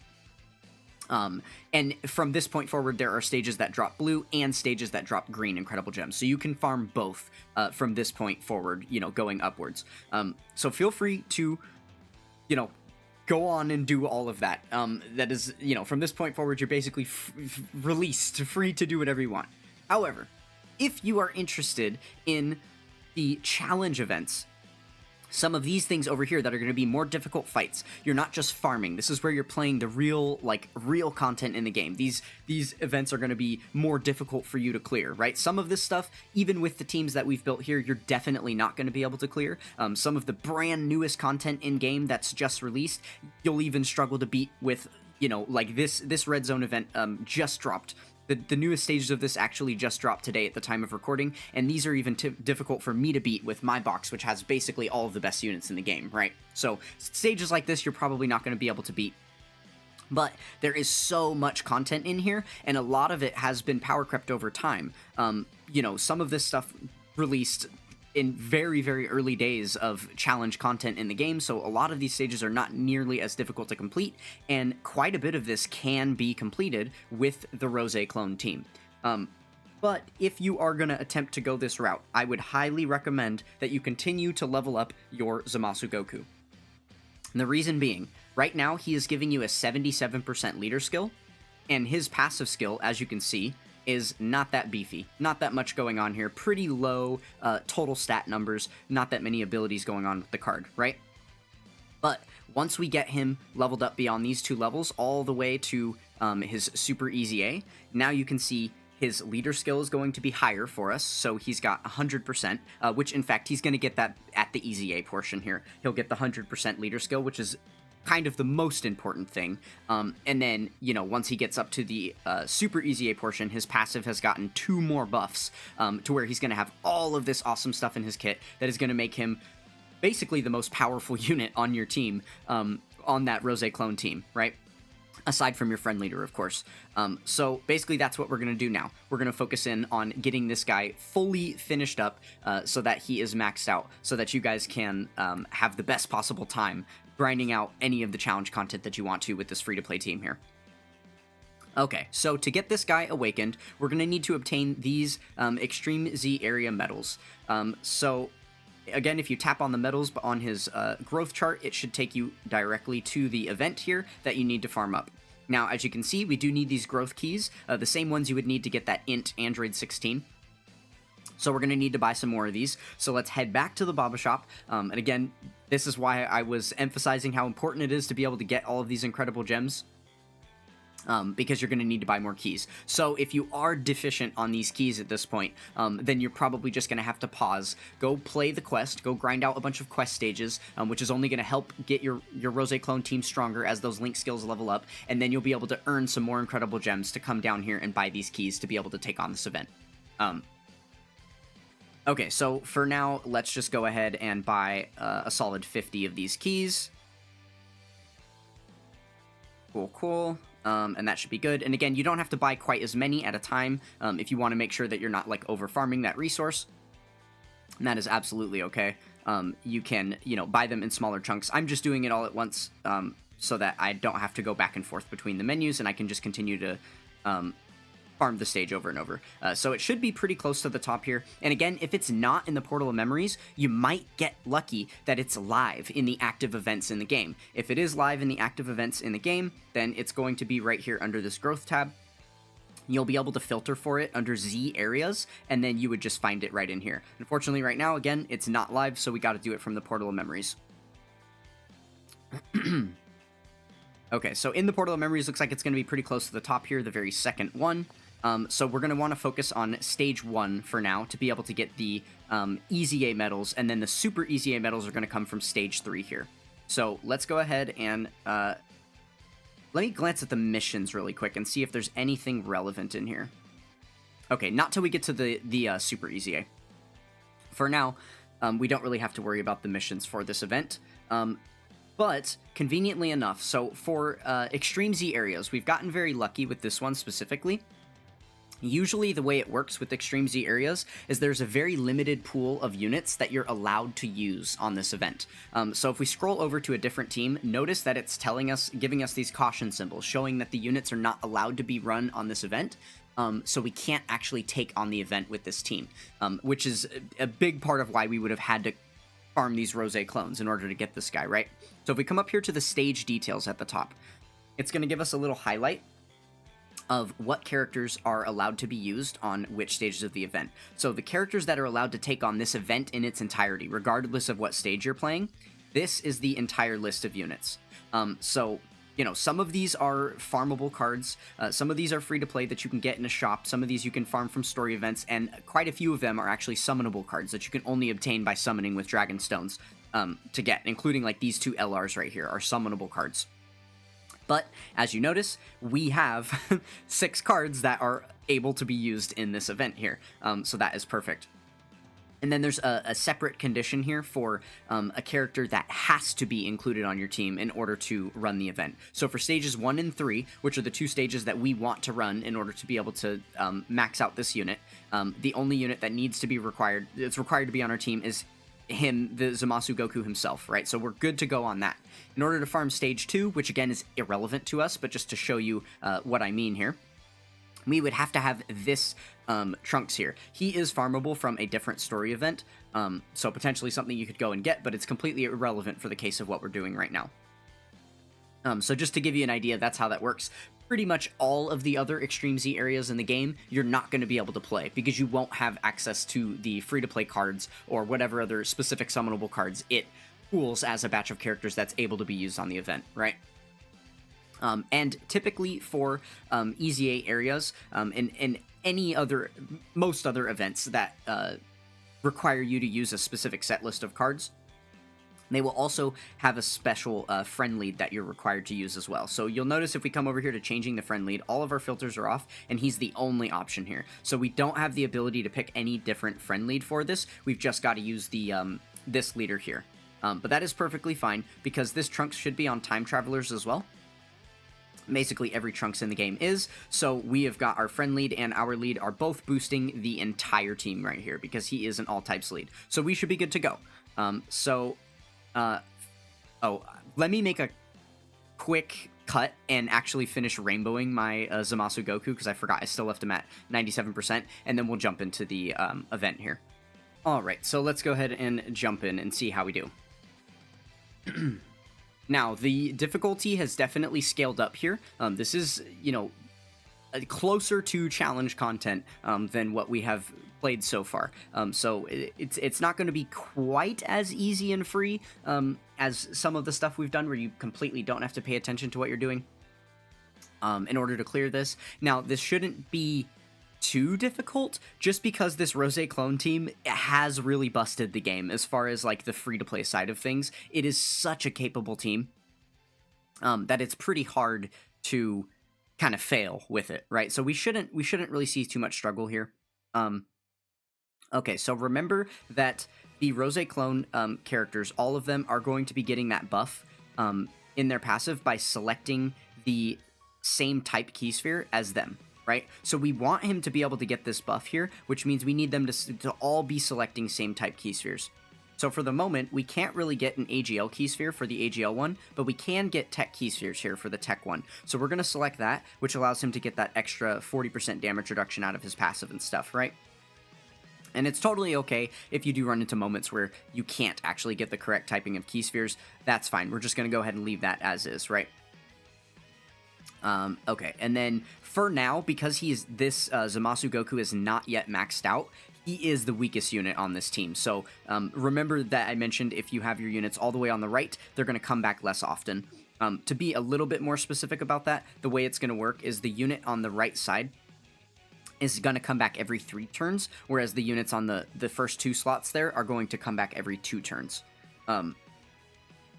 That's basically how it ends up shaking out for you. Okay, so as you can see, that was pretty easy. This is going to be a multi-phase fight, so I don't know that we're going to one-shot this next phase. We might. This time we got access to our STR unit, which is perfect, because STR, if you look at the little wheel there, has type advantage over the physical type enemy. So we're definitely going to want to try and prioritize using him.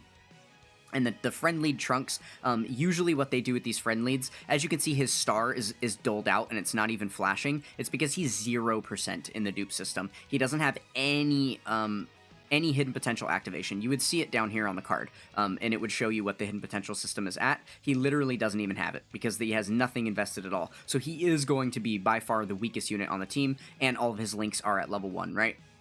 And that unit just also doesn't fit as well with our team. So if we you know, tap any of the cards at the bottom here, it'll show you a big highlight of any of the links that are currently active, which right now is 6 out of the 7 links that we have for these guys.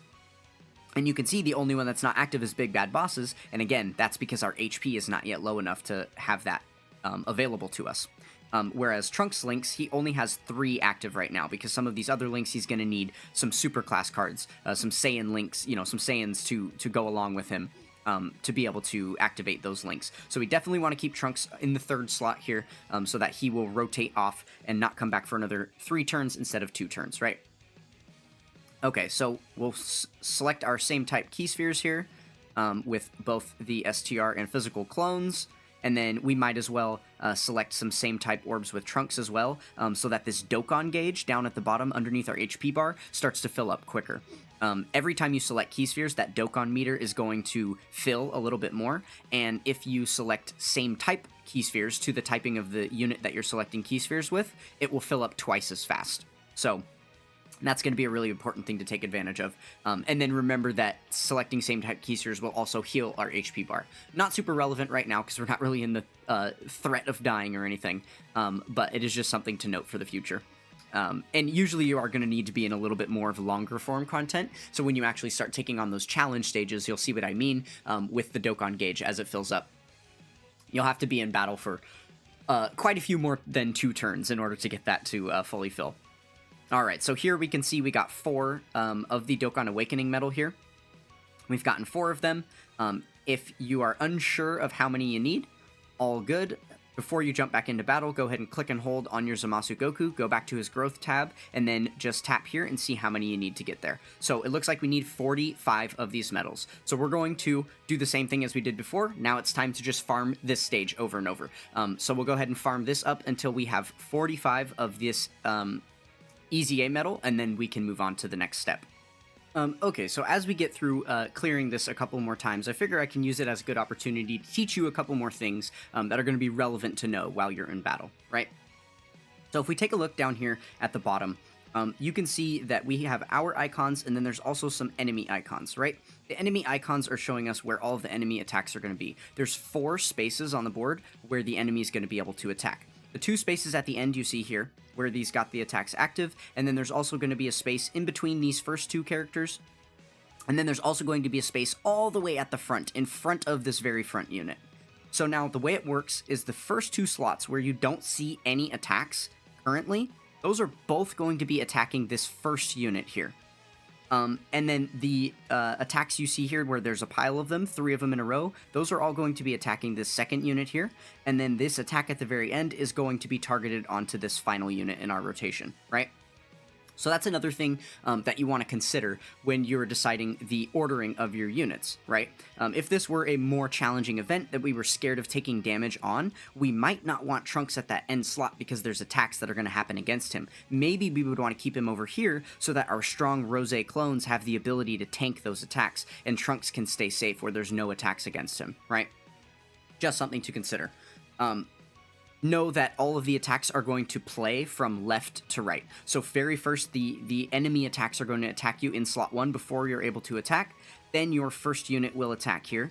Then the first slot attacks will happen against him. Then your second unit will attack, second slot attacks, third unit will attack, and then the third slot enemy attacks.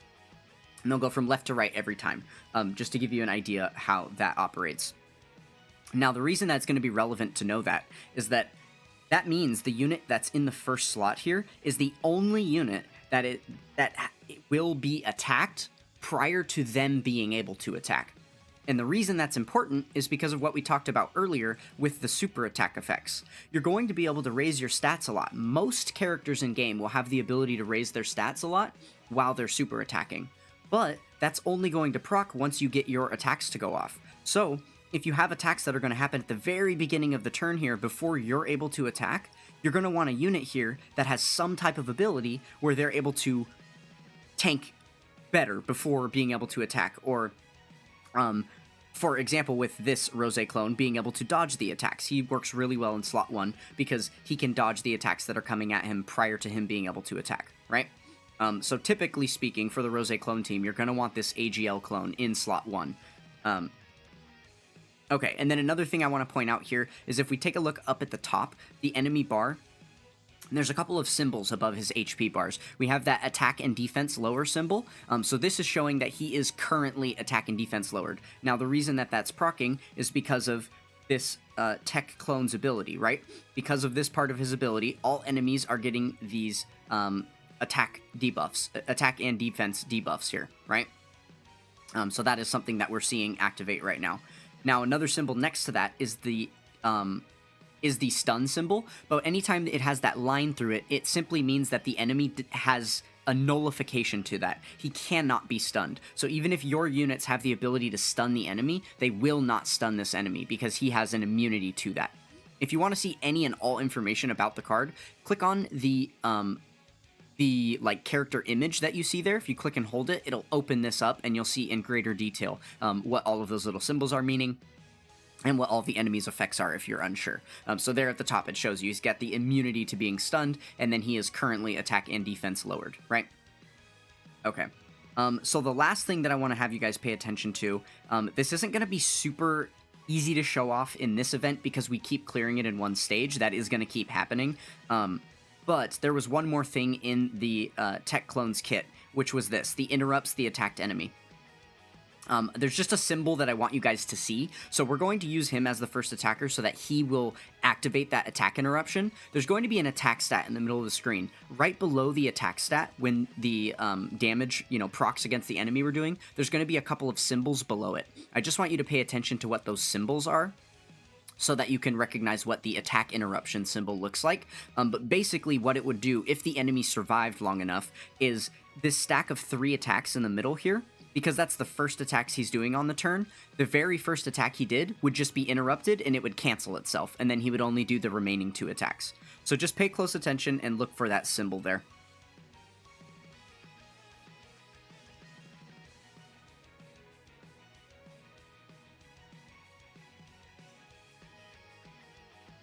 Alright, so there you can see the left symbol is that attack interruption symbol. That means that it will nullify one of the enemy's upcoming attacks, or the very next attack of that upcoming enemy. And then that symbol on the right there is the sealing symbol. So the difference between stunning and sealing. If you stun an enemy, it means that they will lose the ability to attack for that entire turn and the entire next turn. So if we had stunned him successfully, he would still be stunned even now, if it were the same enemy. Because we moved on to a new phase of battle, we're technically fighting a new enemy, any of the status effects he previously had will be canceled out. So that attack interruption that we just applied is no longer going to be in effect because we are now fighting a new enemy. Sealing is just going to make it so that you do not have the ability to be super attacked. So they'll still attack you the way that they would before, but it's only going to be with normal attacks rather than with super attacks, right? So yeah, we did have the ability to seal the enemy there, so that we weren't taking any damage from super attacks. Alright, but we are perfectly fine. We put our unit that has type advantage in slot 1 here. You can see he is getting super attacked, but even with receiving this super attack, we're going to take basically no damage, and be perfectly safe. Good unit to have up front there because he does have type advantage, right? So he is going to take the least amount of damage against that enemy. The physical unit that was right next to him would have worked just as fine because he has guard in his kit, right? So that is effectively giving him type advantage over all enemies. So that would have worked just as well. Okay, we're up to 13 of those medals, so we'll keep the grind going. There is one more little piece that I want to show off for you guys, which is the foreseeing enemy super attack. I want you guys to see what that looks like before I just release you to play this on your own. Let's see. I don't remember which one. I think it's the int one that has it. Okay, I'm going to make a cut here. I'll do this one on my own since we're not going to get access to the int unit on this turn, or, throughout this run. And then once we get into the next run, we'll show off the int unit using his 4C enemy super attack ability. Okie dokie, so there we go. Now we've got the int one on rotation. So we'll show off in his passive real quick. Right here. Because we have a team with all 5 extreme types, all of our Rose clones are proccing that ability for him. He foresees the enemy super attack, which means on the board here, you see in slot 1, it is identifying to us that there is a super attack being launched right there.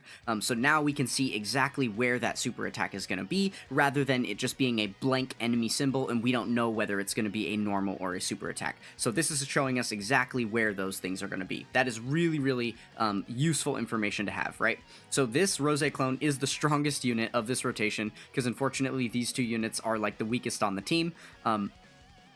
We don't have access to the STR one who has type advantage, the AGL one who's got the dodging ability, or the physical one that's got the guard ability. So unfortunately, our best bet here is to go with the int unit. Now, he does have type disadvantage, which is a little bit unfortunate, so we kind of got the worst 3 units on rotation that we could to tank this in slot 1. But again, because this is not a super strong event, we're going to be fine to tank this damage anyway. And this is a big part of the reason why I've built the int one with those dodging abilities. So we might get lucky and even just straight up dodge this attack to begin with. So we'll see how that works for us. So there we go. We dodge the normal attack, and then here comes the super attack at us. Okay, it looks like we are getting hit by it. But again, didn't do too much damage to us. It just lowered our defense by a bit. But that is totally fine. All right. Oh, wow. It looks like we might actually get to a second turn, potentially. Is that possible? Very, very possible. Again, this was like the weakest possible rotation that we could have had, and that Rose clone was hurt by the fact that he wasn't linked up with another Rose clone to be able to have all of his links active, right? Okay, so there you go. You can see us actually taking a little bit of damage here. So this is a perfect opportunity to be able to... Oh, this is another ability that the enemy has. We were never going to be able to see this unless we let this fight go for more than a turn. This symbol right here means he's got a healing skill. So if we let him get to this point in battle, that's actually not going to be an attack against us. He's simply just going to heal back some of his own HP instead of attacking us right there. It's fine, though. We're not going to let that happen. We'll go ahead and select some same type key spheres and get some healing back, as well as activating our full passive for these Roses. Oh yeah, that's lots of healing. We should go back to 100% there. Perfect, perfect. And then now we should be able to finish this phase off, no problem.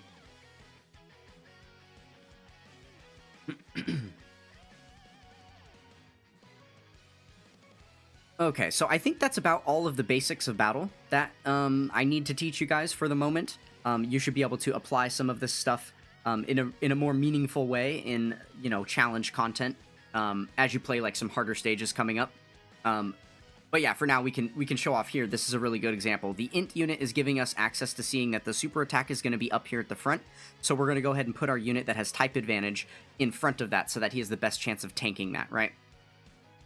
Again, grabbing our same type orbs to help that Dokkan gauge, help us heal, and activate our full passives for the specific cases of these Rose clones. Alright, so yeah, I will go ahead and join back with you guys once we've got our 45 medals farmed up, and then we will easy A the Zamasu Goku together. Alright, so we've got our 45 Zamasu Goku medals here. We ended up getting a few extra. Some of you might have gotten lucky and gotten a little question mark spot on the map, which actually gives you a bit of a bonus drop for the medals. So we did end up getting that on our very last roll, so we kind of overfarmed it, but that is totally fine. So we'll do our Extreme Z Awakening as we've done before. Again, remember to do it all in one go. It's going to be a little bit easier for you. Alright, so we will get that guy Extreme Z Awakened on up, and then as you can see, now his super attack level is gone up to 25 there. So this is the point where we can feed in those remaining Zamasus that we had sitting in our box. So, yeah, we've got them sitting right here. So there we go. We'll go ahead and feed in our max of 5. Again, make sure you don't have any training locations or anything on if he is already at level 150. And then we can get him up to SA 25 there. Perfect, perfect. Okay, so now there's only one event remaining to go before we are finished with this. We just have to head back to that same event that we were doing, but we're going to be playing Stage 3 this time to try and get the Extreme Z Awakening medals, or the Super Extreme Z Awakening medals, rather. Okay, so this one might be a little bit tougher, because if we come in here to the missions, oh yeah, we can accept the goodies that we just got for easy-Aing him. So we got some more Baba points in there, which is exciting. Some Hercule statues and whatnot, stones and a Kai there, pretty good. Okay, so all of these missions at the top are for Stage 2, relevant to that future Trunks unit. But down here we've got a couple of different ways that we can earn some of those medals through the missions so that we won't actually have to play the stage as many times. So the first condition here, it wants us to clear Stage 3 under a special condition. Let's see what that is. It wants us to have Super Saiyan God, Super Saiyan Blue, Super Saiyan God, Super Saiyan Vegito on our team. This Super Saiyan Blue Vegito is available in the Baba shop. You can buy him with incredible gems. He is pretty pricey though, so for the purposes of what we're doing now, it's not going to be a good recommendation to use him on your team. Probably not something that you're going to want to do, again, unless you are someone that took a break and you've grinded out a lot of the quest mode and you've built up a stockpile of those incredible gems. Then feel free to go ahead and head over to that green incredible gem shop, pick him up, and he does drop as a base Vegito, and then you would be able to awaken him further to become, you know, this LR Vegito here. In fact, there is another thing that I should show you here. There is a separate part of the shop that you're going to be able to earn quite a bit of currency from.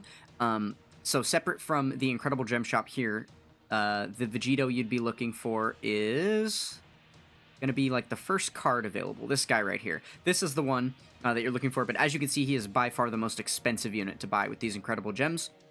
And that would only get you one copy of him. And at his full awakening status, he is going to be an easy 8 LR, so you're going to need 29 copies of him total, right?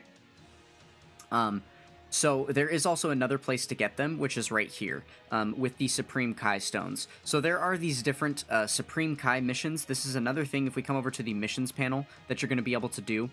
Over time, these Supreme Kai trials are basically additional missions that are added to a lot of the quest stages.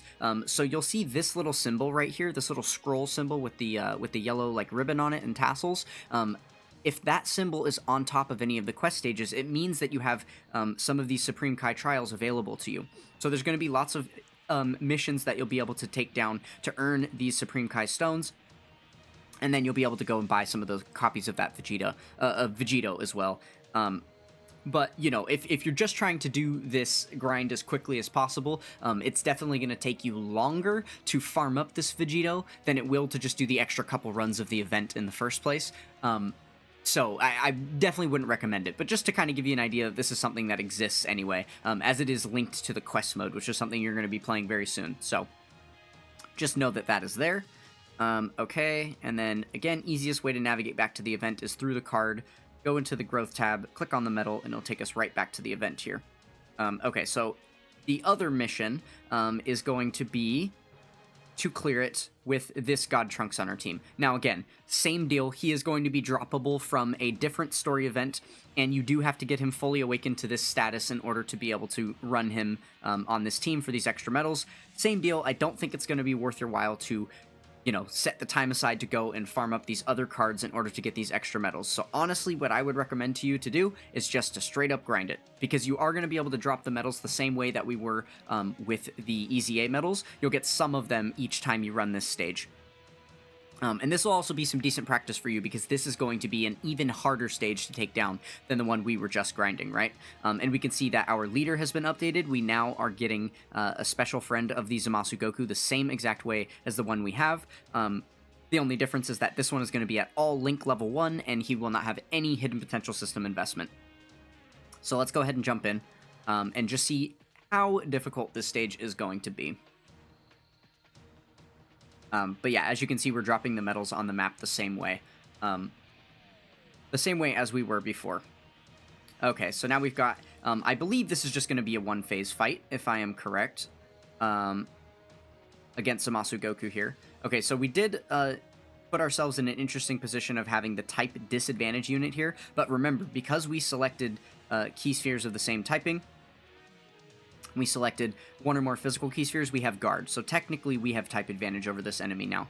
So that's going to be perfectly fine. And then we'll go ahead and rotate off this friend unit. I am putting him in front of all of these attacks simply because I'm curious, with no links activated, and against all of those attacks, basically he's in the weakest possible state he could be, because he also isn't getting a super attack. So he's not going to be getting those extra buffs from his super attack effect. I'm curious if he will still be fine against this enemy, right? So that's something that we are going to see right here, just to kind of give you guys a gauge of like the power level of this team, how easy or hard this event might be for you to be able to complete. As you can see, it is quite a bit stronger than the last event that we were taking down, right? Okay, so there you go. The friend unit is definitely one that you're going to want to be careful of, which means you're also going to want to be pretty careful about your own leader. So we did get really unlucky having both of them on turn 1 there. Ideally, you're going to want to try and keep them in slot 3 every time, unless there's a wall of attacks there. You know, as I had talked about before, sometimes it's worthwhile to not rotate them off. They might come back sooner, but you would be able to put them in a different slot that's going to protect them against attacks so that they don't get hit, losing most of your HP the way that we just saw that happen.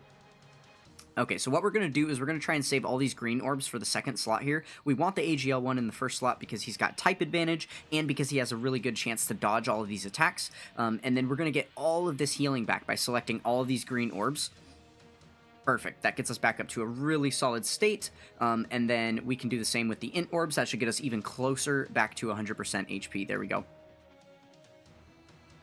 So now we are in business. That's just, you know, what these Rose clones are going to be capable of doing for you, because they've got a really good pool of defense. The higher your defense is on any given unit, the more you will heal back with the same type orbs selected as well. So that is another thing to consider as you are selecting orbs throughout the event. Alright, there we go. We dodged all the attacks as we needed to, and then it looks like the Tech Rose clone is going to be able to take things down for us. And is that it? Does it end there? Perfect, it does. So not going to be too difficult. Again, as long as you keep your leaders out of the way here, you shouldn't have too much difficulty clearing this event. The only way we really risk dying there is if one of the leaders takes a super attack. Because as you see, I just showed you, they're capable of, even the one that didn't have any hidden potential system stats was capable of tanking 3 normal attacks in a row, and we still didn't die, right? So you're going to get a couple of these drops. It looks like they're dropping at a slightly less rate than the EZA medals, which is fine. So let's go ahead and double check how many of these medals we need. Going into the growth tab, clicking here. So we need 30 of these medals. So let's go ahead and grind up 30 of these medals real quick, and then we will be back. Alright, so we have got our 30 Super Extreme Z Awakening medals. Let's go ahead and apply this final boost to our Zamasu Goku here. Awesome, awesome. Now he is as strong as he is going to be until the point we eventually get some equips on him, right? Which will be up to you guys to gain on your own in the future. Not something we're going to worry about today for the purpose of the video. So, we are officially finished with our second team. So now you've got 2 full-fledged teams here, and if you've got some remaining potential orbs and you've been going, you know, 1-to-1 along with me, I guess now is a good point where you could go ahead and get these guys up to 100% from their 97% that they're at right now, if you wanted to. But I would say the definite next step that you want to do is to go ahead and start grinding out the quest mode. The quest mode is going to be, like I already mentioned, a very, very lucrative place for you to gain some very important account resources. We talked about, you know, the fact that it's going to increase your maximum stamina, as it is good for rank experience, and each time you rank up, you're going to be able to get more and more of this stamina. Eventually, you will reach a point. It's probably going to take you weeks or months, depending on how quickly you grind this game, how diligently you're grinding it, how many hours a day you spend on it. But once you're into the upper, you know, rank 400, rank 500, which, again, will happen in weeks or months, depending how quickly you play, you might get to the point where you're starting to run out of stamina here. But your maximum stamina bar will be filling up, or, you know, you'll have a higher maximum bar that you're able to use every day that you can, you know, wait for it to fill up overnight and then start to use more and more stamina the next day. But lucky for you, if we, you know, are taking on some of this challenge content that I was talking about earlier, none of the events in this challenge content tab, virtually none, maybe there's like 1 or 2, but basically none, cost stamina. they're all free for you to grind out. So you can play them, you know, at your will. If your stamina bar is out and you're unable to grind things for the day, then you can come over here and spend the remainder of your time grinding out some of this fun challenge content, now that you've got these this really powerful team that's going to help you out. Another thing that I want to mention here is most of these challenge content stages, this is a really common theme you're going to see throughout Dokkan Battle, is if you take a look at the missions attached to any given stage, usually there's going to be missions that require you to use specific types of teams in order to take down events. So obviously, most of the events in the game you can take down with whatever teams you want, but you can earn additional rewards by clearing these missions. So make sure you're always paying attention to these missions, because they'll have specific typings of things that they want you to do, right? So it looks like they want you to clear this stage here with a Super AGL, Super Tech, Super Int, Super STR, and Super Fizz unit on your team. So you'd only be able to take your Saiyan Saga team into this one. I don't think that, specifically for this event I've clicked on, that the Saiyan Saga team is going to be quite strong enough to clear that one. But if you find any that the Rose clone team is going to match up with, then you're definitely going to want to try and take care of those missions, right? So for instance, this one, it wants you to clear stage 5 with 6 powerful comeback characters. Now, as you can see here, based on what's highlighted, we only have 1 powerful comeback character in our box. But basically, any of the missions in the game that go along with the categories that these Rose clones are on, so any of these 13 categories that you see right here. Oh, I'm sorry, this is 10. Oh, it's 11 category. Or wait, 6, 7. I'm sorry, 1, 2, 3, 4, 5, 10. Yeah, so 11 categories. Any of these 11 category missions, you're going to be able to take down, which will be really exciting here. Obviously, it would be give or take 1 or 2, because you also would need this guy to be on the categories as well, and I think they might have a difference of 1 or 2 categories. In fact, I think it might only be different by 1. So this guy's not going to have the Power Beyond Super Saiyan category, and instead he's going to have the Power of Wishes category. So it looks like there will be 10 different category missions you'd be able to take down. But those category missions are going to be littered throughout challenge content, as you'll find. So that's definitely something that you can go ahead and take advantage of now that you've got these teams. Another really cool place that you can spend your time in game when you don't have stamina available to spend is over here on the Z Battle tab. We haven't talked about this at all, because this is basically the exact same thing as those Extreme Z area that we were just playing, but this is specifically for summonable units rather than the free-to-play cards in the game. This is how you're going to Extreme Z awaken your summonable units when they get access to those, you know, to be able to do those. Every single one of these Extreme Z battles is going to have a different effective category against it. So the easiest way to find out is to click on the battle, and then over here on the left on the battle info, it'll tell you right here what the effective category is. So basically for this one, you're going to want to be using the superheroes category. Obviously, you don't have any superheroes units, so that's not going to be a super relevant EZA for you to play. But basically scroll through here and find any of the ones that you can find that have the relevant categories that you've got units for, and then you should be able to take these down. The Rose clone team would absolutely be good enough to take down any of these EZAs. So Future Saga, this is a perfect example of one that you can take down with the Rose clone team, because they are on Future Saga, so you're going to be able to fully clear this one out. Now, what fully clearing these looks like, there's 2 different kinds of EZAs in here. You're going to have ones for UR characters, and then there's also going to be ones for LR characters. The way to discern the difference between these at a glance is this button on the left side. So any of the ones that have the red Z battle icon is going to be for URs, and then any of the ones that have the rainbow are going to be for LRs. So any of the ones for the URs, you're going to be able to play stage 1 all the way up to stage 30. Each stage that you play is going to gift you 1 Dragon Stone. So you're going to have quite a few Dragon Stones to be able to earn from these.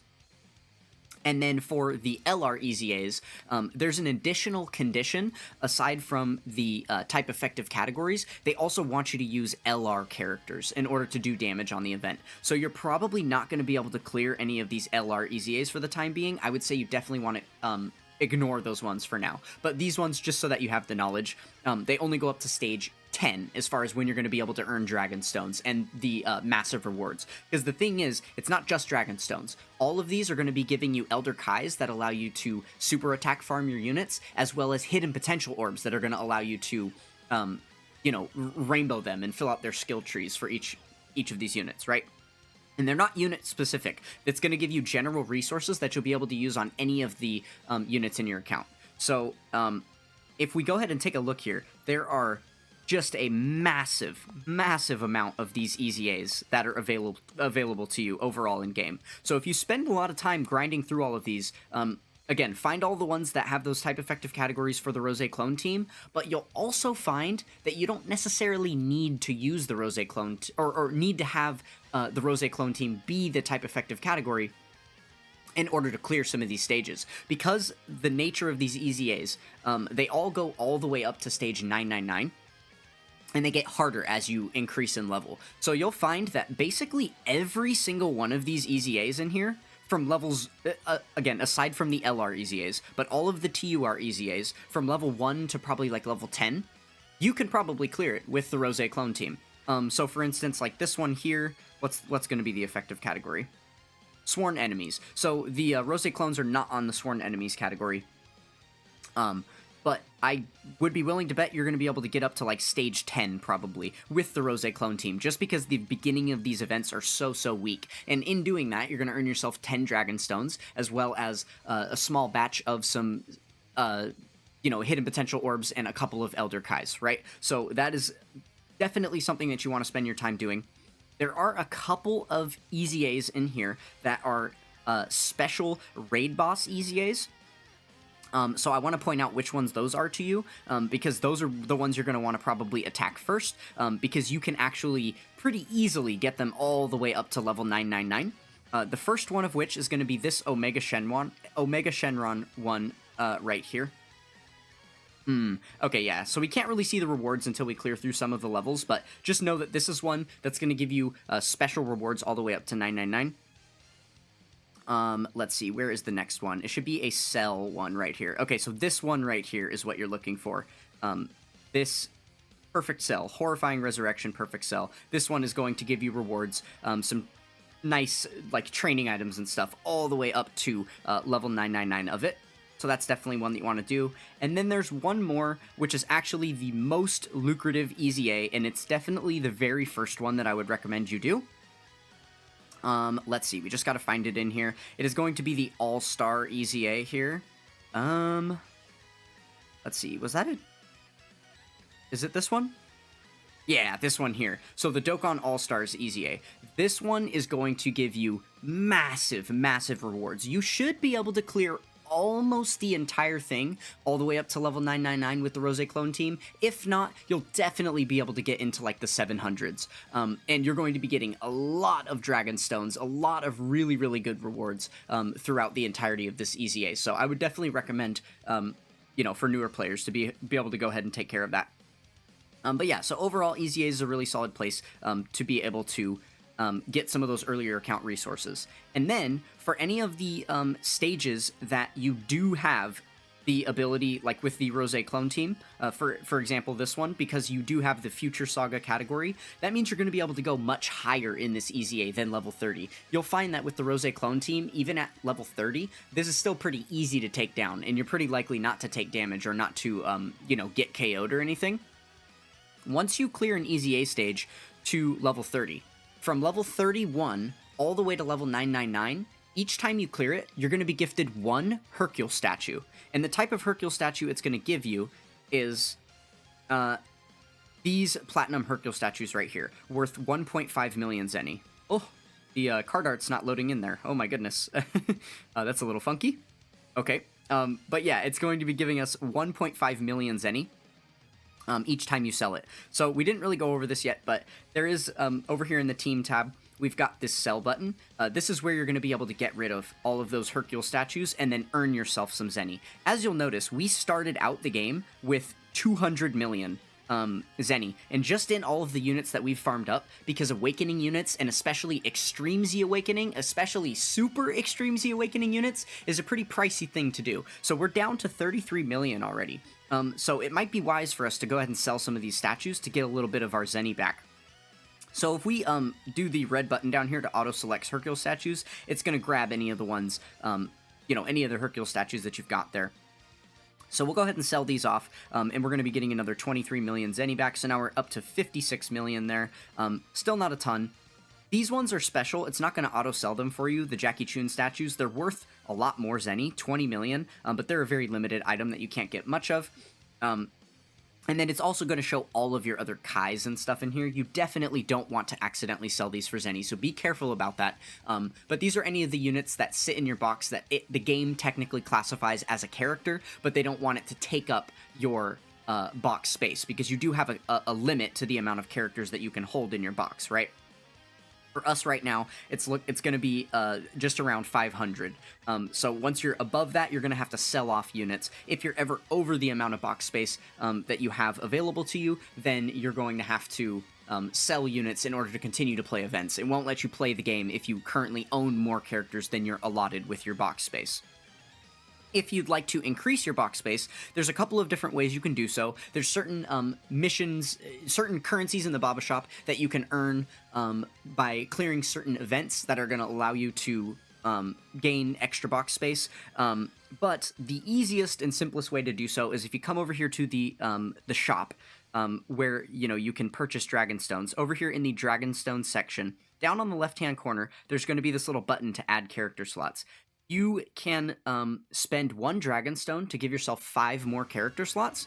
You're going to be able to do this a lot of times up until you've gained 1,480 more box space, is what they currently are allowing us. At some point in the future, they might add more to this, but they kind of gate it just based on the length of time that the game has been alive and how many characters are available in game and stuff like that, right? So just know that that's a pretty easy way for you to gain box space, and this is probably something that you're going to want to make sure to prioritize using your stones on early on in the game to make sure you have a good cushion for box space. I know it's very, very tempting to spend every single Dragonstone that you've got on summoning, but this is one of the other places where it's going to be really wise to make sure you allocate some Dragonstone usage, because if you get to the point where you've cleared all the free-to-play content in the game, you've milked the game dry of the, 10,000 plus Dragonstones that are available to you just from playing all the content, clearing all the missions, and then you've spent all of that stuff on summoning, and you haven't spent any of it on this box space here, you're just going to be hurting for box space, and then it's going to be really, really painful with the slow rate that you can earn stones as a free-to-play player in the future to be able to spend your stones here. So I would definitely say focus on this early on in the game. And then, the last tip I can go ahead and give you here, which we did talk about much earlier in the video, is again, make sure you are doing these bonus events, especially the limited attempt ones that you can only do daily, are going to be really, really important for you to be able to gain a lot of account resources. We talked about the Turtle School training. We went over that within this video, so you know what good resources are available to you there. The special technique of hope is going to allow you to get some link skill orbs. This is a currency that you can use to manually level up the link skills of your characters, rather than having to, play events and level up their links that way. On any given card, if you go to the growth tab here, and then you click link skill level up, you're going to be able to see all their links, and then these are all the link skill balls that we currently own, and you can simply level up their links that way instead if you choose to. So you're going to be able to get some of those by playing that stage, which is really lucrative. And then there is also the God level intensive training here, where you are fighting against Whis. This is how you're going to obtain those equips. So we got all of those specific equips for the Rosé cards. There's lots of limited time events that you're going to see over time that'll allow you to get some of these equips for specific categories or specific characters even. You might notice that there's specific shops in the Baba Shop after you clear events where you can buy some of the equips yourself. But this is a place where you can get generic equips for any characters in the game. And you can run this event infinitely as many times as you want. It is a little bit pricey on stamina, and the drop rates for these are pretty bad. You're going to get 1 equip every time you play it, and the rarities of these equips are highly varying. Some of them are really, really good level 5 equips. Some of them are really, really bad level 1 equips. So it just depends. It's not something I would recommend you spend a lot of time doing and you know, grinding over and over. But there are some missions in here that are going to allow you to earn these tickets, which allow you to get more equips in a separate spot. There's also a daily mission that allows you to get 1 ticket. Which I will show you exactly where we're going to be able to use those tickets. But so I would definitely recommend doing this once per day. And if you need a friendly reminder about the things you should be playing once per day, you're going to get an easy reminder right here in the daily missions section. So as long as you're completing all of your daily missions, you're definitely off to the races. So if we come over here to the exchange shop, the last portion of the exchange shop we haven't yet talked about is all the way on the right here, the secret treasure chest. So right now, because of when I'm recording this video, there is a secret treasure chest available for New Year's, just a little special thing that we got. But normally what it's going to look like is it's just going to have this in here. So as you earn these tickets from the Whis event, you're going to be able to open these treasure chests, and you're going to be gifted more equips to be able to use on your units. All right. Well, that is basically everything I have for you guys. So, you know, as you guys are powering up your accounts, up here on the top left, you're going to see this profile page. You're going to see a lot of different cool stuff added to your profile page, right? You're going to be earning titles up here, and all of these titles will have some cool little quotes that you can use at the top of your profile page. Some of them, if you filter by unique, you can see some of the really cool looking titles. There's a lot of really cool looking titles in the unique section of the events tab. So once you clear some of the more challenging events in game, you're going to be gifted these really cool titles that you can use to display at the top of your profile page. You can actually select a favorite character here. So whichever character in your box you think looks the coolest or you like to rep, you can select, and then that unit will be displayed on your profile for everybody else to see. Your power level, your overall power level in game is going to be visible here at the you know, on your profile page, and you're also going to be able to get a lot of bonuses in game for a lot of different things that are going to make the game way easier to grind, giving you more attempts per day on certain daily stages and things like that. So very, very lucrative rewards here as you gain power level over time. Down here is a list of all of the different ways that you can gain power level. By ranking up, by investing hidden potential nodes into the hidden potential system, by getting some link skills all the way up to level 10. This is going to be the most lucrative way that you can gain power level. By link level 10ing your characters, and then by clearing stages and by Dokkan awakening characters as well, is going to allow you to get all of that. You can also view your friends list from here. Currently, we don't have any friends in game. We're a sad little loner newbie account, so just make sure that at the end of every event that you play, when it offers you to send a friend request, start doing that so you can start to build a little bit of a pool of friends and get some friends in game is always going to be good for you. So then, that friend leader that we use every single time we go into battle, we have our 6 units on the team, and then the game suggests a 7th friend for us. You get to put one of your own units into that pool of characters. So here, for the friend supporter, you can choose any unit in your box to be that friend supporter for you, and then this unit will show up on other people's friends list. This is a really good way to entice people to send you a friend request if they like the unit that you've got here, right? As well as powering up your power level and things like that might impress them. We've also got this little pixel character here. This is just going to basically level up. You can see we're at level 3 right now. It's going to level up as you play more and more stages in the game, and then eventually it'll get to level 12. It resets once per month, and based on the level that you have it at, by the end of the month, you're going to earn some rewards. So currently it's showing us the tier of rewards that we're going to earn at the end of the month if we end at level 3. But if you come all the way over here to level 12, then you can see you're going to get a massive amount of rewards just for having played the game a bunch. So very, very good stuff. And yeah, it shows you right here. These are the different ways where you can earn progress on this pixel character, right? Also just a neat little thing to be able to take a look at on your profile. At the very bottom here, there's a music track that you're going to be able to attach to your profile as well. You're not going to own any of these right now because there's a specific event in-game called the Burst Mode that will allow you to buy some of these tracks. Oh, it looks like we're gifted one for free. So we can actually add this track to our profile for the time being. So you've got the one basic, I assume it's just the Dokkan Battle theme, that you're going to be able to, play on there. But as you complete burst modes, which is something you'll be able to do later on in the game, then you'll be able to update your music track that plays when people watch your profile.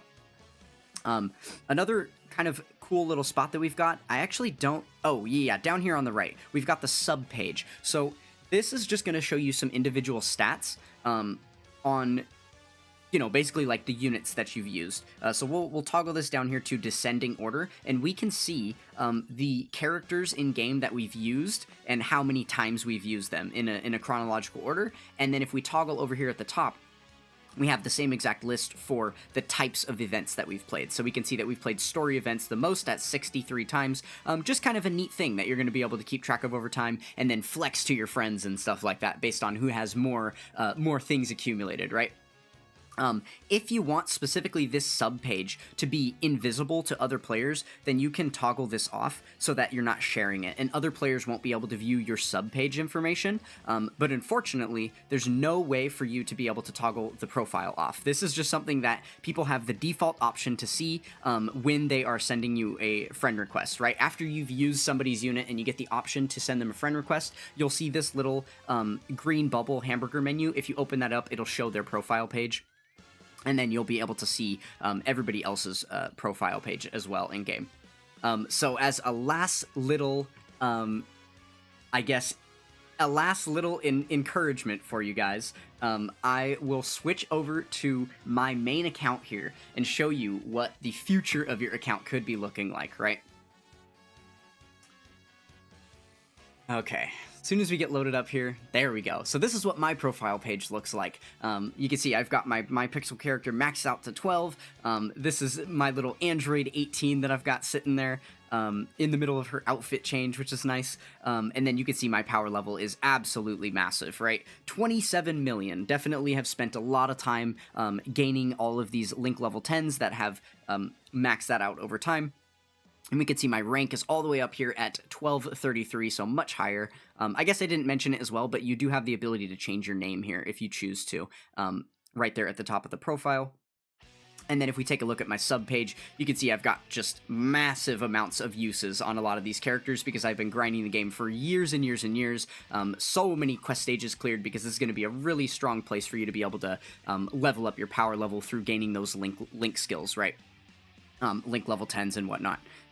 So yeah, that's basically what you guys have to look forward to, and I hope that you enjoy Dragon Ball Z Dokkan Battle. If you have any other questions about the game, feel free to leave them in the comments below. I'll be happy to answer your questions. My Discord is also linked in the description below, as well as my Twitter. Feel free to reach out to me on any of those platforms if you want any additional clarification about anything, anything I didn't go over, or anything that was a little bit muddied in the description or in my explanations. But yeah, I wish you guys luck on your journey becoming powerful Dokkan battlers. Thank you guys so much for watching, and I will catch you guys next time. Peace!